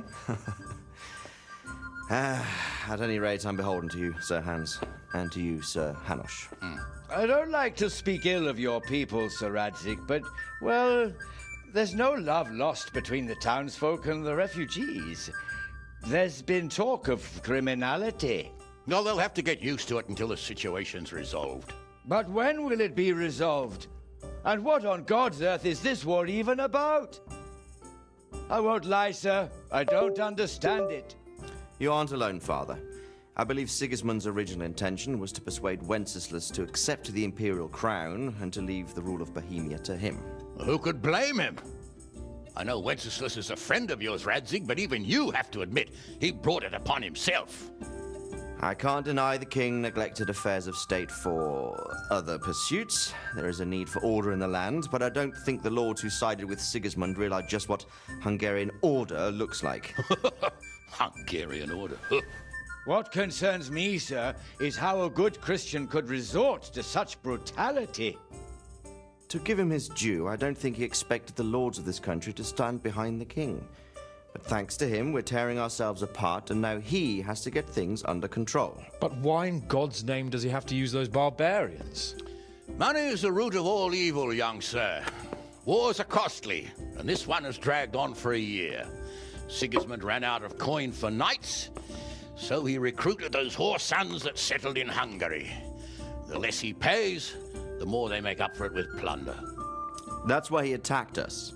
He was after our silver. What are you doing? You've no business here. Clear off. Wait, it's Henry.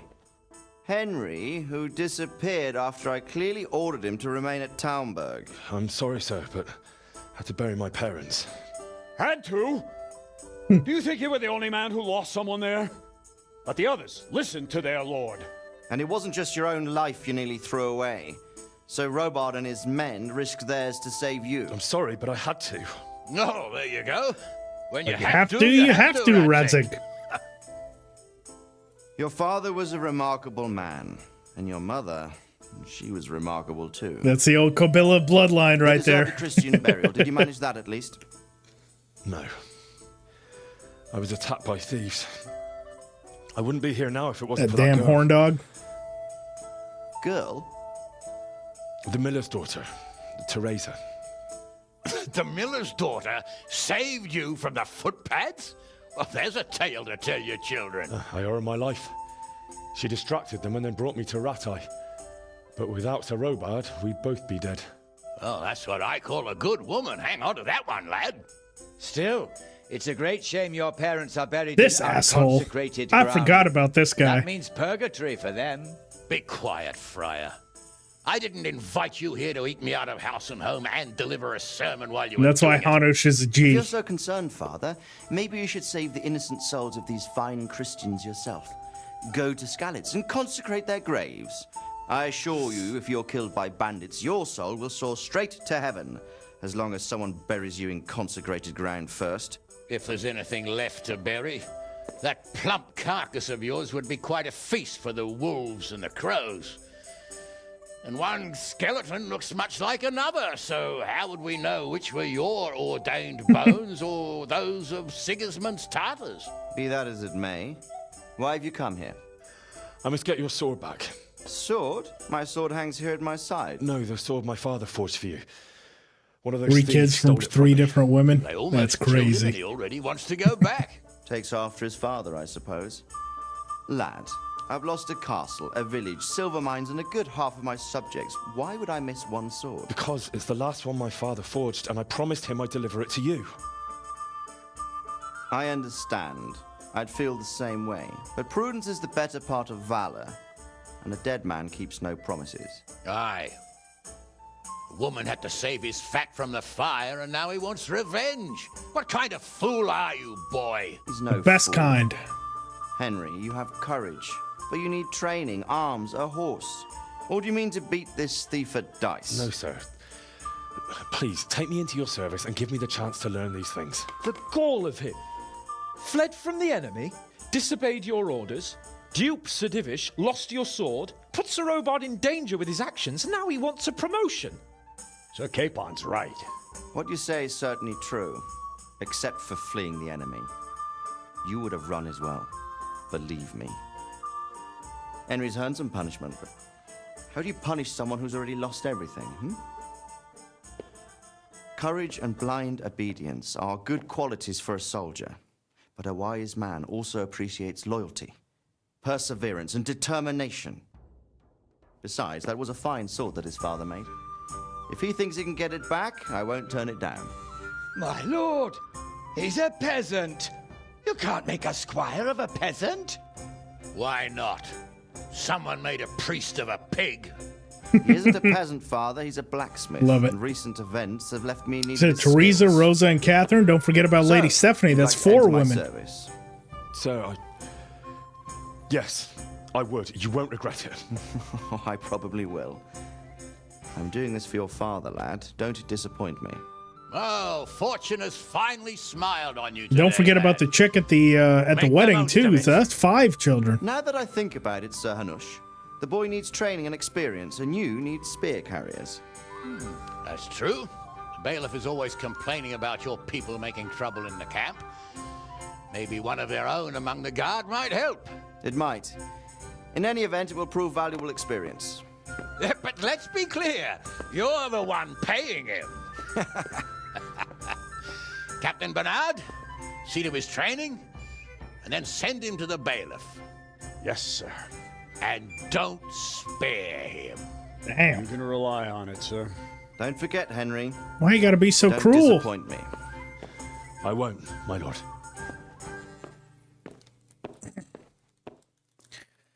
Alrighty, here we go. So, first things first. Head over to Bernard. Don't explore. Don't do anything else. Head straight to Bernard. This is going to give you that other combat tutorial, and it's going to give us the ability to start doing Master Strikes. Now, the key thing with Master Strikes is we need one of our combat skills, which in our case, the sword, is at level 3, and we are going to want Zorn or Wrath Strike. Select this immediately. As soon as this one's available, select Zorn or. Can't say that enough. Steal a polearm first? No, we don't need a polearm right now. Right now, we're worried about getting levels. There's a very, very simple way to do that early in the game, but it takes place after you go through the initial combat tutorial with Bernard. It's the old tried and true method. Tried and true method that still works in 2026.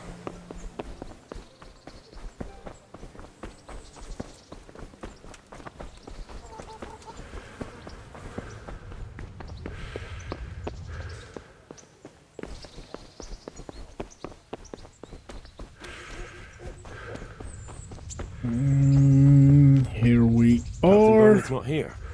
I should stop by during the Okay, day. so we're going to wait very, very slightly. Wait again, very, very slightly, and he will appear. That's a speedrun strat, so if you want him to kind of quickly get over here, just wait twice for a few minutes. Now, if you're in hardcore mode and you don't yet have sword at level 3, go ahead and select to do the entire tutorial. Because ours is already at level 3, I'm going to elect to skip it. We're going to go straight to the fight with Bernard. Good day to you. So we can do the Can I Ask? We can go through all of his dialogue just for speech XP. We'll have more options available as the story unfolds. Basic training. Yeah. That'll be me. Doesn't really matter. So, if you do not have sword at level 3 yet, a good idea, let's start with the basics. If you do, like in my case, just to speed things up a little bit, I know a few things already. Let's do the a bit more advanced. That's the one I'm going to select. It's going to skip straight to the fight with Bernard. Very well then. Let's see what you're made of, lad. And we can take Come him at out. me and don't hold back.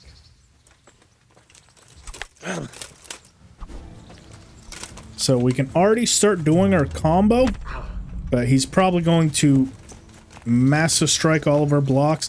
The best way to win this is wait for him to attack, block the first one, back up a little bit, and then just stab. And it should work pretty consistently. Notice how he missed the second one? So just hold block here. Keep backing up. Stay still. Debate out an attack. He missed the first one. Good strike. And we stab. Boom. And stab. And stab. It works every time.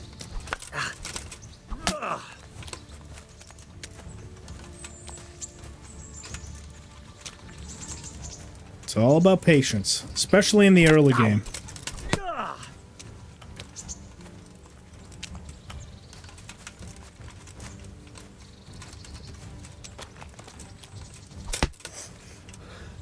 Fine enough. There it is. Place a horse very close. Use it to leave. Is this useful for anything? It can be. Let's try something more advanced.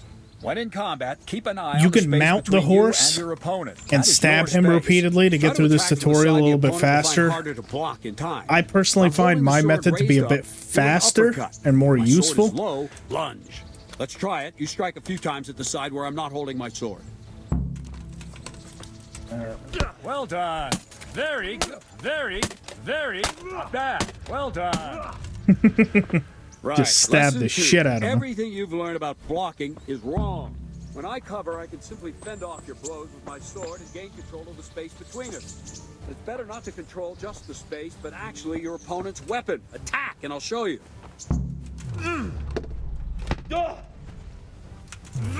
He doesn't have to hit me while I'm not able to block. That's kind of a dick move by him. There we go. You could just show me the perfect block without Now you. the follow-up trick attack. Is to stay in your stance. As soon as I start to attack, you block.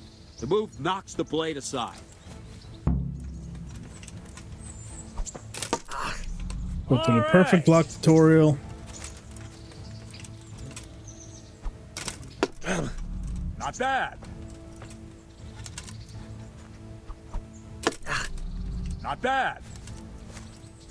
Not used to having this reticle up because I'm always playing in hardcore mode. It's kind of throwing me off a little bit having that that shield pop up.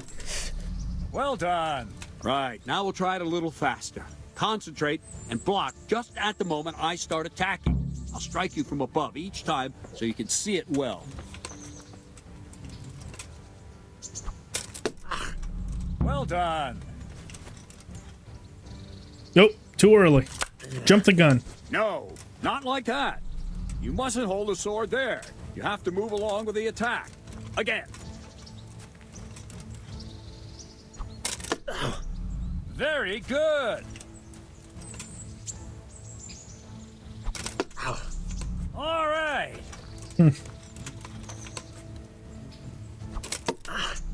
Nice. That's it. Good, good. Oh, and I figured out, you know what? Why my no-mo slow-mo mod isn't working. It's too late to fix it right now, but it's because I'm in dev mode and not user CFG.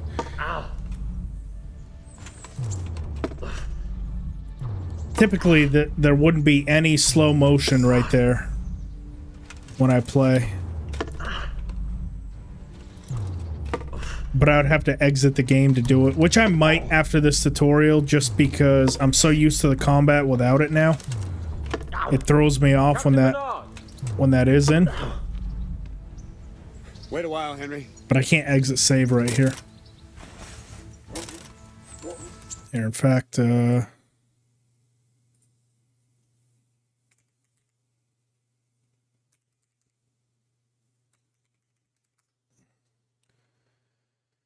it's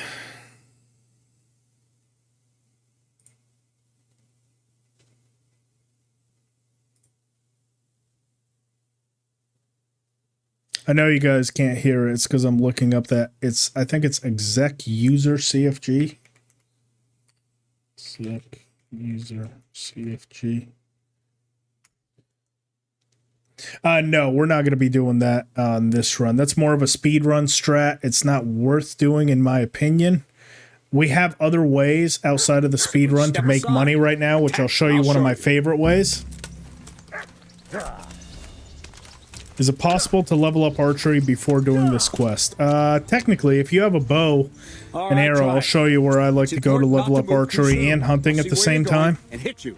That the same will happen if you move too late. I'll attack slowly now. As you see me, raise the weapon, jump aside.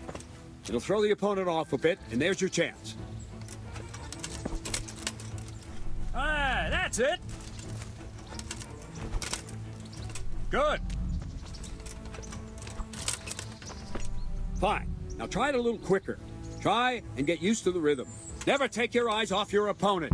You'll see a strike before it's even properly started. Good.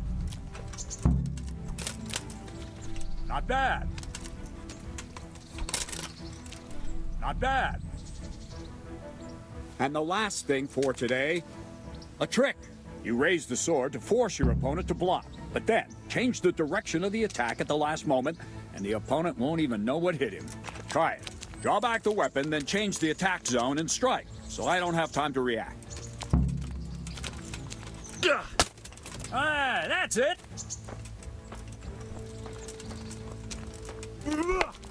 Wrong. Again. Ah, that's it.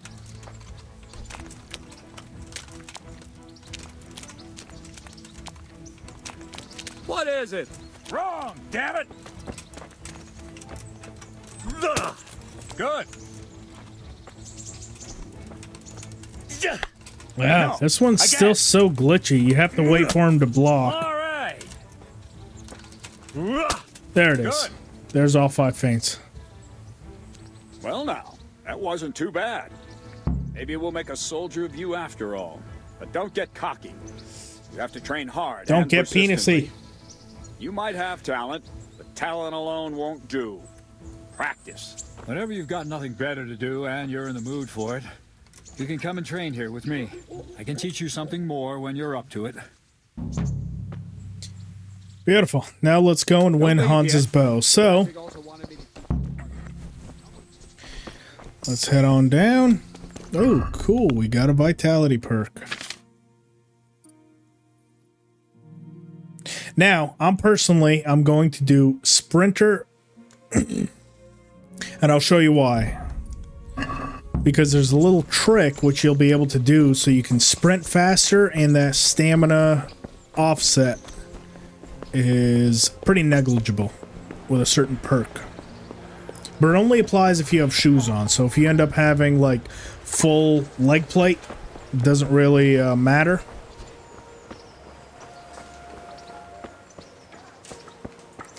Family Guy Blue Harvest, yeah. Don't get penisy.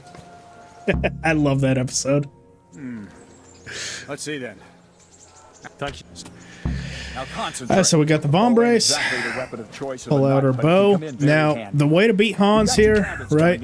It's very... One of the eye, drop your bow and draw your sword on the other. Emperor Charles, God rest him, encouraged his very hard to do, but you want to try and line up your knuckle with the bottom of the target, and you'll pretty much hit it every time. Like, I doubt I'll miss. Just know that the drop on this bow is a lot more aggressive than the others. Inhale on the draw, hold your breath for a moment, and then release the string. No should be able to do it. Just let the string slide out of your fingers, as if you were about to draw. And no, I don't have a piece of tape on my screen to help me with this. This is just... I've fired a lot of bow and arrow in KCD 1. You can do it, but a better one, and then those arrows will fly so fast you won't see them. You don't need to. Arm guard. Once you've mastered the bow a bit, you won't need it anymore. Hans is pretty ballsy to walk out there to collect his arrows while we're full-blown shooting at the target. All it's going to take is a slight misstep on my part, and we plant an arrow right in the back of his head. It wasn't that bad. I don't know why. All right, let's beat him. Let's actually see what he gets. He usually gets a pretty terrible score. I'm wondering if the remaster has buffed him at all to get a better score, but usually he averages like 5 or 6 points. I'm doing like shit, but should still be enough to beat him. Honestly, he's pretty terrible. Yeah, I haven't got a single bullseye. But regardless, by finishing first, we'll get an extra 3 points. There we go. We'll take our score up to 14. He can't possibly win right now. So we've just won by default. Even if he gets 3s on the next 2 shots, the most he can get is 13.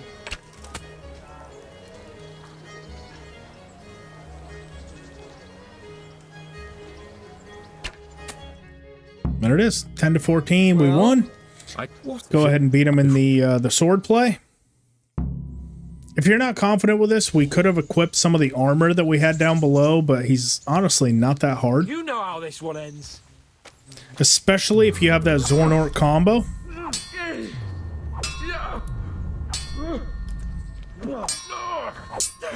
He falls for it quite a bit.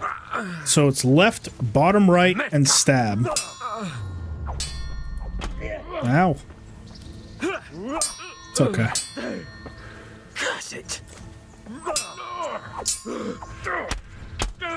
There it is. Oh, he's bleeding. He doesn't like what we've done to him.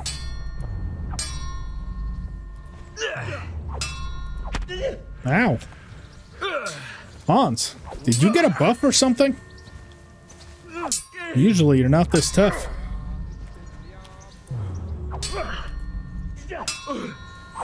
Ah, why does mine keep going up? Go bottom right. Damn it.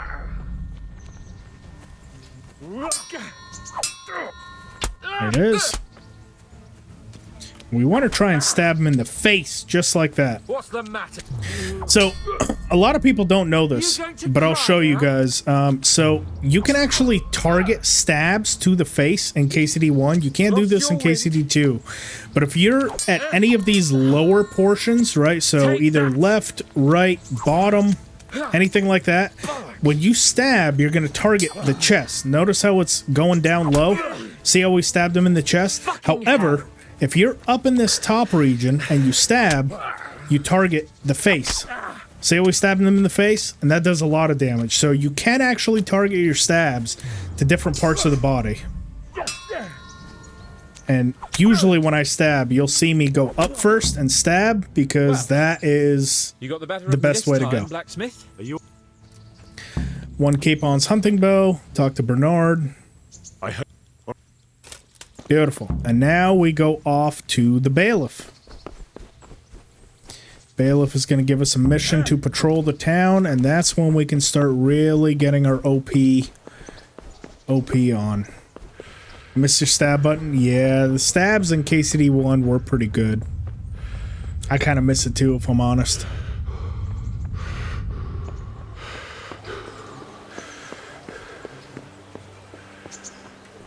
But I feel like KCD 2 has a wider array of combos that you can utilize, along with a little bit more skill to pull off master strikes.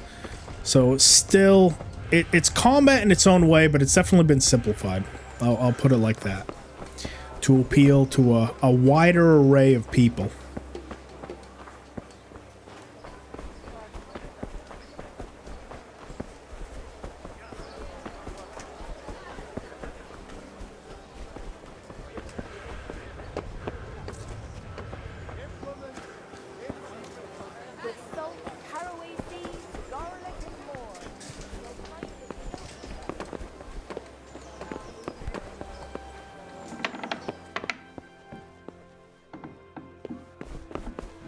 Bailiff, go ahead and accept our patrol mission, but we're not going on the patrol mission yet. That's key.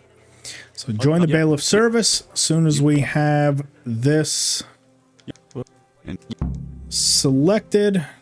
Good luck. Got our 70 groschen. Now we go back to Captain Bernard. Now we start really power leveling here. all of our stats. And this is why I said earlier, like, yes, you can put a horse by there and get a little bit of XP, but this is my preferred way of getting XP early within the game.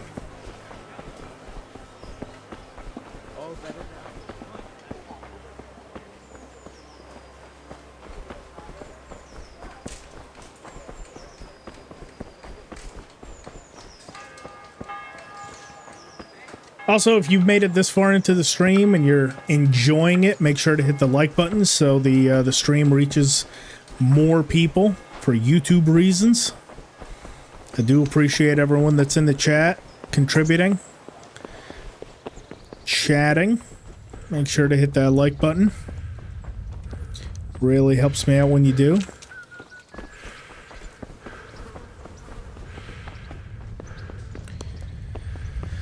Ooh, that is Bernard done for the day. Okay, so very important thing here.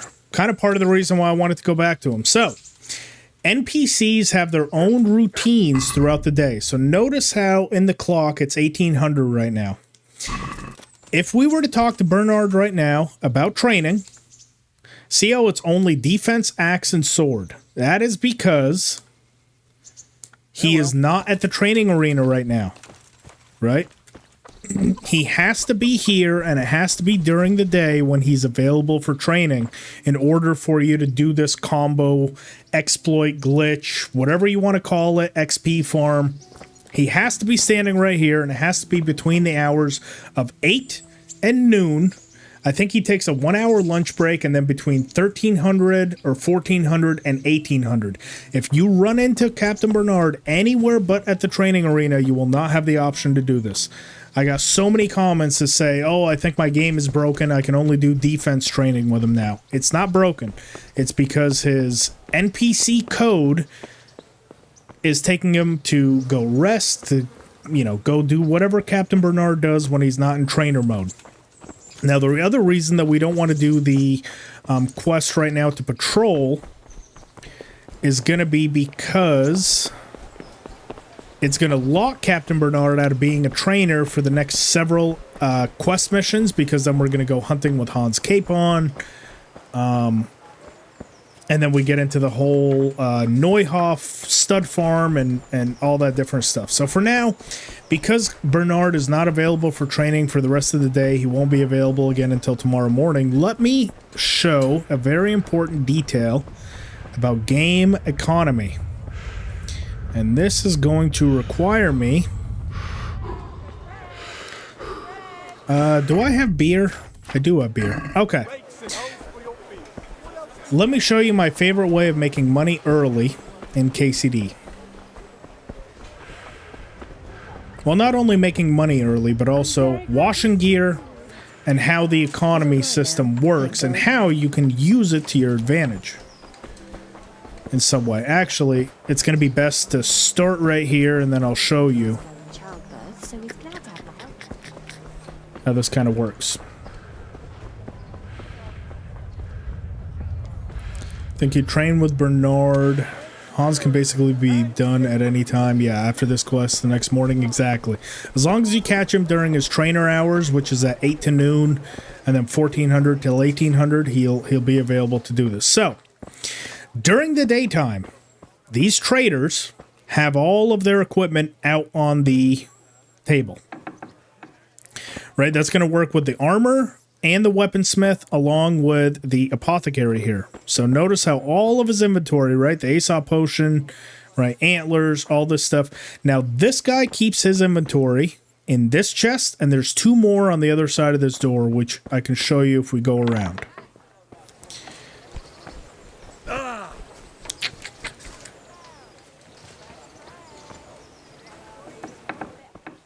Now we can lockpick this open.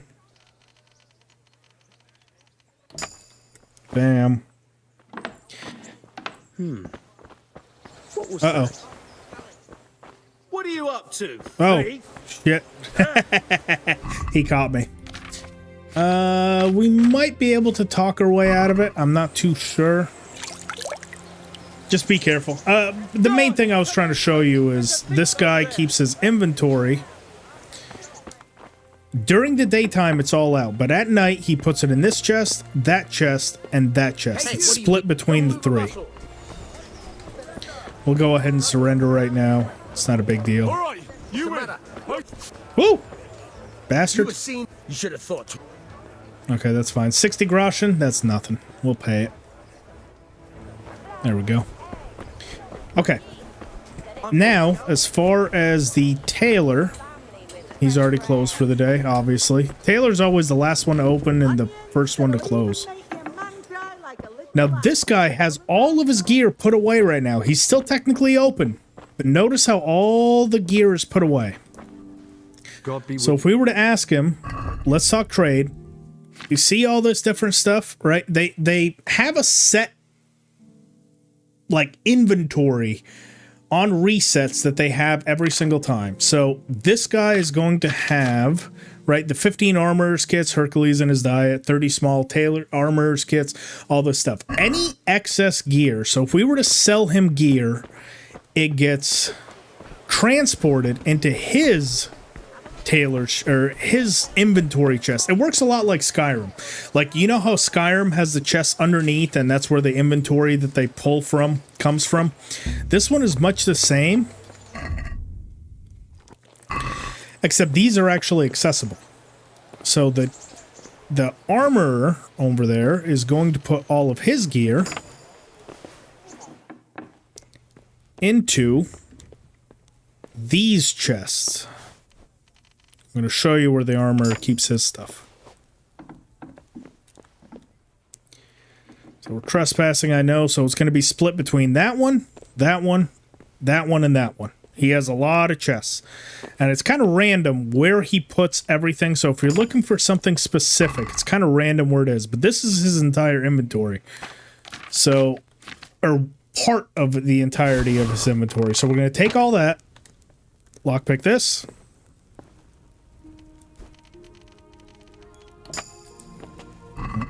Take all this. Show you why we're doing this. Take all that. And last but not least,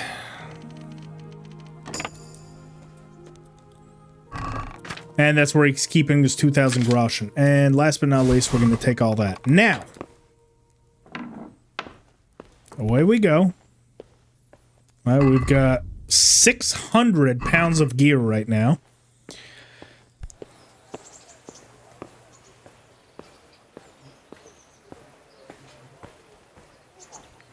But if we were to go back to the armorer here and ask him to trade, we're going to see that his inventory is completely zero. Right? Because we took everything. We went into his, basically, cash and supply. We stole everything. So if we were to speak to him now and ask him to trade, notice he has nothing. He has 0 groschen, no weapons, no armor, no tailor's kits, nothing. Right? Completely empty because we stole everything from up top. That's also going to work with the weaponsmith right here. But only at night. The gear has to be put away. If you noticed, his gear was all put away. Otherwise, you break into those chests, the only thing that's going to be in there is the groschen. Now we'll see if this guy is still technically open. He is. Okay. So all of his inventory is laid out on the table. He's got the hunting sword, all this stuff. A bunch more right here. Merchant sword, piercer, Herod sword. So his inventory chest is back here. I'll show you where he's not staring at me. We have to go around on the to the other side there. Baked goods fresh from the oven. Come and get them.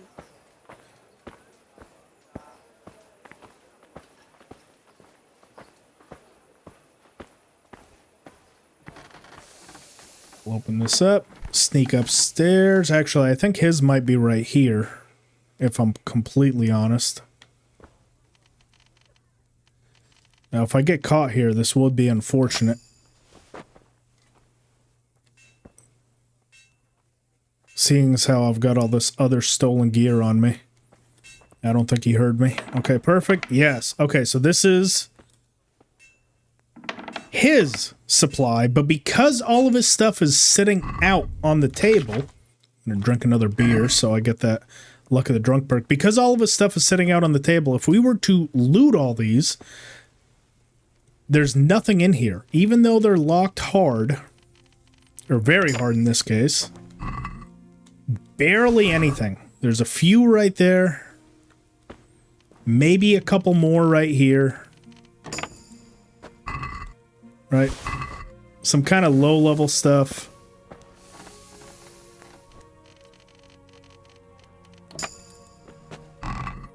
And his 1500 groschen. But notice all the high-level gear, the real expensive stuff, is nowhere to be seen. It's because it's laid out. Laid out on the table. Oh, wait. Oh, no. Did I? Oh, I might have stolen everything. Whoops. I might have caught him just as he closed up shop, so he actually stole everything. What are you doing here? But essentially, it won't be in those chests. In fact, if I was to go back through, I bet you the other stuff got put in there.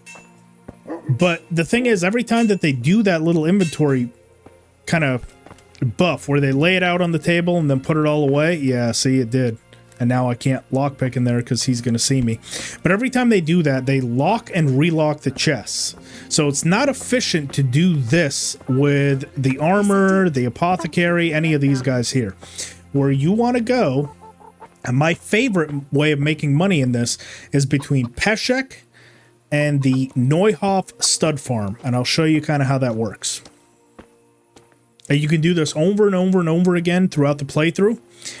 Because the common denominator between both of these chests that I'm about to show you is they never relock, because none of these people, even though they're merchants, none of them ever lay their inventory out for show, so they never actually access these chests.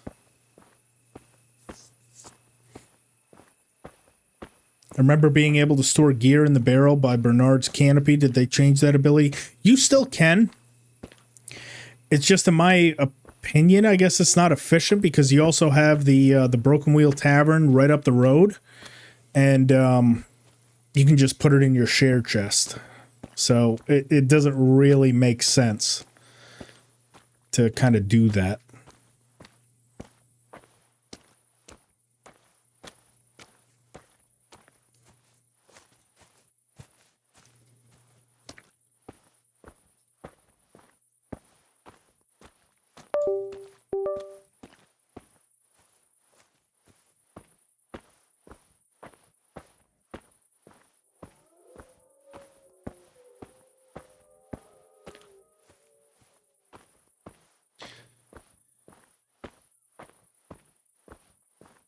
Down we go. What's up, Hans? You still got your ass kicked from earlier? Yeah, you still got all the battle scars from when I whooped his ass.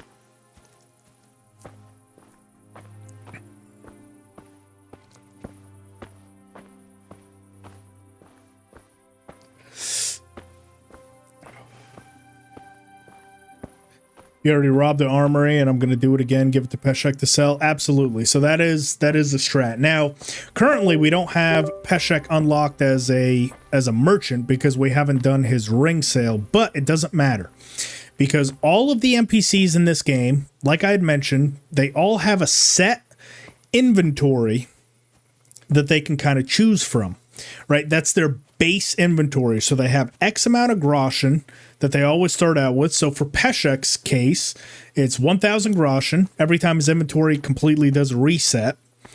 He's got 20 lockpicks, I think a dagger. Well, we'll see it here in a minute.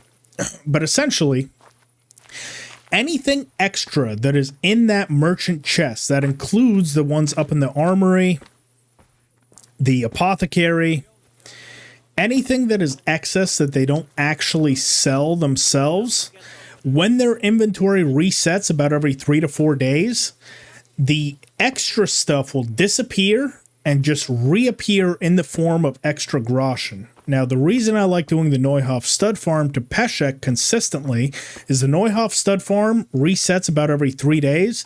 Peshek is usually anywhere from 4 days to a week that their inventory resets. And because they never access that chest to lay their gear out, once you unlock it one time, it is unlocked for the rest of the game.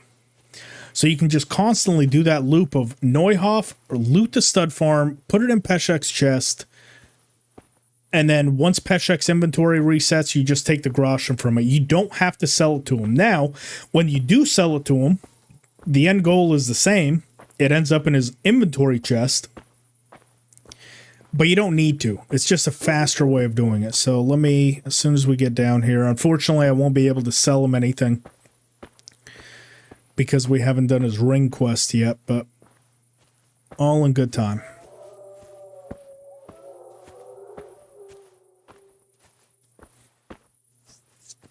The slow walk of the beginnings of a KCD run.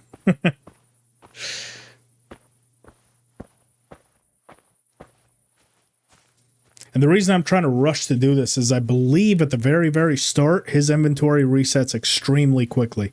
Like, I want to say overnight when we do this, he's almost immediately going to reset. When you sell to Peshek, you lose the profit. Not really, because we're not going to sell to him. I'm going to show you exactly what we do. We don't even make any profit off of this. So right now, we can't sell to him anyways. We haven't done his ring quest, and that doesn't really matter. So we're just going to pop in here. Oh, well, we need to wait him out here. I don't want him right next to me. He's going to catch me otherwise and report me. There he is. He's gone. He's going inside. Let's go ahead and suck down a beer. Unlock our Luck of the Drunk. He's inside and Teresa's inside. Perfect. All right. Let's lockpick this. So it's going to be a very hard, and this door will never relock. Close the door behind you. I'll pull out a torch. Oh, I don't have one. This is Peshek's inventory chest.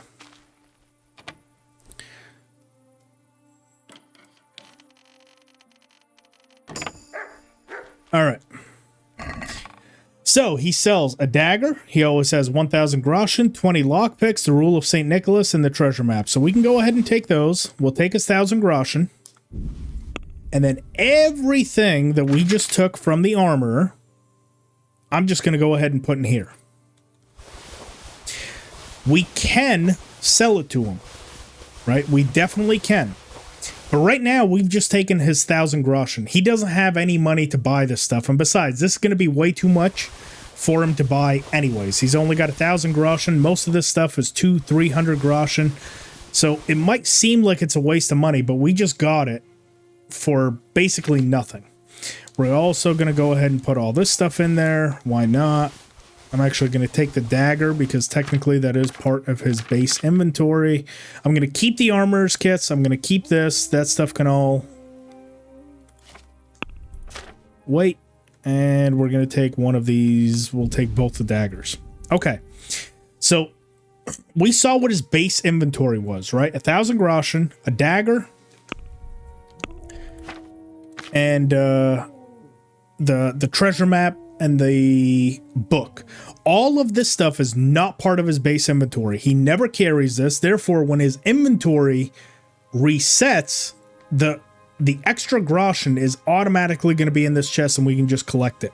You're right, selling does give you more reputation. I'm just showing a fast way of doing it. And yes, by gifting it to him, it's a smart business decision because you then gain reputation. This is just more for like an early game or like a passive income for how you can do it. And we can also go ahead and take his 20 lockpicks because he's going to get those back. So all of this stuff is in his chest. When his inventory resets, we're basically just going to be able to go over there and collect it all for whatever groschen value it's worth. Plus, all of that stuff is stolen anyway, so it's not like we can go up to the traders and sell it right back to them. So it just makes sense, right? Let's go ahead and sleep and save. We'll see if his inventory resets overnight. This might be one of the days that it does automatically reset. If not, I'll go to Neuhof. I'll show you where I take all the stuff from there, and we'll put more stuff in his chest, so it's just more profit.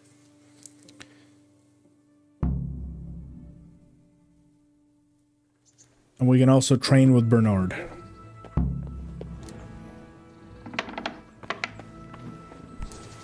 See what my hunger is. 64, that's not bad. I'm going to put all these armors kits away so they can start to lose their wanted status. Put those on my chest. And let's see what Peshek's goodie bag has. Notice that's still unlocked. This is still unlocked. So none of this stuff has gone away. So another couple days and we'll wait for the profits to roll in.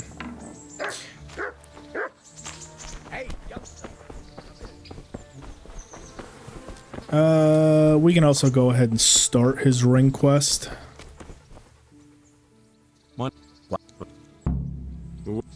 No. God be with you.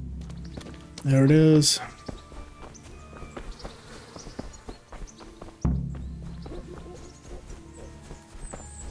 There's actually a faster way to get up to Bernard. It'll be sold in 2 to 3 days. It's kind of random. It is generally every 2 to 3 days, but it's not 2 to 3 days from the time they necessarily put it in. So sometimes I've had it where that 2 or 3 day reset happens the very next morning. It's not from the time you interact with it. It's kind of random throughout the week.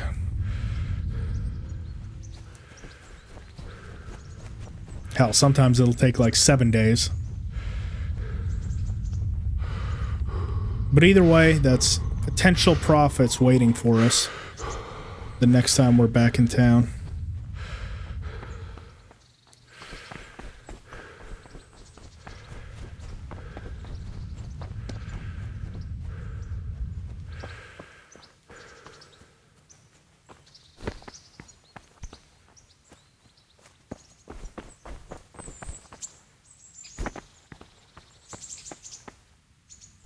Hey, look, dead horsey. Ow.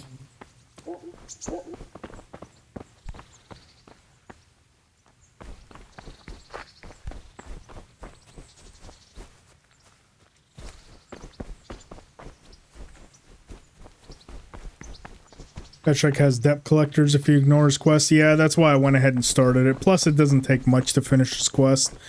You have about 3 or 4 days, if I'm not mistaken, before he even sends the depth collectors, and even then you can throw them off once or twice, so it's not the biggest deal.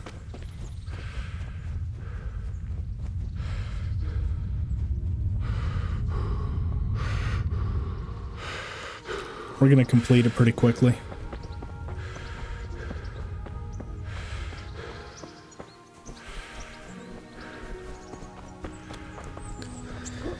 All right, here is Bernard back at the training arena. Notice, after 8 a.m., right? And as soon as we come here, training, now we have the full array of training that is available because he's waiting here for us.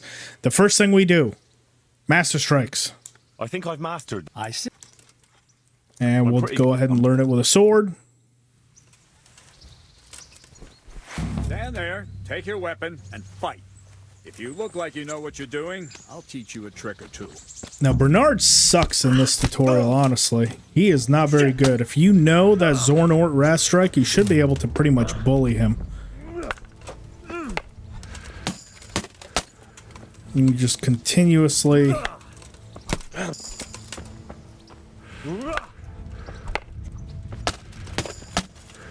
Bam. Strength perk.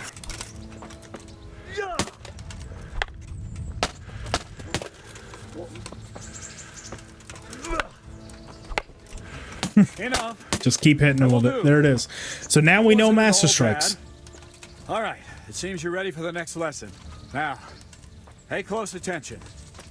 I'll teach you the most important thing. It's good to be able to attack. It's good to be able to fend off your opponent's blows.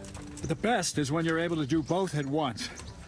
A master stroke is when you parry your opponent's blow and strike him at the same time. Attack me, and I'll show you how it's done. See?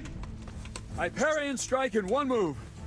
There's no defense against this technique if it's executed well. The thing is to time it right. Block right into your opponent's strike and match your movement to his. One elegant technique and the fight is won. Try it. I'll attack slowly. You parry. That's it. There's one. So unlike in KCD 2, this one's just with the block button. You don't need to match and do the opposite of his. Nice. It's just a more timed block. There it is. So now we know the Master Strike. Now is when we're going to absolutely demolish leveling with I'd like to learn combos. There's about a minute introduction. You want to really hurt your opponent. It's no use just flailing at him and hoping you get lucky. You need technique, but using skilled moves is no easy matter. There's no miraculous strikes you can learn that will ensure you win every duel. Jizner, thank you so much for subscribing. I appreciate it. Combat. Force your opponent into a position you want him in, and then attack unexpectedly. Ow. Yeah, there's no blocking that. He's an asshole about it. Then slash from the side and back swing low down. So you expect me to strike from below, but then I turn the sword and strike you with the other side. Once more, defend.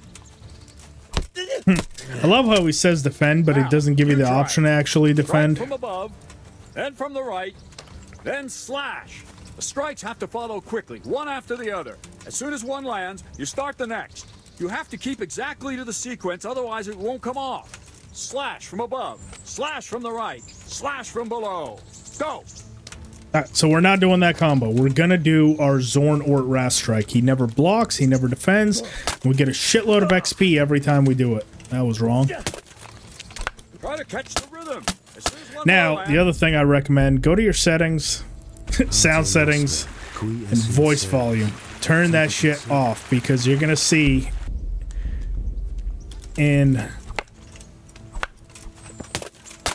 down below, he gets straight up annoying when you have the voice on. So just keep doing this. You're gonna get about 10 to 12 attacks off before he's gonna end your training for you, but every time you do this, you get a fuckload of XP for each combo you execute. And this one just so happens that you get the most per strike, or per execution, I guess, of the combo. And because he's not blocking and he's not attacking us, we kind of get free shots at him. And you can do this endlessly. There's a warfare perk.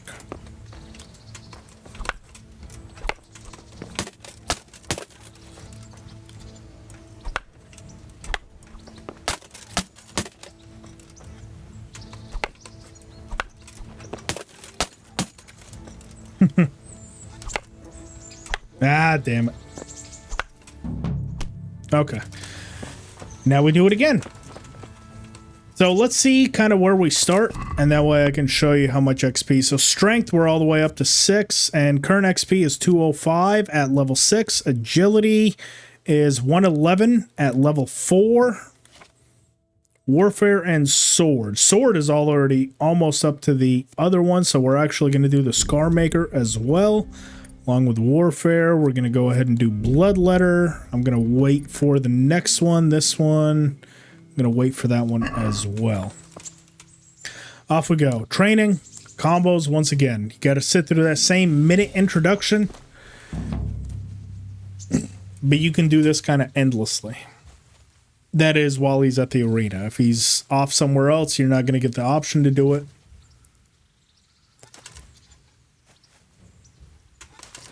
We'll only go through it a few times. I just want to showcase kind of this is something that you can do.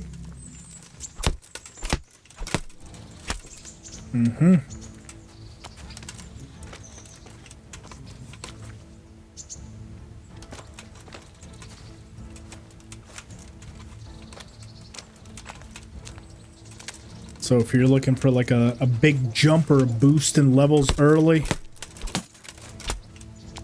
does it on you twice, and then he opens up the floor to you.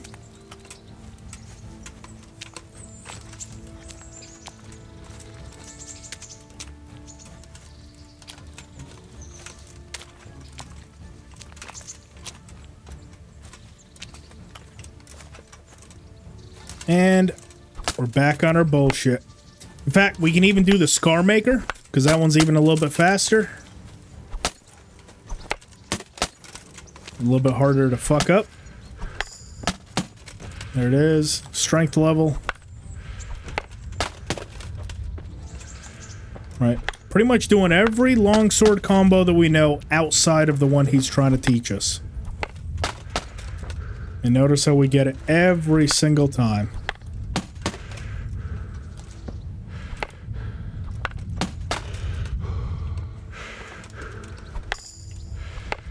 Main level.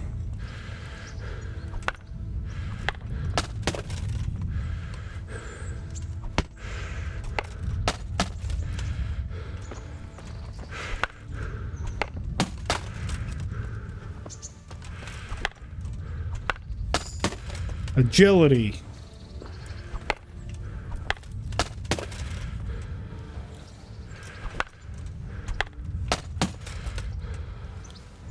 Let's try the other one. No. I don't know why it keeps flicking up like that. There it is. Got another one. So we are now, warfare is up to 5, sword is at level 6, strength is halfway to level 8, agility is at level 5. Bam. Let's do it one last time, right? I'm not going to beat a dead horse with this, but we'll see how far we can get with just 3 attempts at it. Generally, I think level 10 is a good start to mid game, because then as you get into actual combat and stuff, you'll be able to level it very easily. But this is going to easily take you well into the late game, and as you actually attack enemies, it'll raise even higher. But as far as the starting stats, we can easily win the tourney, handle pretty much every weapon that we want.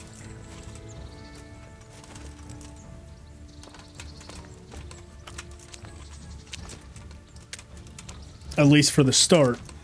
But if there's a specific weapon you guys are after, you can just keep doing this until your strength is at that level. Same with agility.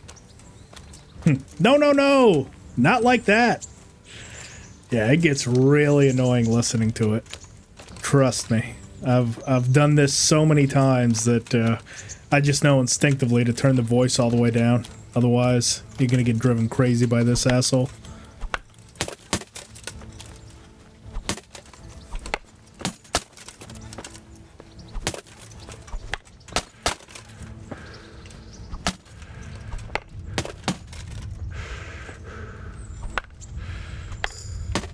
Another warfare level.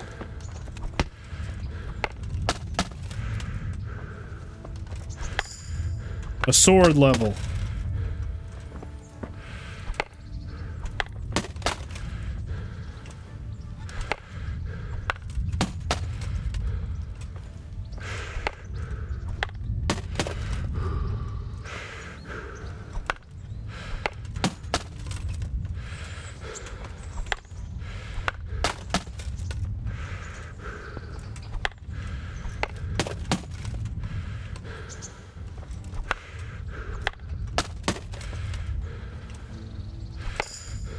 Strength level.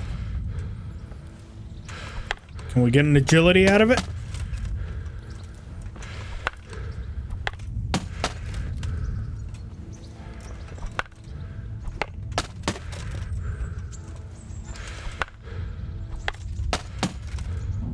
Okay.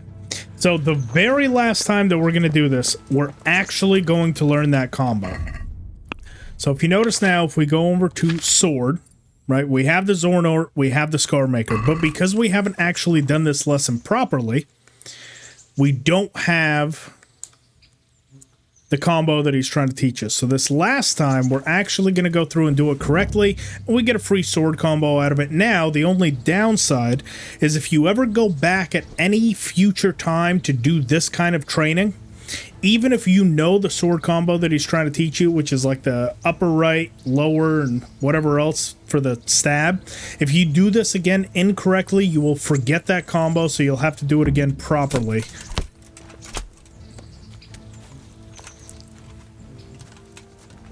To go through it correctly. So I'll kind of show you what I mean by that, so it makes a little bit more sense. Besides, going through one last time isn't going to hurt. Yep, yep, yep, yep, yep, yep.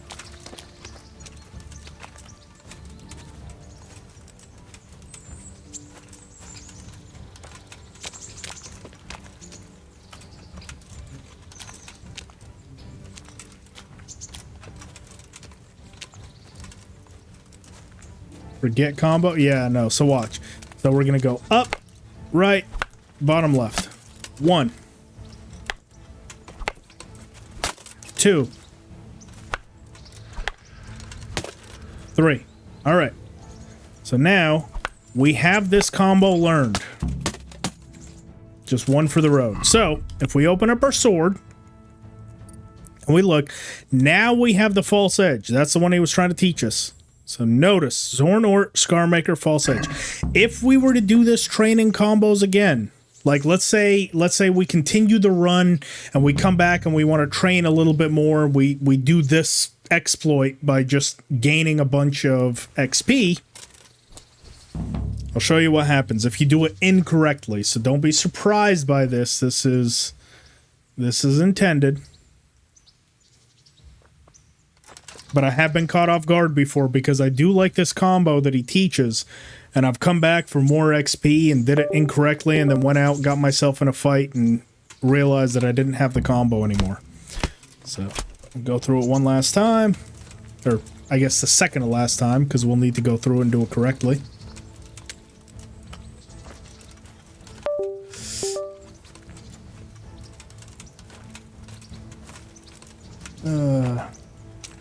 Of course, there was a way to speed this up, but unfortunately there isn't.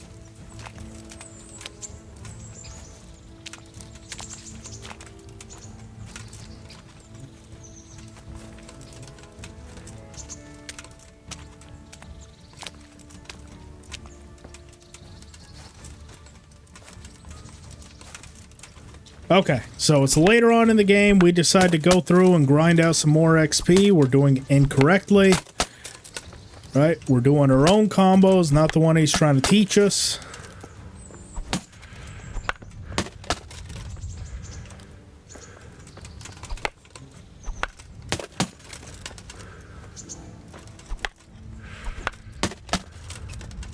Hey Olaf, thank you so much for joining. As long as you did, I really appreciate it. Have a good one. Back again next time. Ooh, got another sword perk. Awesome.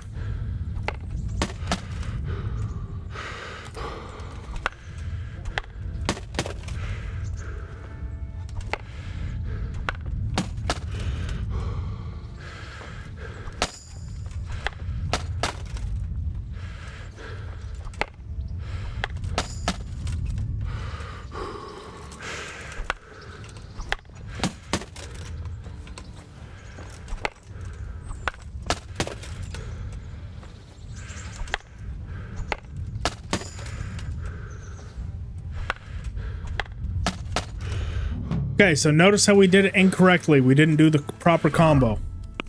We go back to our swords. We are now back down to these two combos. We no longer have the false edge. So that's why I said, if you plan to do this, you will have to go back through one last time. Your last attempt, you should do it correctly if you want to keep that combo. So notice how you forget it, right? You knew it at some point, and now you have to go through.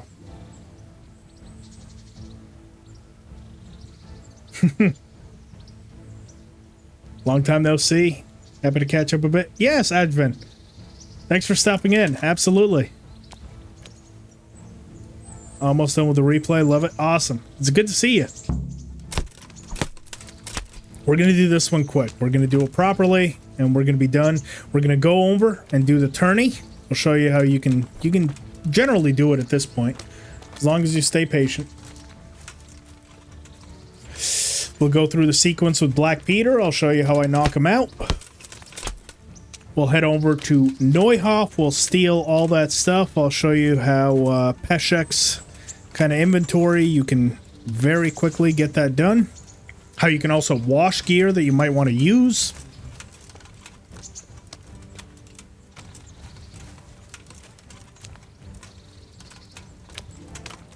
Okay, so doing it properly. Oops. That's not a great start. Oh, come on. Here, right, stab. Jesus. So used to the input delay from KCD 2 that now KCD 1, these are...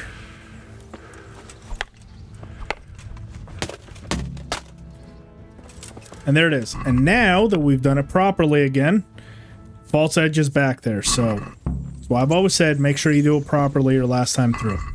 Let's go ahead and get the voices back on now that we're all done grinding there. Who is in service?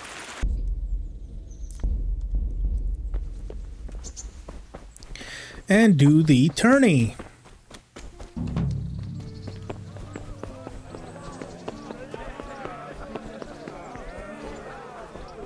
Should be able to do this fairly easily. Oh, big thing. So if you encounter Black Peter prior to beating him in the tourney, he's going to have different gear. So if you want to follow the starter's guide for my armor set, it has to be after you beat him in the tourney.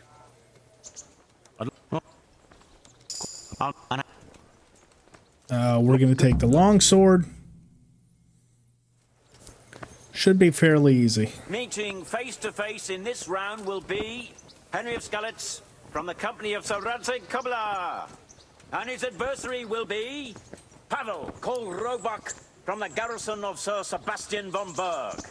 Welcome, our warriors!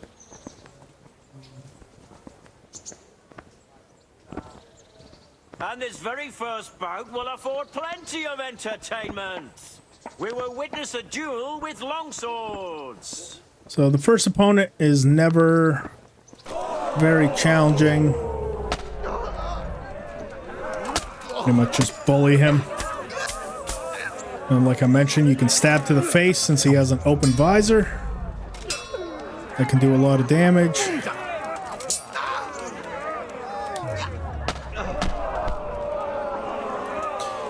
And that combo that we just learned from Bernard.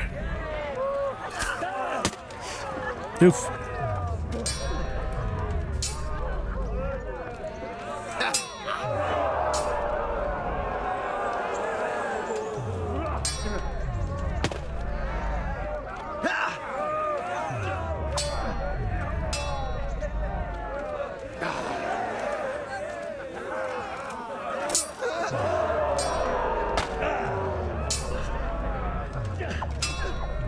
I hate this slow motion so bad. I'm tempted to exit out and put in my no more slow-mo. Otherwise, this is going to be agonizing. I hate the slow motion so much. I forgot how infuriating it was. I haven't played with it in so long that it's just driving me insane right now.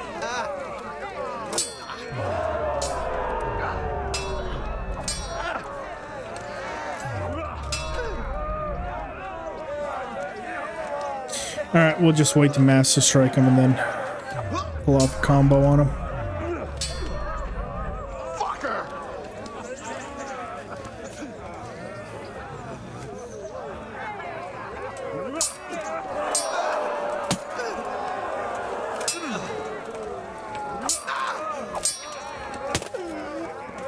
Come on.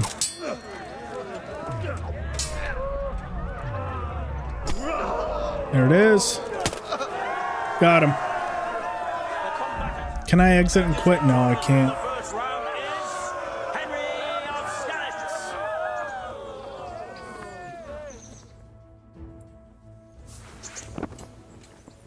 And now's the time to choose weapons for the next duel. Our warriors will fight with hunting swords. I'm gonna do this the fast way. So there's a way we can kind of cheese them a little bit through defense.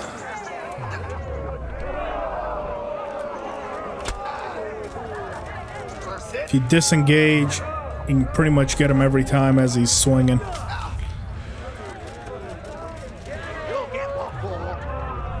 Stop swinging from that way, damn it. That's the one we're after. That one does the most damage.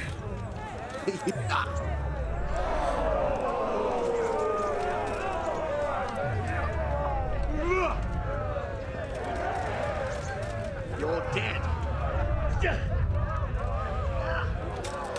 Ow. Ow, you bastard. That hurt?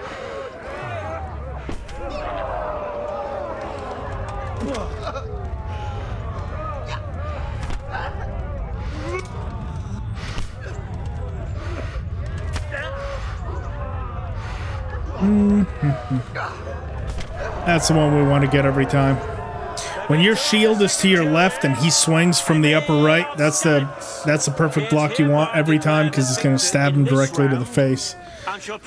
Once your levels are higher, it's pretty much an instant kill on most opponents. The first combatant will be Michal of Janovitz, spearman of the lords of Talmberg. Bow only players never get master struck. That is true. From the company of Radzig. Welcome, our warriors. Fortunately, you also don't get to defend. The combatants have entered the arena, and the first duel may commence. We will witness a duel with longswords. Long swords it is.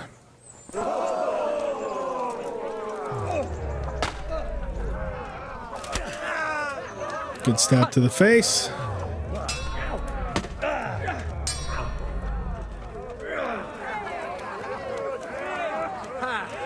Had enough?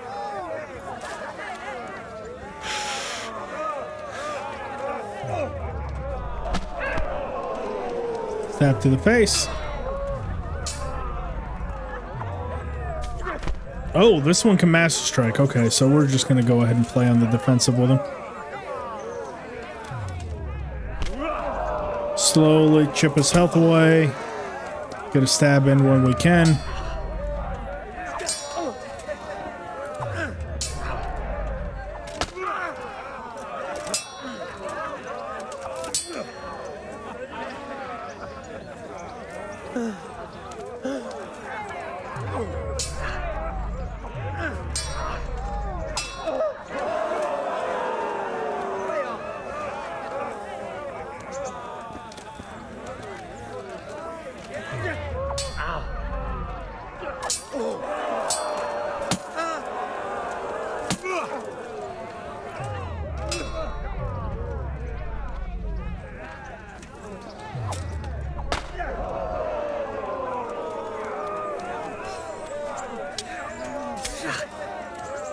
Take that!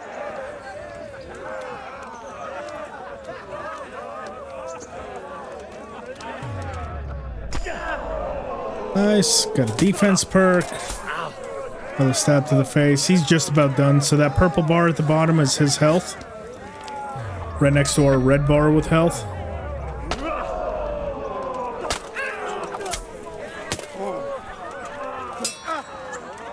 Yep.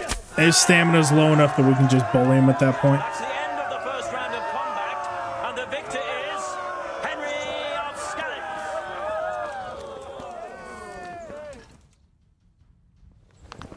What is it? Maces? Oh, a couple master strikes and he's done. No less exciting.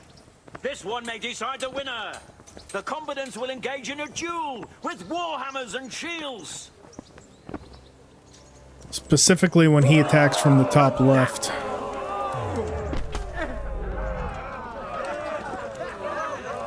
Attack from up top. I bet you won't. But even still, this is still giving us XP.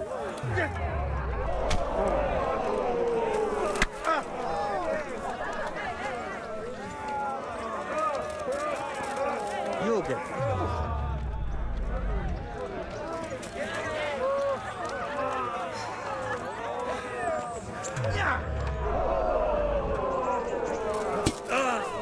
Ow. well landed.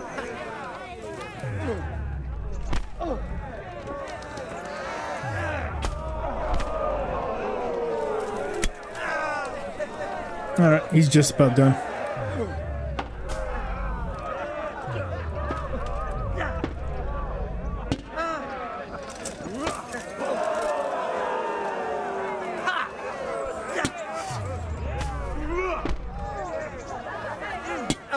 That's him done. And the second duel was won by Henry of Skalitz. As victor in this round, he shall proceed to the next. And now, last but not least, we have Black Peter. The first combatant will be the victor of many previous tourneys and a combatant today too, Peter, called Black Peter. And he will face Henry of Skalitz from the company of Sir Radzig. Let us wish the combatants luck.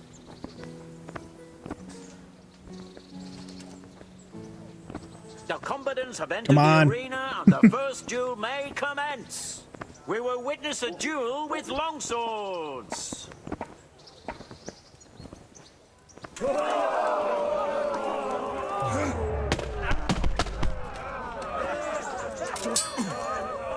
Just be careful. Black Peter does Master Strike a lot, so you do put yourself in danger every time you attack him. But we can Master Strike too. Plus, he's got the open face helmet. So both of us are kind of glass cannons.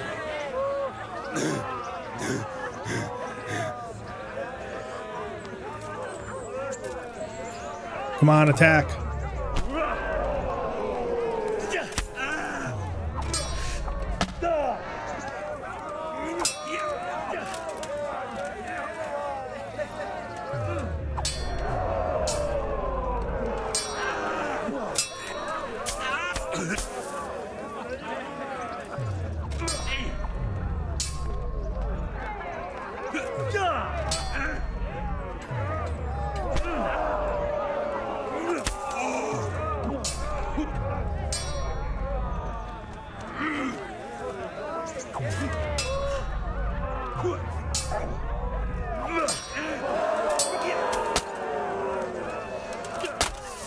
Got him.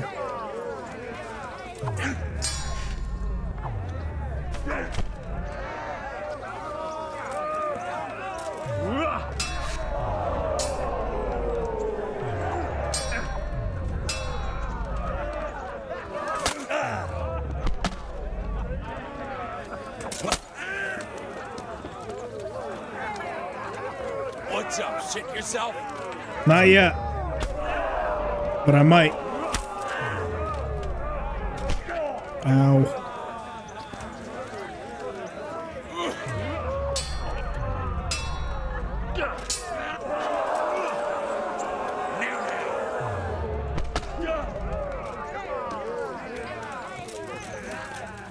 I'll slaughter. There it is. And the winner of the first bout is Henry of Skalitz.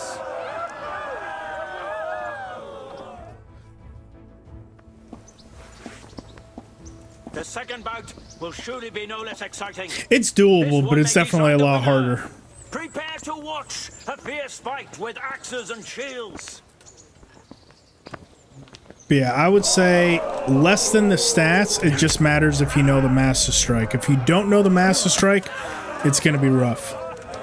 Because you're at an unfair advantage where they do have the Master Strike ability and you don't.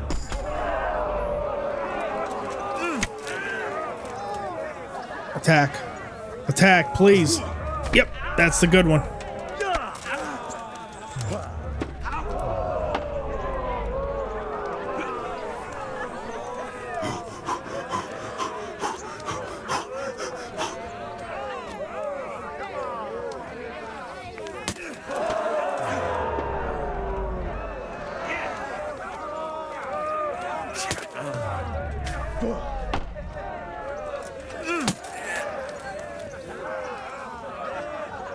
Quitting?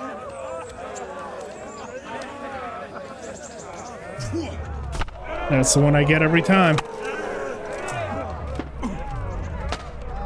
Or that's the one you want to get every time. Oh, see, but he just did it back to me. Do not attack from this upper right corner with sword and board. That is going to get you fucked up.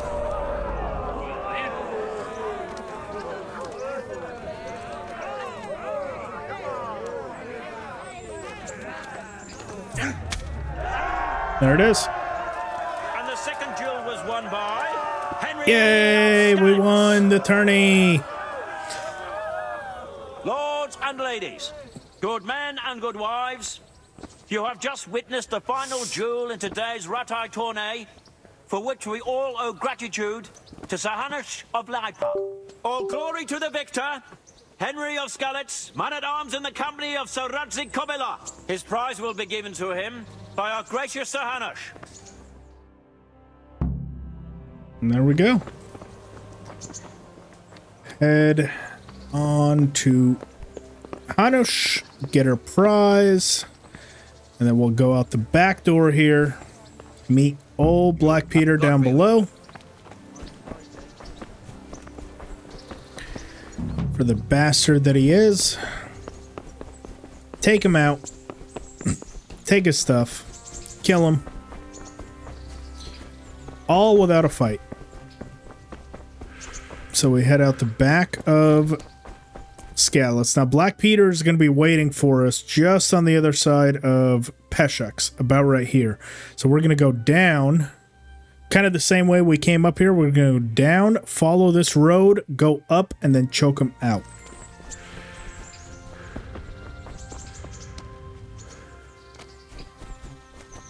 This is mainly for low-level players that want his gear. Peshek is lucky he didn't make a bet. Yeah, that's right. I forgot.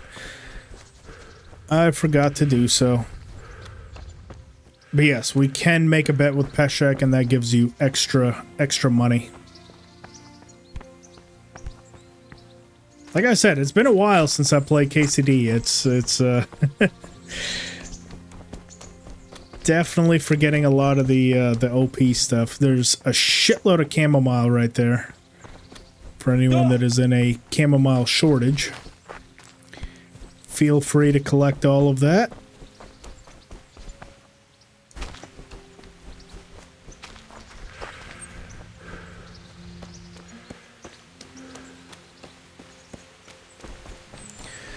So head down this road as if we're going back to Peshek's, but you're going to see a little pathway on the left open up. We're going to go up that, take off all of our clothing and gear. There it is. So see how we can keep going? We're actually going to make this slight left and go up.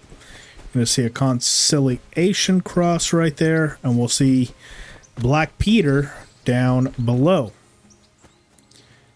So we're going to squat down. You see him? You see his shield? So he's waiting to ambush us.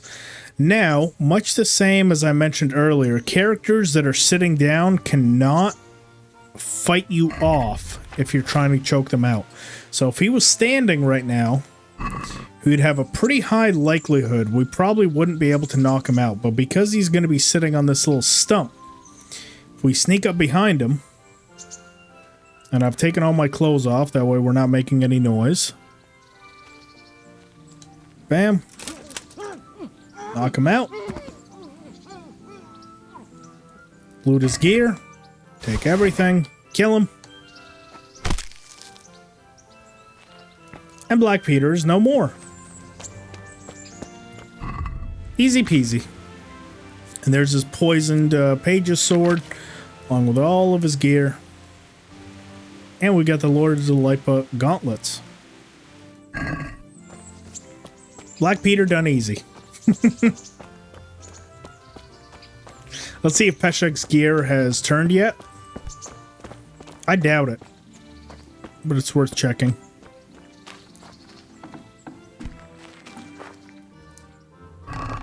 Nope, it's all still sitting there. Alright. Off to Neuhof. I'll show you guys my kind of OP little money-making strat that I always do. The little run that I do between the two. Go ahead and put all of Black Peter's stuff in there. Along with that, we don't need it just yet. We'll just keep Henry's gear as is. Need some shoes, though. Old boots, that works. Still have some beer. Perfect. Let's head on over to Neuhof.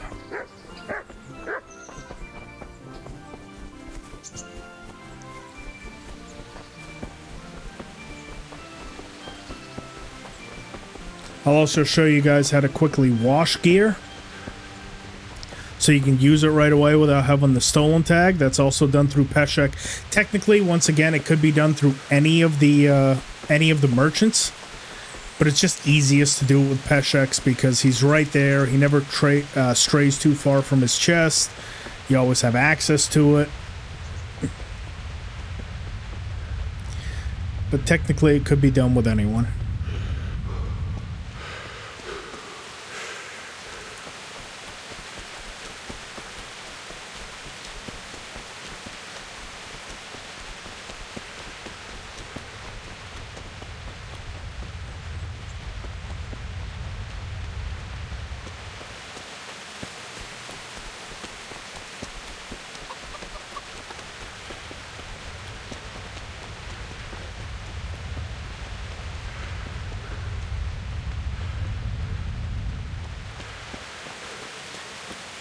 He was so pissed off. He left the tournament immediately to ambush you. That's actually what he did with Svatlopuk. Basically, anytime he gets embarrassed, he goes, he ambushes you, and he tries to kill you with a poisoned weapon. Not a very good loser, in my opinion. Controversial take. Black Peter is, in fact, a bad loser. Given the fact that anyone he loses to, he tries to immediately kill with a poisoned weapon.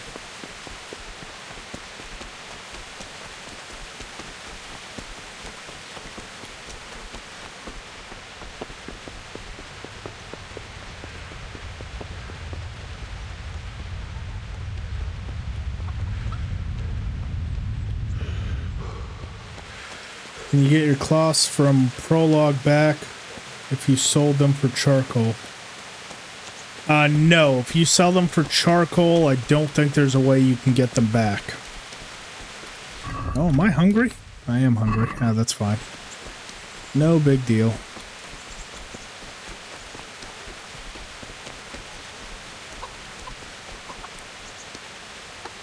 I'll steal this here horse. Just to make our way over to Neuhof. Yeah.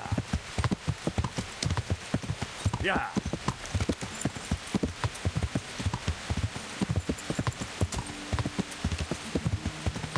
Yeah. We can see Neuhof before they get all fucked up. Yeah. Yeah. Yeah.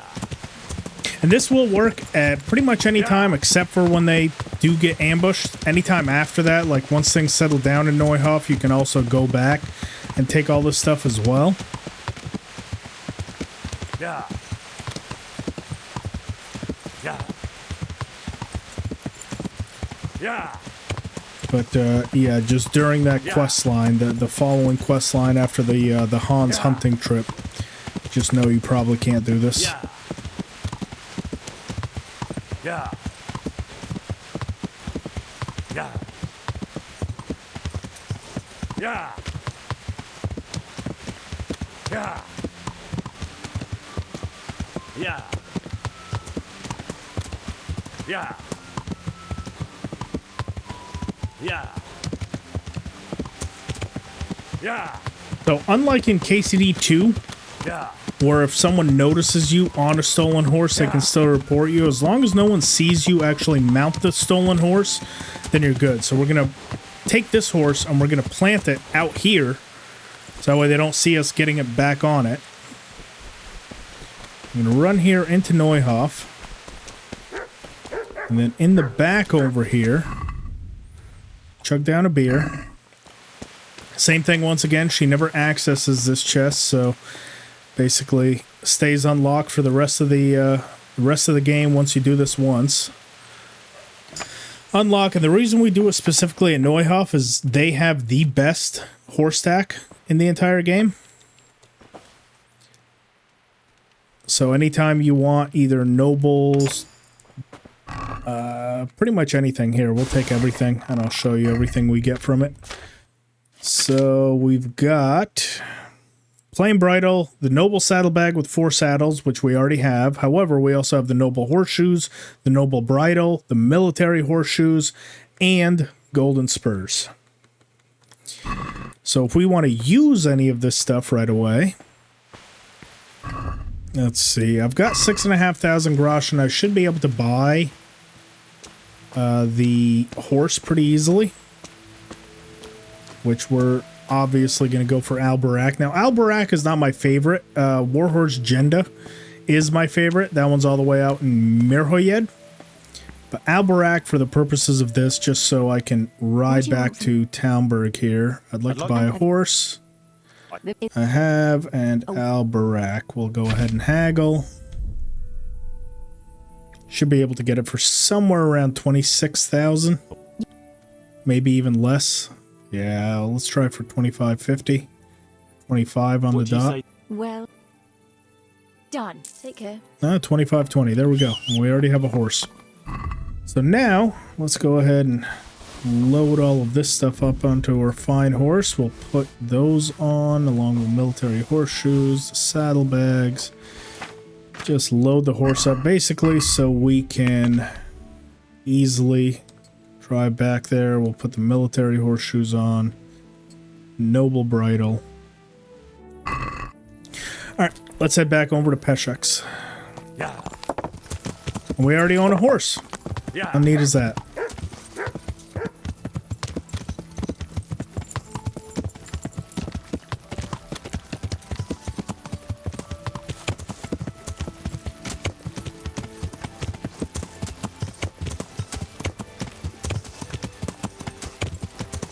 Taking a bit of a detour to get back to Peshek's a little bit faster.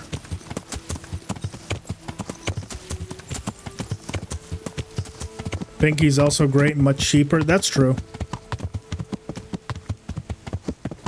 Honestly, the best ones are going to be from Privislovitz.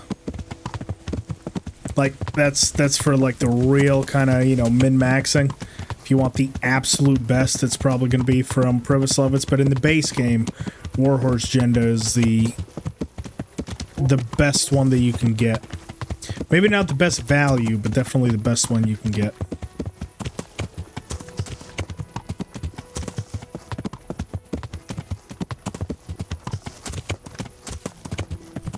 Yeah. Oh god. Oh, I thought I was about to fall to my death there. In fact, before I do, let me go ahead and save. It's so easy to fall down.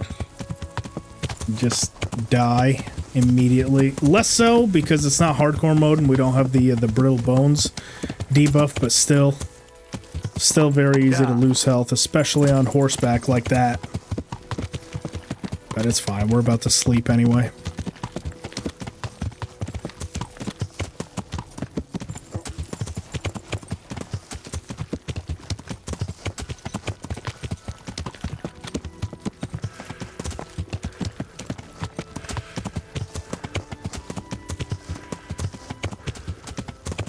Ooh, I did get a bounty. Probably from stealing the horse, but that's okay. It's not going to be a whole lot, and we can easily pay it. Hey, all right. lad, don't you want a little wait? So, everything that I don't want to keep, I'm going to go ahead and put in...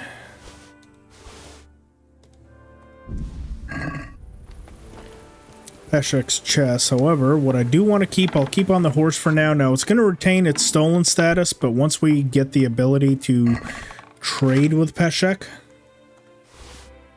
be able to very easily rid ourselves of that. Noble saddle that's not stolen on there.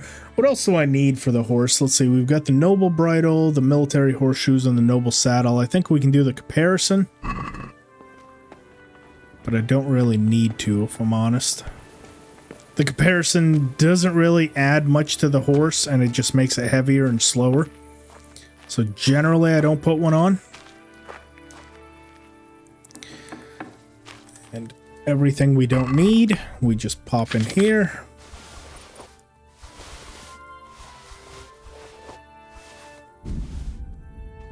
Right, all this excess, it's all stolen, so we can't sell it anyway. And the golden spurs we will hold on to. Put the green shirt back on. Okay, let's knock off and do Peshek's quest real quick with the ring. That's going to open the ability for us to trade with him.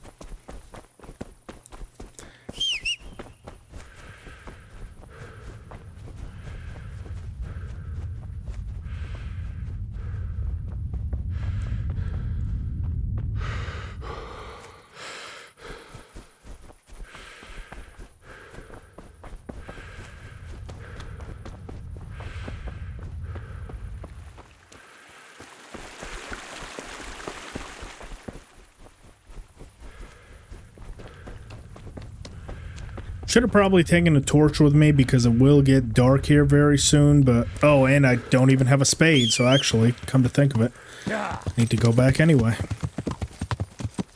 Yeah. Don't forget the shovel. Yeah, you caught me. I caught myself before I made it all the way up there.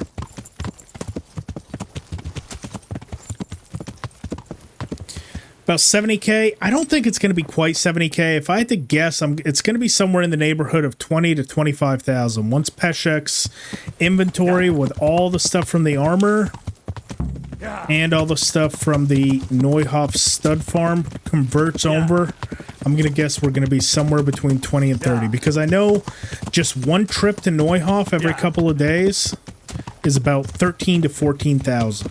Kind of varies depending on what you get. So I think between all the armor stuff, it's going to be somewhere in the neighborhood of like 20 to 30. So one of my favorite fields is actually right here because it's one of the easiest ways of getting herb Paris. All through here.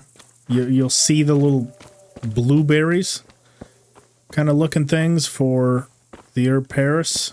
Can't find any right now. There's mint. Definitely hard to do at night. I'm not going to bother, but maybe during the daytime I'll show you guys. There's somewhere in the neighborhood of about 200 herb Paris in this little field right here. So if you guys are having trouble finding, it's actually right here just outside of Ratai.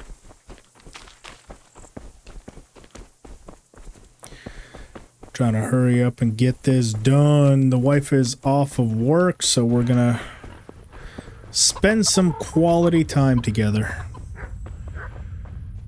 Maybe watch a movie, TV show. Just chill. She got off work kind of early tonight, so.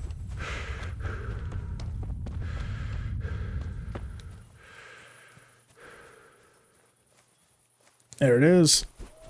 All right. Dig it up. Spade next to the entrance.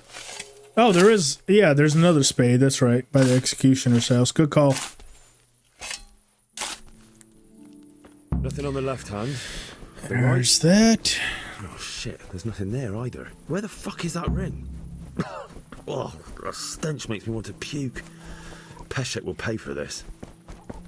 Yep, there's the other spade right there.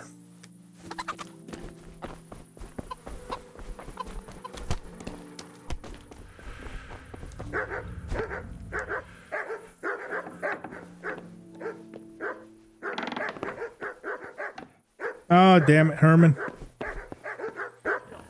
Why do you have to be up? We can send him on down to the miller. Her speech is high enough. Get the fuck out of here.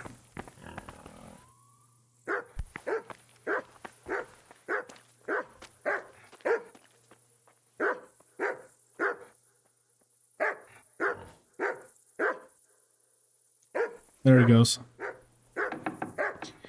The ring is going to be right here.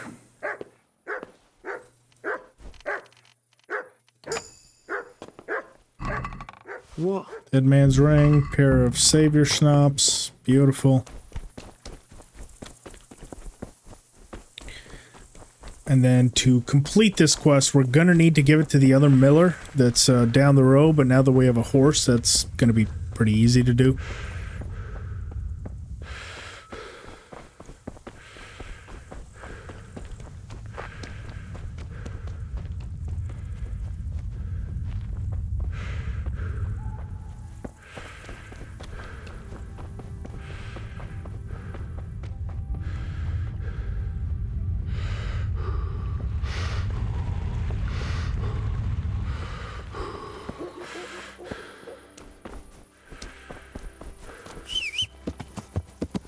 Yeah. Ow!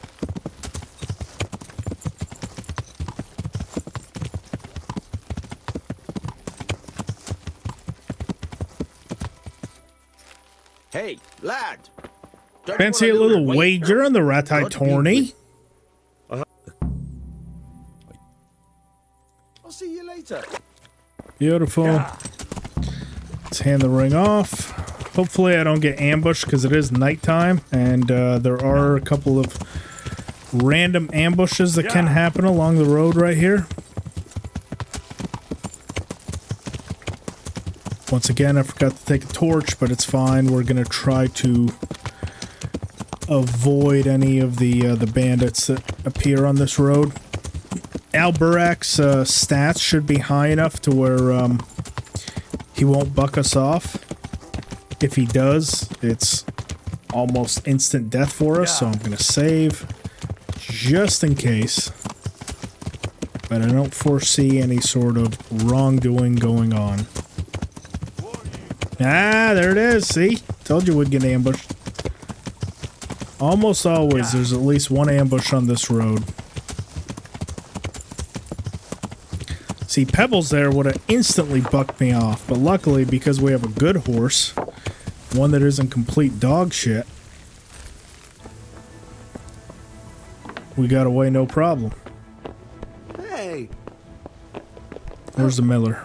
Miller Kozliak? Wojciech? Christ be Miller. Bam. God be with you. Perfect. All right, now we have the ability to trade with Peshek. So once we've completed this first quest, now we can start really min-maxing. Not only am I going to wait out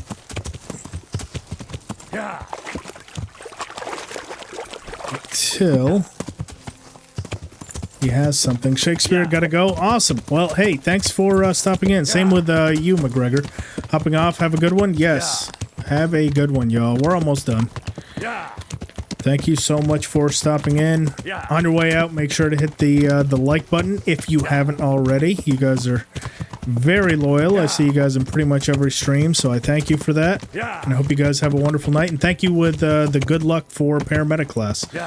Trust me, I need it. 100%.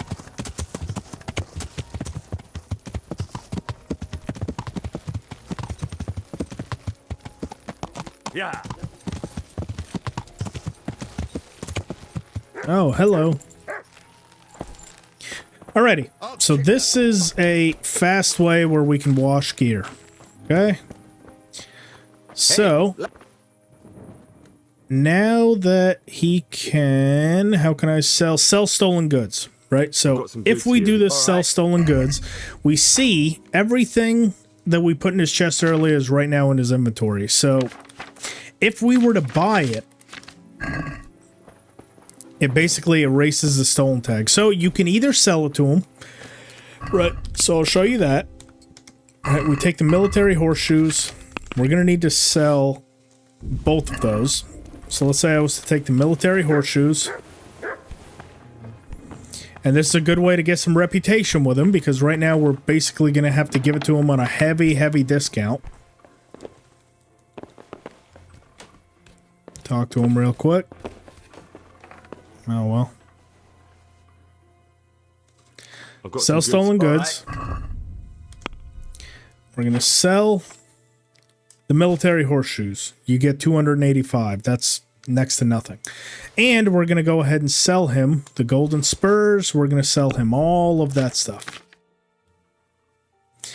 Because he doesn't have any money to pay us with, we're going to haggle. And he's basically going to give us 0. We're going to accept. Here you are. My work. And he is going to get a whole bunch of reputation for it. But then, as we speak to him again, we can buy it right back. And once we buy it back, God's sake, the stolen tag will disappear. So golden spurs, 5k. I should still be able to buy this. It's going to be close. I think maybe if I haggle, I might be able to get away with it. I doubt it, though. It'll take. All right. Well, this is a. Ah, damn it. He did not accept. Oh, might be in a bit of a pickle here. I've got some good. All right. Let's try to buy back the other stuff, so maybe not the golden spurs. Let's try to raise our reputation with him. So, like military horseshoes, we should be able to easily buy back. In fact, we're going to give him a lot more than they're worth. We're going to give him 3,200 for it because we can simply go back down because it goes into his chest.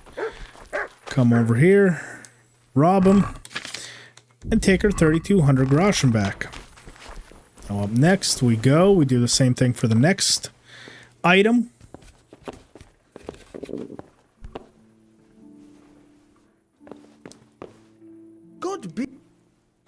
Sell stolen goods. I'm gonna buy back the noble bridle. Once again, we're gonna pay well over market value. Hopefully that's gonna raise our reputation with him. I doubt it. But a man can dream. Take back the 3K, and in fact, right now, I don't think we'll be able to afford the golden spur, so I'm just going to take that for now, and I'm going to wait for his inventory to reset. Because once it does, we'll definitely be able to afford it. So for now, let's eat, and I'm just going to wait out until his inventory resets. Golden spurs. Should be the very next day, but if not, we'll just wait out another full day for it.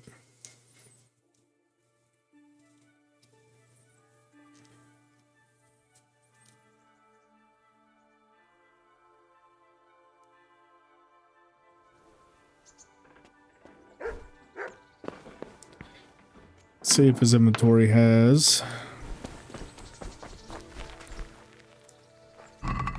Nope, still hasn't. So we're going to wait out 24 hours. We've got enough food to do it.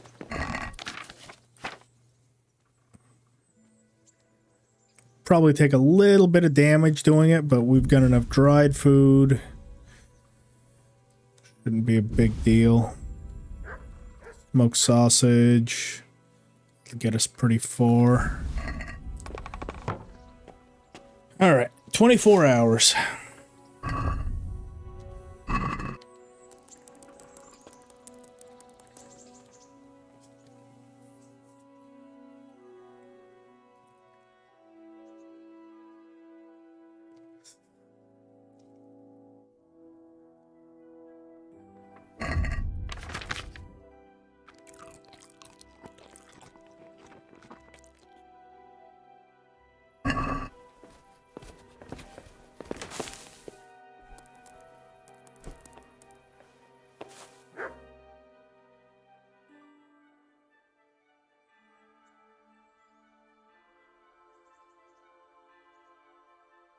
Now, please tell me his inventory is reset.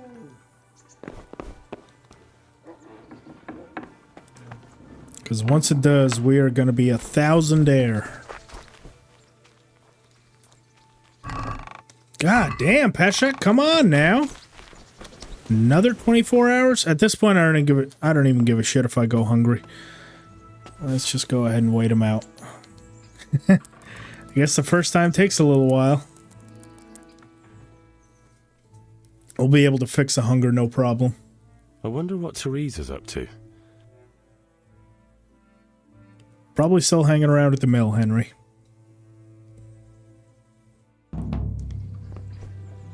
There's courtship.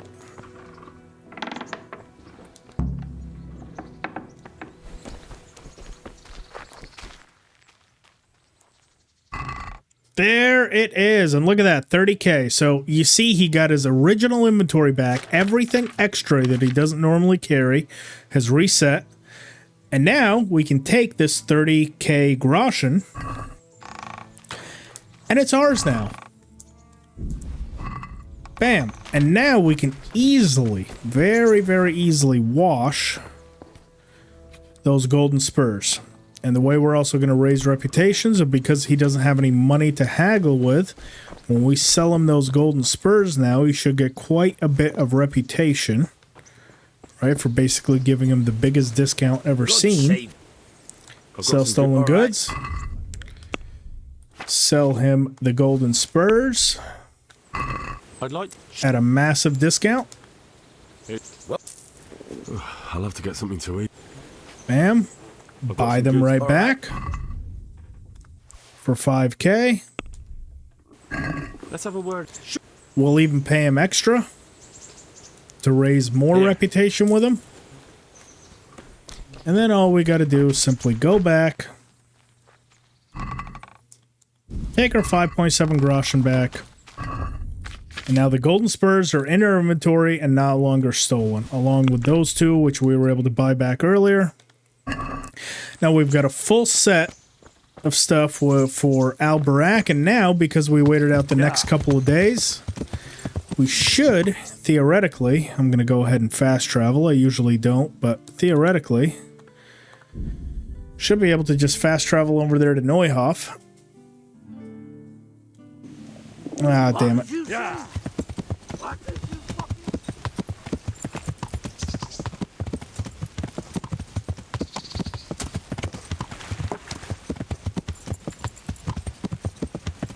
Yeah.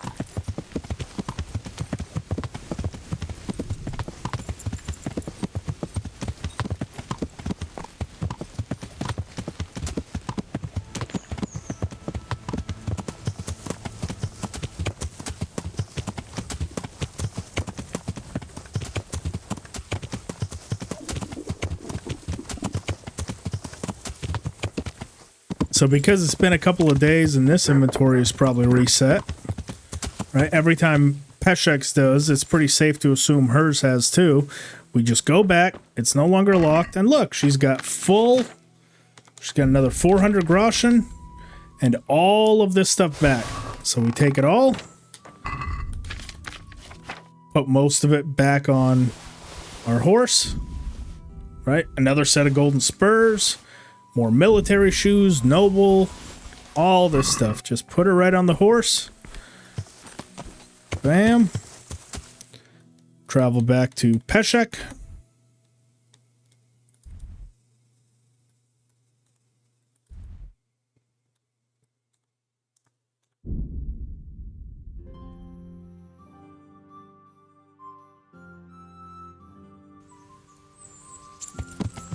And we repeat the loop.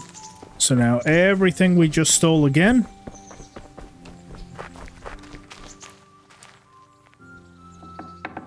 Take it off the horse.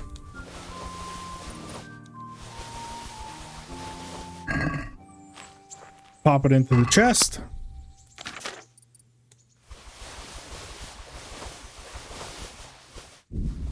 And we just wait for that inventory reset to happen again, and that's passive income every time we go. Right? That's just waiting for us for the next 3-4 days while we adventure. Do whatever we want. And we should have about 10K coming to us every now and then.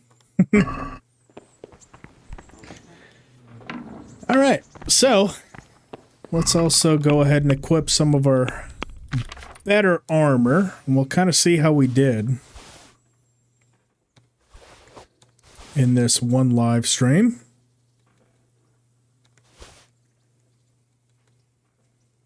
Decorated arming doublet, the mail, river chassis, Dark Saxon Gambeson, that one's very good for sneaking. The Black Hood, that one's really good for my Ultimate Armor Guide. Same as that one. That's the stuff that we got off of Black Peter. Actually, that one. Padded coif. Not really sure what else we're missing, but let's just go ahead and equip it.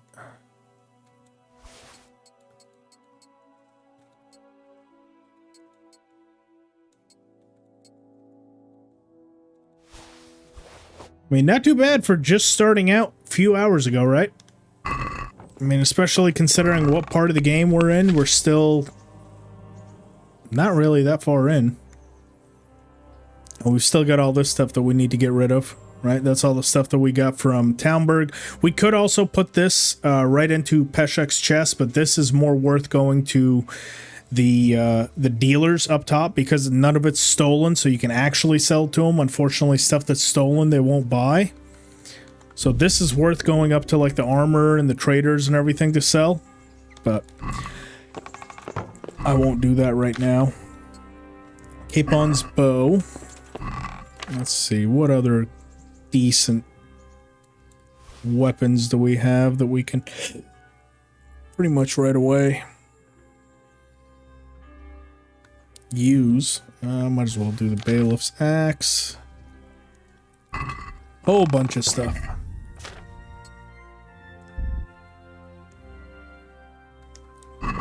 Don't need 2 daggers.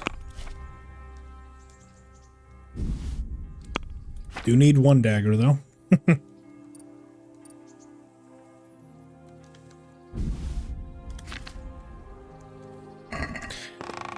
Alrighty, and that's where I think I'll leave this stream as far as getting yourself started. Let's see, can you buy the Tanner's money chest? They patched it, but it works again for some reason. Can you try the Tanner's money chest? I sure can. She should be right here.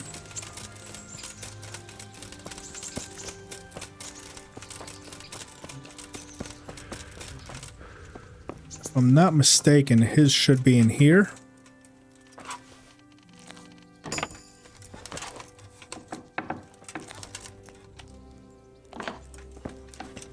This one's easy. This isn't going to be his chest, but... Oh, well, 200 groschen. There it is. Is this it, maybe? It's usually where he keeps all of his other tanning things. 4 sheep. Okay, well, there you go. There's his money chest right there, 200 groschen. Pretty sure if we speak to the tanner, he's going to have 0 money now. G'day. Yeah. Trader's wealth is 0. And there's all the sheep clothing and everything that we got.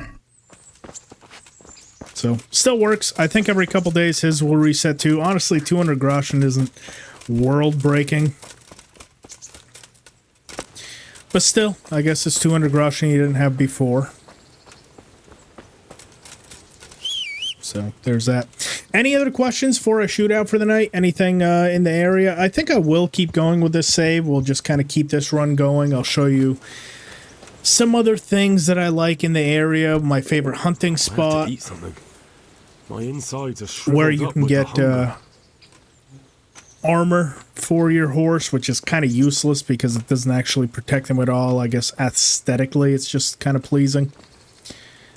But yeah, we might come back to this save here in the next couple weeks and keep this run going for a little bit. But as far as just getting through the intro and getting to the open world to where you have pretty decent stats, I mean, that's, you wouldn't believe we're 1 or 2 main story quests in, right? I mean, lockpicking's already almost halfway to max. This one should be Deft Grip. That one's going to be the next one that's the best. We'll go Firm Grip 1. Warfare. Whilst in combat, you're going to increase. Go Tactician. And the Wrist Strike. Oh, the hunter spot? Alright. I'll show it real quick. It's not very far away. So, my favorite hunting spot where you can absolutely power level bow, agility, strength, and hunting is just outside of Ledechko.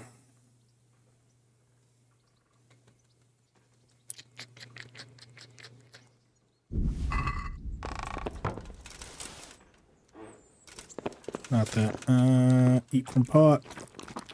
So I'm not hungry.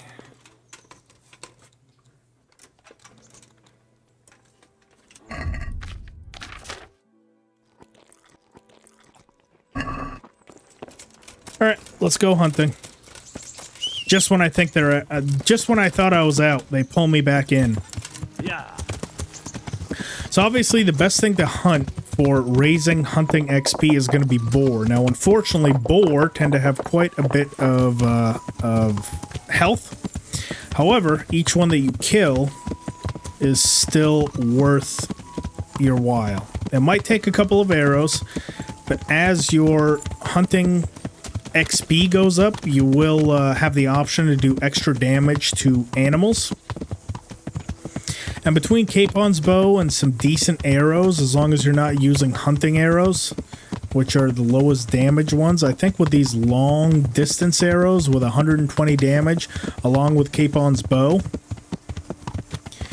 you should be able to one tap, if not two tap.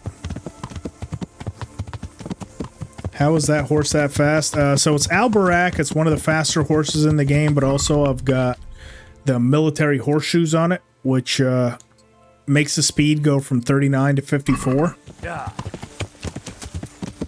And this isn't even with the racehorse perk. Once you get the racehorse perk, it goes even faster. However, I wouldn't generally, unless you're doing a speed run, I wouldn't recommend doing the racehorse perk. I would do the heavy-duty pony, because it's going to raise your capacity with the horse. Better than Pegasus? It's the same as Pegasus, but your courage is higher and your carry capacity is higher than Pegasus with Alberak. Yeah.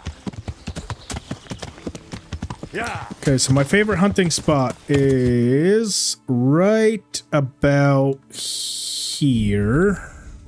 No, not that. It's going to be right about there. You're going to see it's going to be a boar hunting spot. Should pop up. Yes, there's the boar. Okay. Here's the reason why it's my favorite. 1, boar give you the most XP per kill of any of the animals. 2, at this specific location, there is a fuckload of boar that spawn. I want to say about 9. As long as I can find the actual hunting spot, which I think is right here. You're gonna watch them pop in like fucking crazy. Okay. Well, first, let's start by killing... Do I not have my... No, they're not equipped. There we go. Let's start with killing these two. I don't like that shot. Where's the actual boar hunting spot? I think it's right... here, maybe?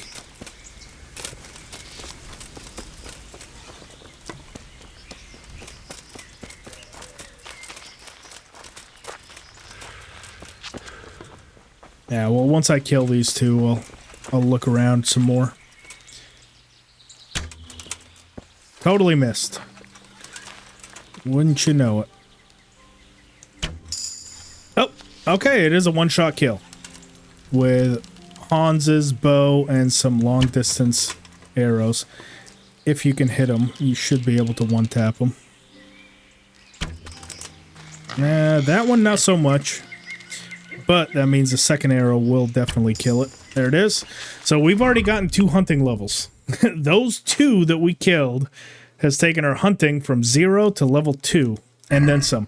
And it's going to go up even more once we loot the inventory. We don't even have to take anything from their inventory. All we have to do is open it. And there it is. Another hunting level. And we already have another perk. So now we can take either antlers or tusks. In this case, because we're hunting the boar, I'm going to go ahead and take tusks. So we can get a little bit something extra out of them. You can also take the meat, but the meat tends to be very heavy. But if you want to take that back into town and sell it, you're more than welcome to. I'm not going to, but you can. And then let's see if I can find the actual hunting spot officially.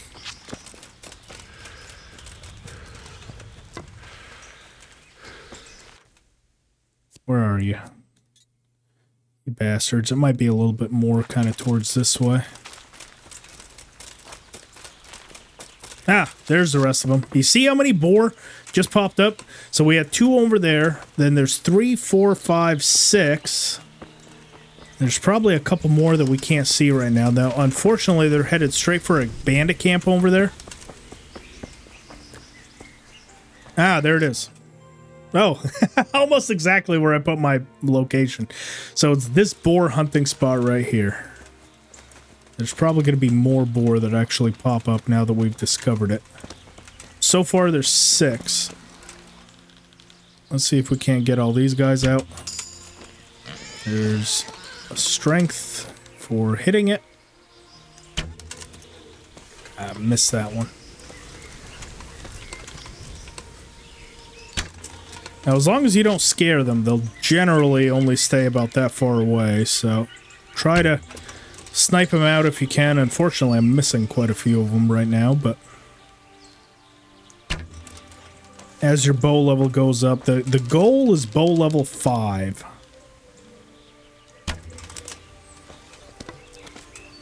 Because that's when the sway pretty much starts to disappear. If you're having trouble, you can always get one of the archery brews.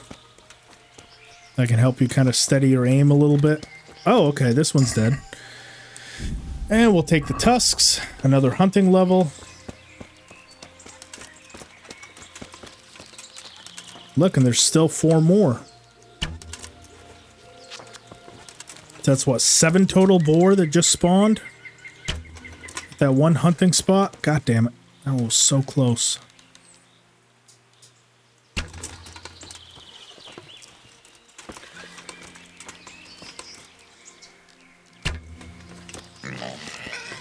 Hit that one. That one's dead. See if we can get all the others into a little... There we go. There's another one. That's a vitality perk. Or vitality level. Another hunting level. And an agility perk. And then as we loot all of them, we're most likely going to get another hunting perk. So boar meat, once again, I'm going to leave it. Just take my arrows and the tusks. Yep, another hunting level. And I could have sworn there was one more. Maybe not. There's 1, 2, 3, 4, 5 over there. 2 more, that's 7. And I bet you if we go back, there's probably going to be 1 or 2 more strays that we can probably hunt. But pretty much every time we come to that location, it's going to be a fuckload of hunting XP, agility, strength, because for every kill that we get with the bow, it's going to add more to it.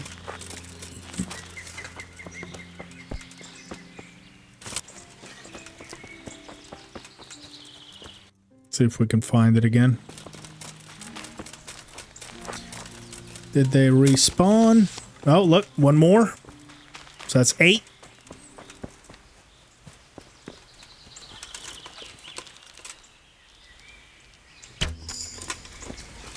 Bow level.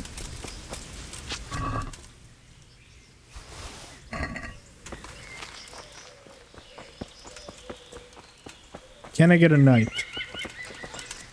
Every now and then you can get 9. Maybe not this time. Alright, while we're over here, I'll show you guys another little bonus. Somewhere just above this camp, right about here, there's actually a hidden treasure map that all you need is a spade to access it. And if I remember correctly, it's actually got some good gear in it.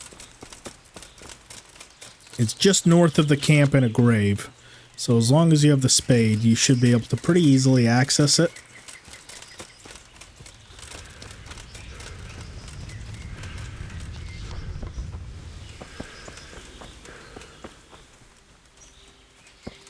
There it is. So almost exactly, dude. It's fucking crazy how much of this game I still remember.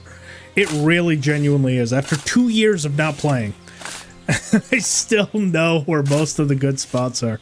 That's nuts to me. Open. There it is. So 300 groschen, Holy Trinity dice, Dark Shoes, St. Michael's Sword. It's not the best. Tavern Life 4. That should help us with drinking. That is a treasure map location. So once again, almost directly south. I think I said north. Directly south of that camp, you'll come up to a grave. You can dig it up. And there's some free loot for you. Yeah, essentially, you know, wait about a day, or I think once you go out of the area enough, like kind of,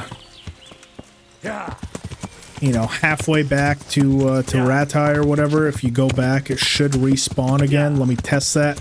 Otherwise, just wait until the next day and then go back and find the hunting spot again. I'm about to get ambushed. And they have a dog.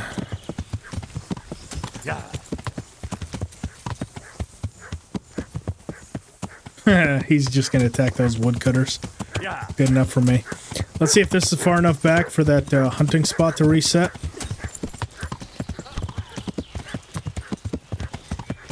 And if it doesn't, like I said, just wait till the next day.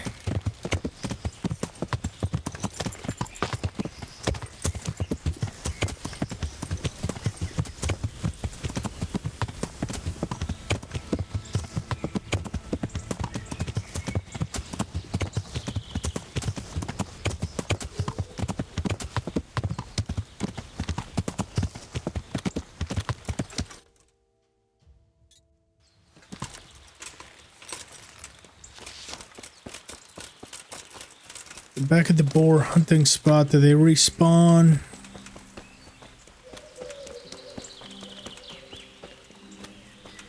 You'll see them sort of pop into existence if they have respawned, but I don't see them.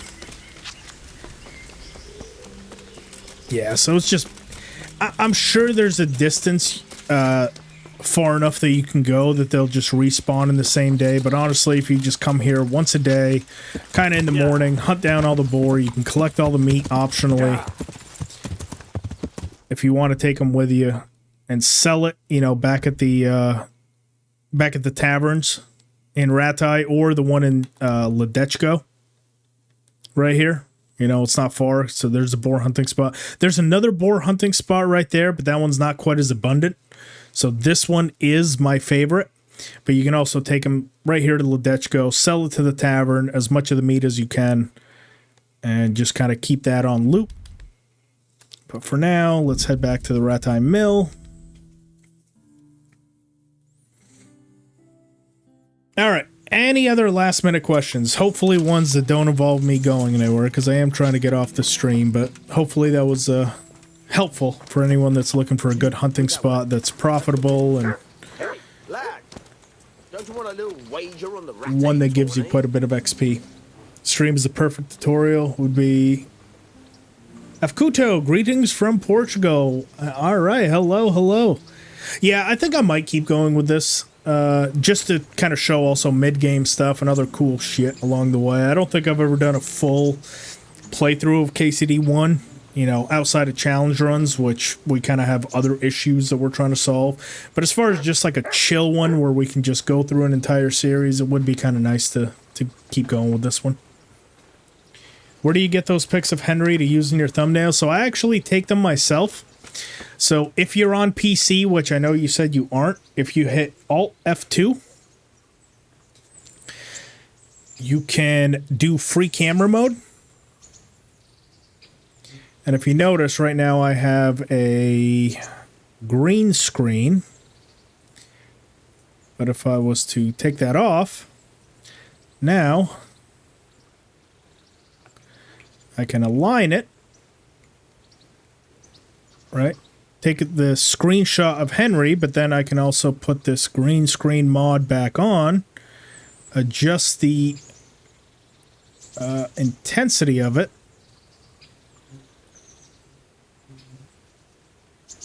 and now I have a nice clean layout of Henry. Oh, you guys actually can't see. Hang on. Let me show you what I'm actually looking at here.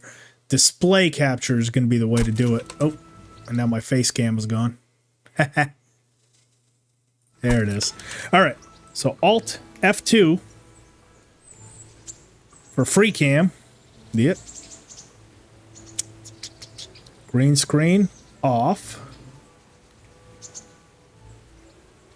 I can adjust it around, right? So if I have like an armor set that I have, right? I can focus in on Henry. And then the green screen. And then I can adjust. Bam. And then when I put it in somewhere where I just want to have Henry, the character, it's very easy to then crop out the green screen, because then this green is very, very distinct from the character. And you're just able to crop very easily all around. But, yep, Alt F2 if you're on PC and play it on Steam. Pretty cool, huh?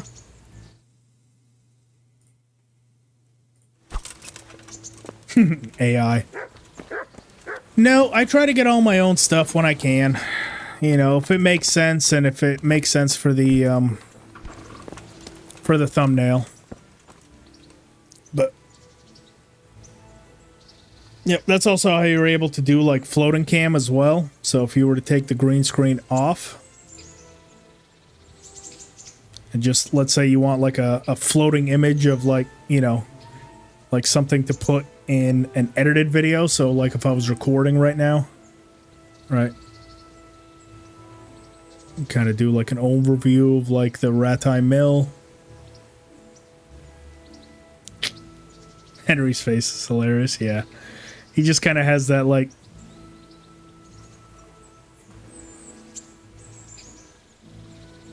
that resting bitch face, you know? Wonder if I can get one mid-action scene. Hang on. There it is. There's an action shot of Henry throwing a jab. Look at him. Punch you right in the fucking face. Y'all see that? Now he just looks like he's constipated.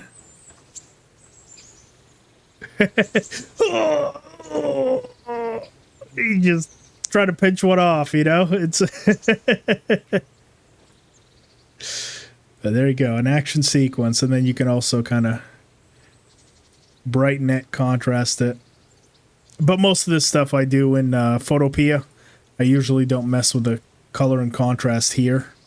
I just kind of take the image as is, and then you can put it in Photopea. The one I do is the green screen, because then it helps to filter out all the noise all around. Because if I was to do it without the green screen, right, the bow sometimes has trouble getting separated from the roof, and see how there's like a lot of elements in the background that can contrast. But you put the green screen in,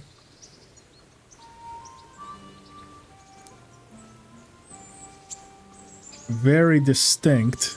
Once again, you guys probably can't see it. Try to do another action shot here.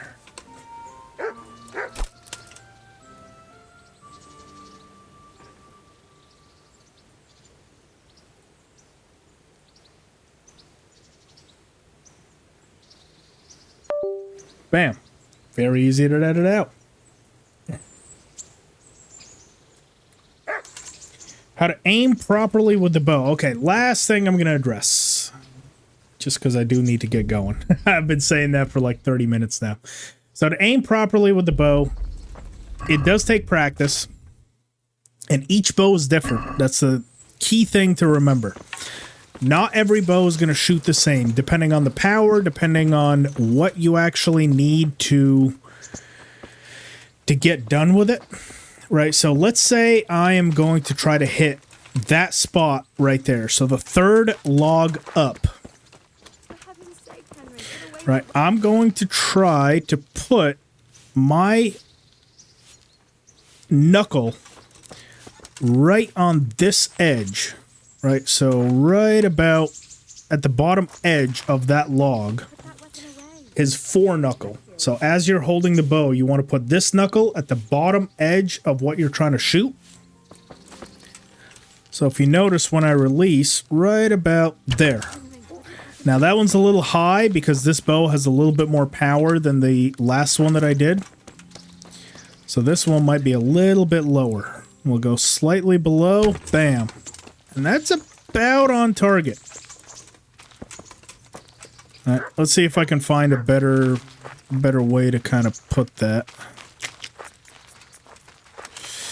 This barrel, right? We'll make it a nice and big target. That way it's Very easy to see.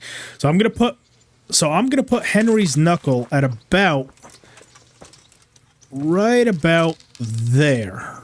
Right when I'm far away. Just below the barrel. And probably on the cloth of the target beside it. Right about there. You see how I just kind of let it sway naturally into that position? Right about there. And that's dead center on that target. One last time. Let it sway back, and bam. That's a pretty tight group, right? If this was an enemy, that's, you know, headshot, chest shot, we're on target. And then from there, as your bow level goes up, obviously you get more and more zoom. So it becomes a little bit easier to hit. Let's say I was to aim for this top log. This one right here. Right? So that's the one I'm aiming for if I'm a little bit far away. Probably going to put Henry's knuckle somewhere about here to hit that top log. So we're slightly below it and slightly to the left. A little bit off, but you can see we had the spirit.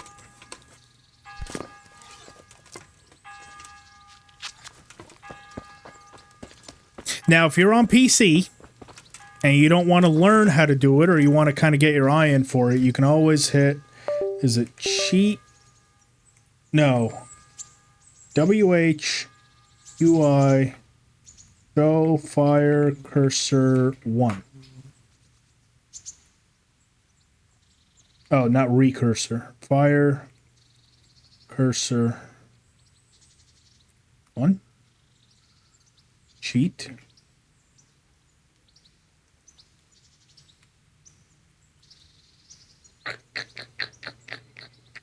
WH UI show fire cursor 1.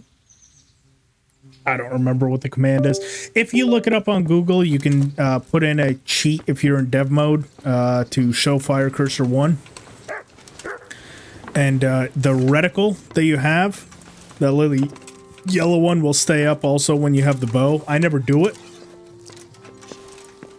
But yeah, dev mode. So when you launch the game in properties, if you go into launch options, here, I'll show you. We'll go ahead and exit this. Bam. Kingdom Come Deliverance. Properties. Display capture. Okay, so here we are. We're in Kingdom Come Deliverance. You right click, hit properties, and then general. See launch options. You're in dev mode. And that basically allows for commands to happen, like the dev controls, which is like, you know, show fire cursor 1, stuff like that. It also lets you have like XP counters. I forgot all of the commands. It's been 2 years since I've done it, but I used to mess with all of that stuff. Very, very handy if you're trying to find like specific XP values for doing certain things. But yeah, right there, dev mode. In fact, in order for my Nomo Slow-Mo mod to work, let's see, user, let's see.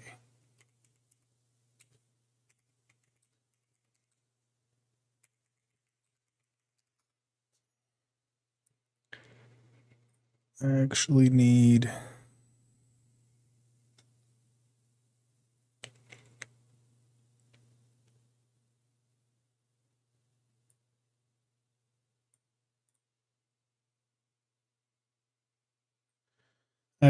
to change mine off of dev mode into that, and I think that is why my Nomo Slow-Mo mod wasn't working. Let's try it. One last little test. Since I had it in dev mode. We're going to get into a fight real quick and see if my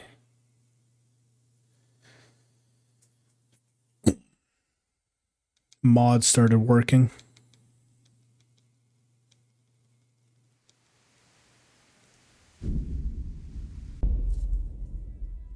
It's gonna freak somebody out right here. WHPL show fire cursor 1. Thank you. It's not UI, it's PL. Okay, well in that case, WH PL show lad. fire Don't you want a cursor little wager on the Ratai tourney? equals 1. There it is. So now if we take out our bow, little fire cursor stays up there. But every time you exit out of the game and enter back in, you're gonna have to put that back in. Let me just float my way back into town. We're gonna get into a fight real quick with some guards. See if my no-mo slow-mo mod works again. Ow. Cheat, add, buff. What's going? Something the matter? There we go. So now we're in this fight. Let's see. Need anyone? Come here, liver. Here! Help! Nope. Still all fucked up. Why? Well, I'm gonna have to double check my no-mo slow-mo mod because for some reason it is still not working. I might have taken it out. Quick! There's a corpse there. Nice. We're on a rampage.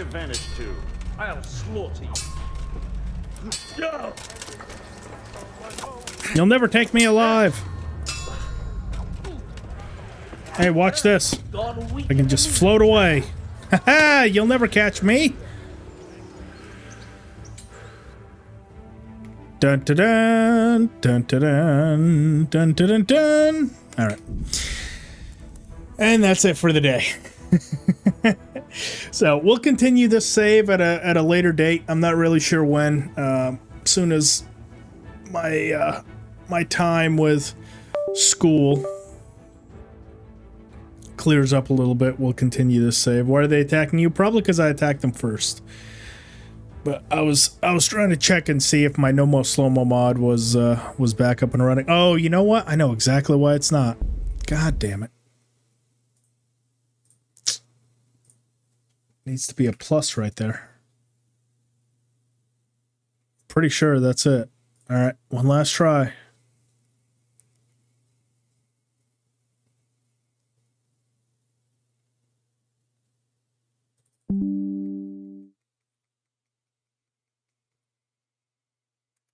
In fact, I don't know why I'm struggling. I could just go to the Nexus mods, see what it says about the no-mo slow-mo,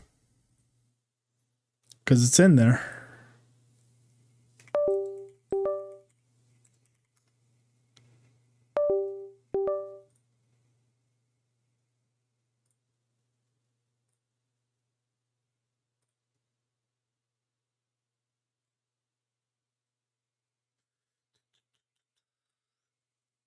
No, mo, slow, mo.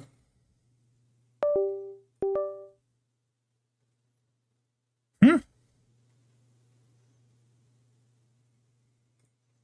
that mod just gone now? Why is it not in Nexus?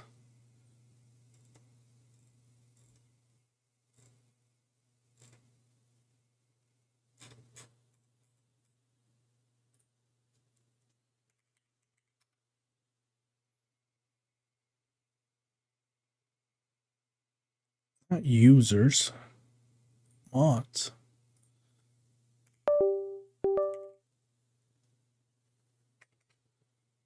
There it is.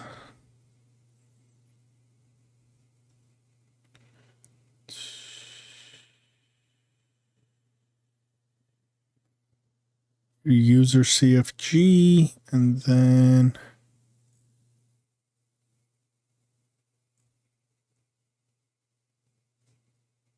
okay.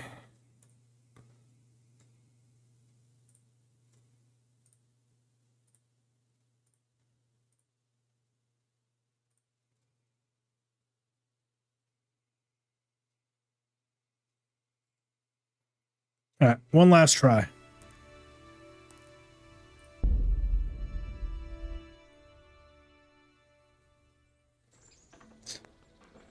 Oh, come on. Please work this time. For the love of God, make my game work the way it was intended. Too far. Don't kill me. Thank you. Hey, who's there? Alright. Gone with your Nope. Still don't work. Okay. I'll have to mess with it offline. Alright. See you later, y'all. Have a good one.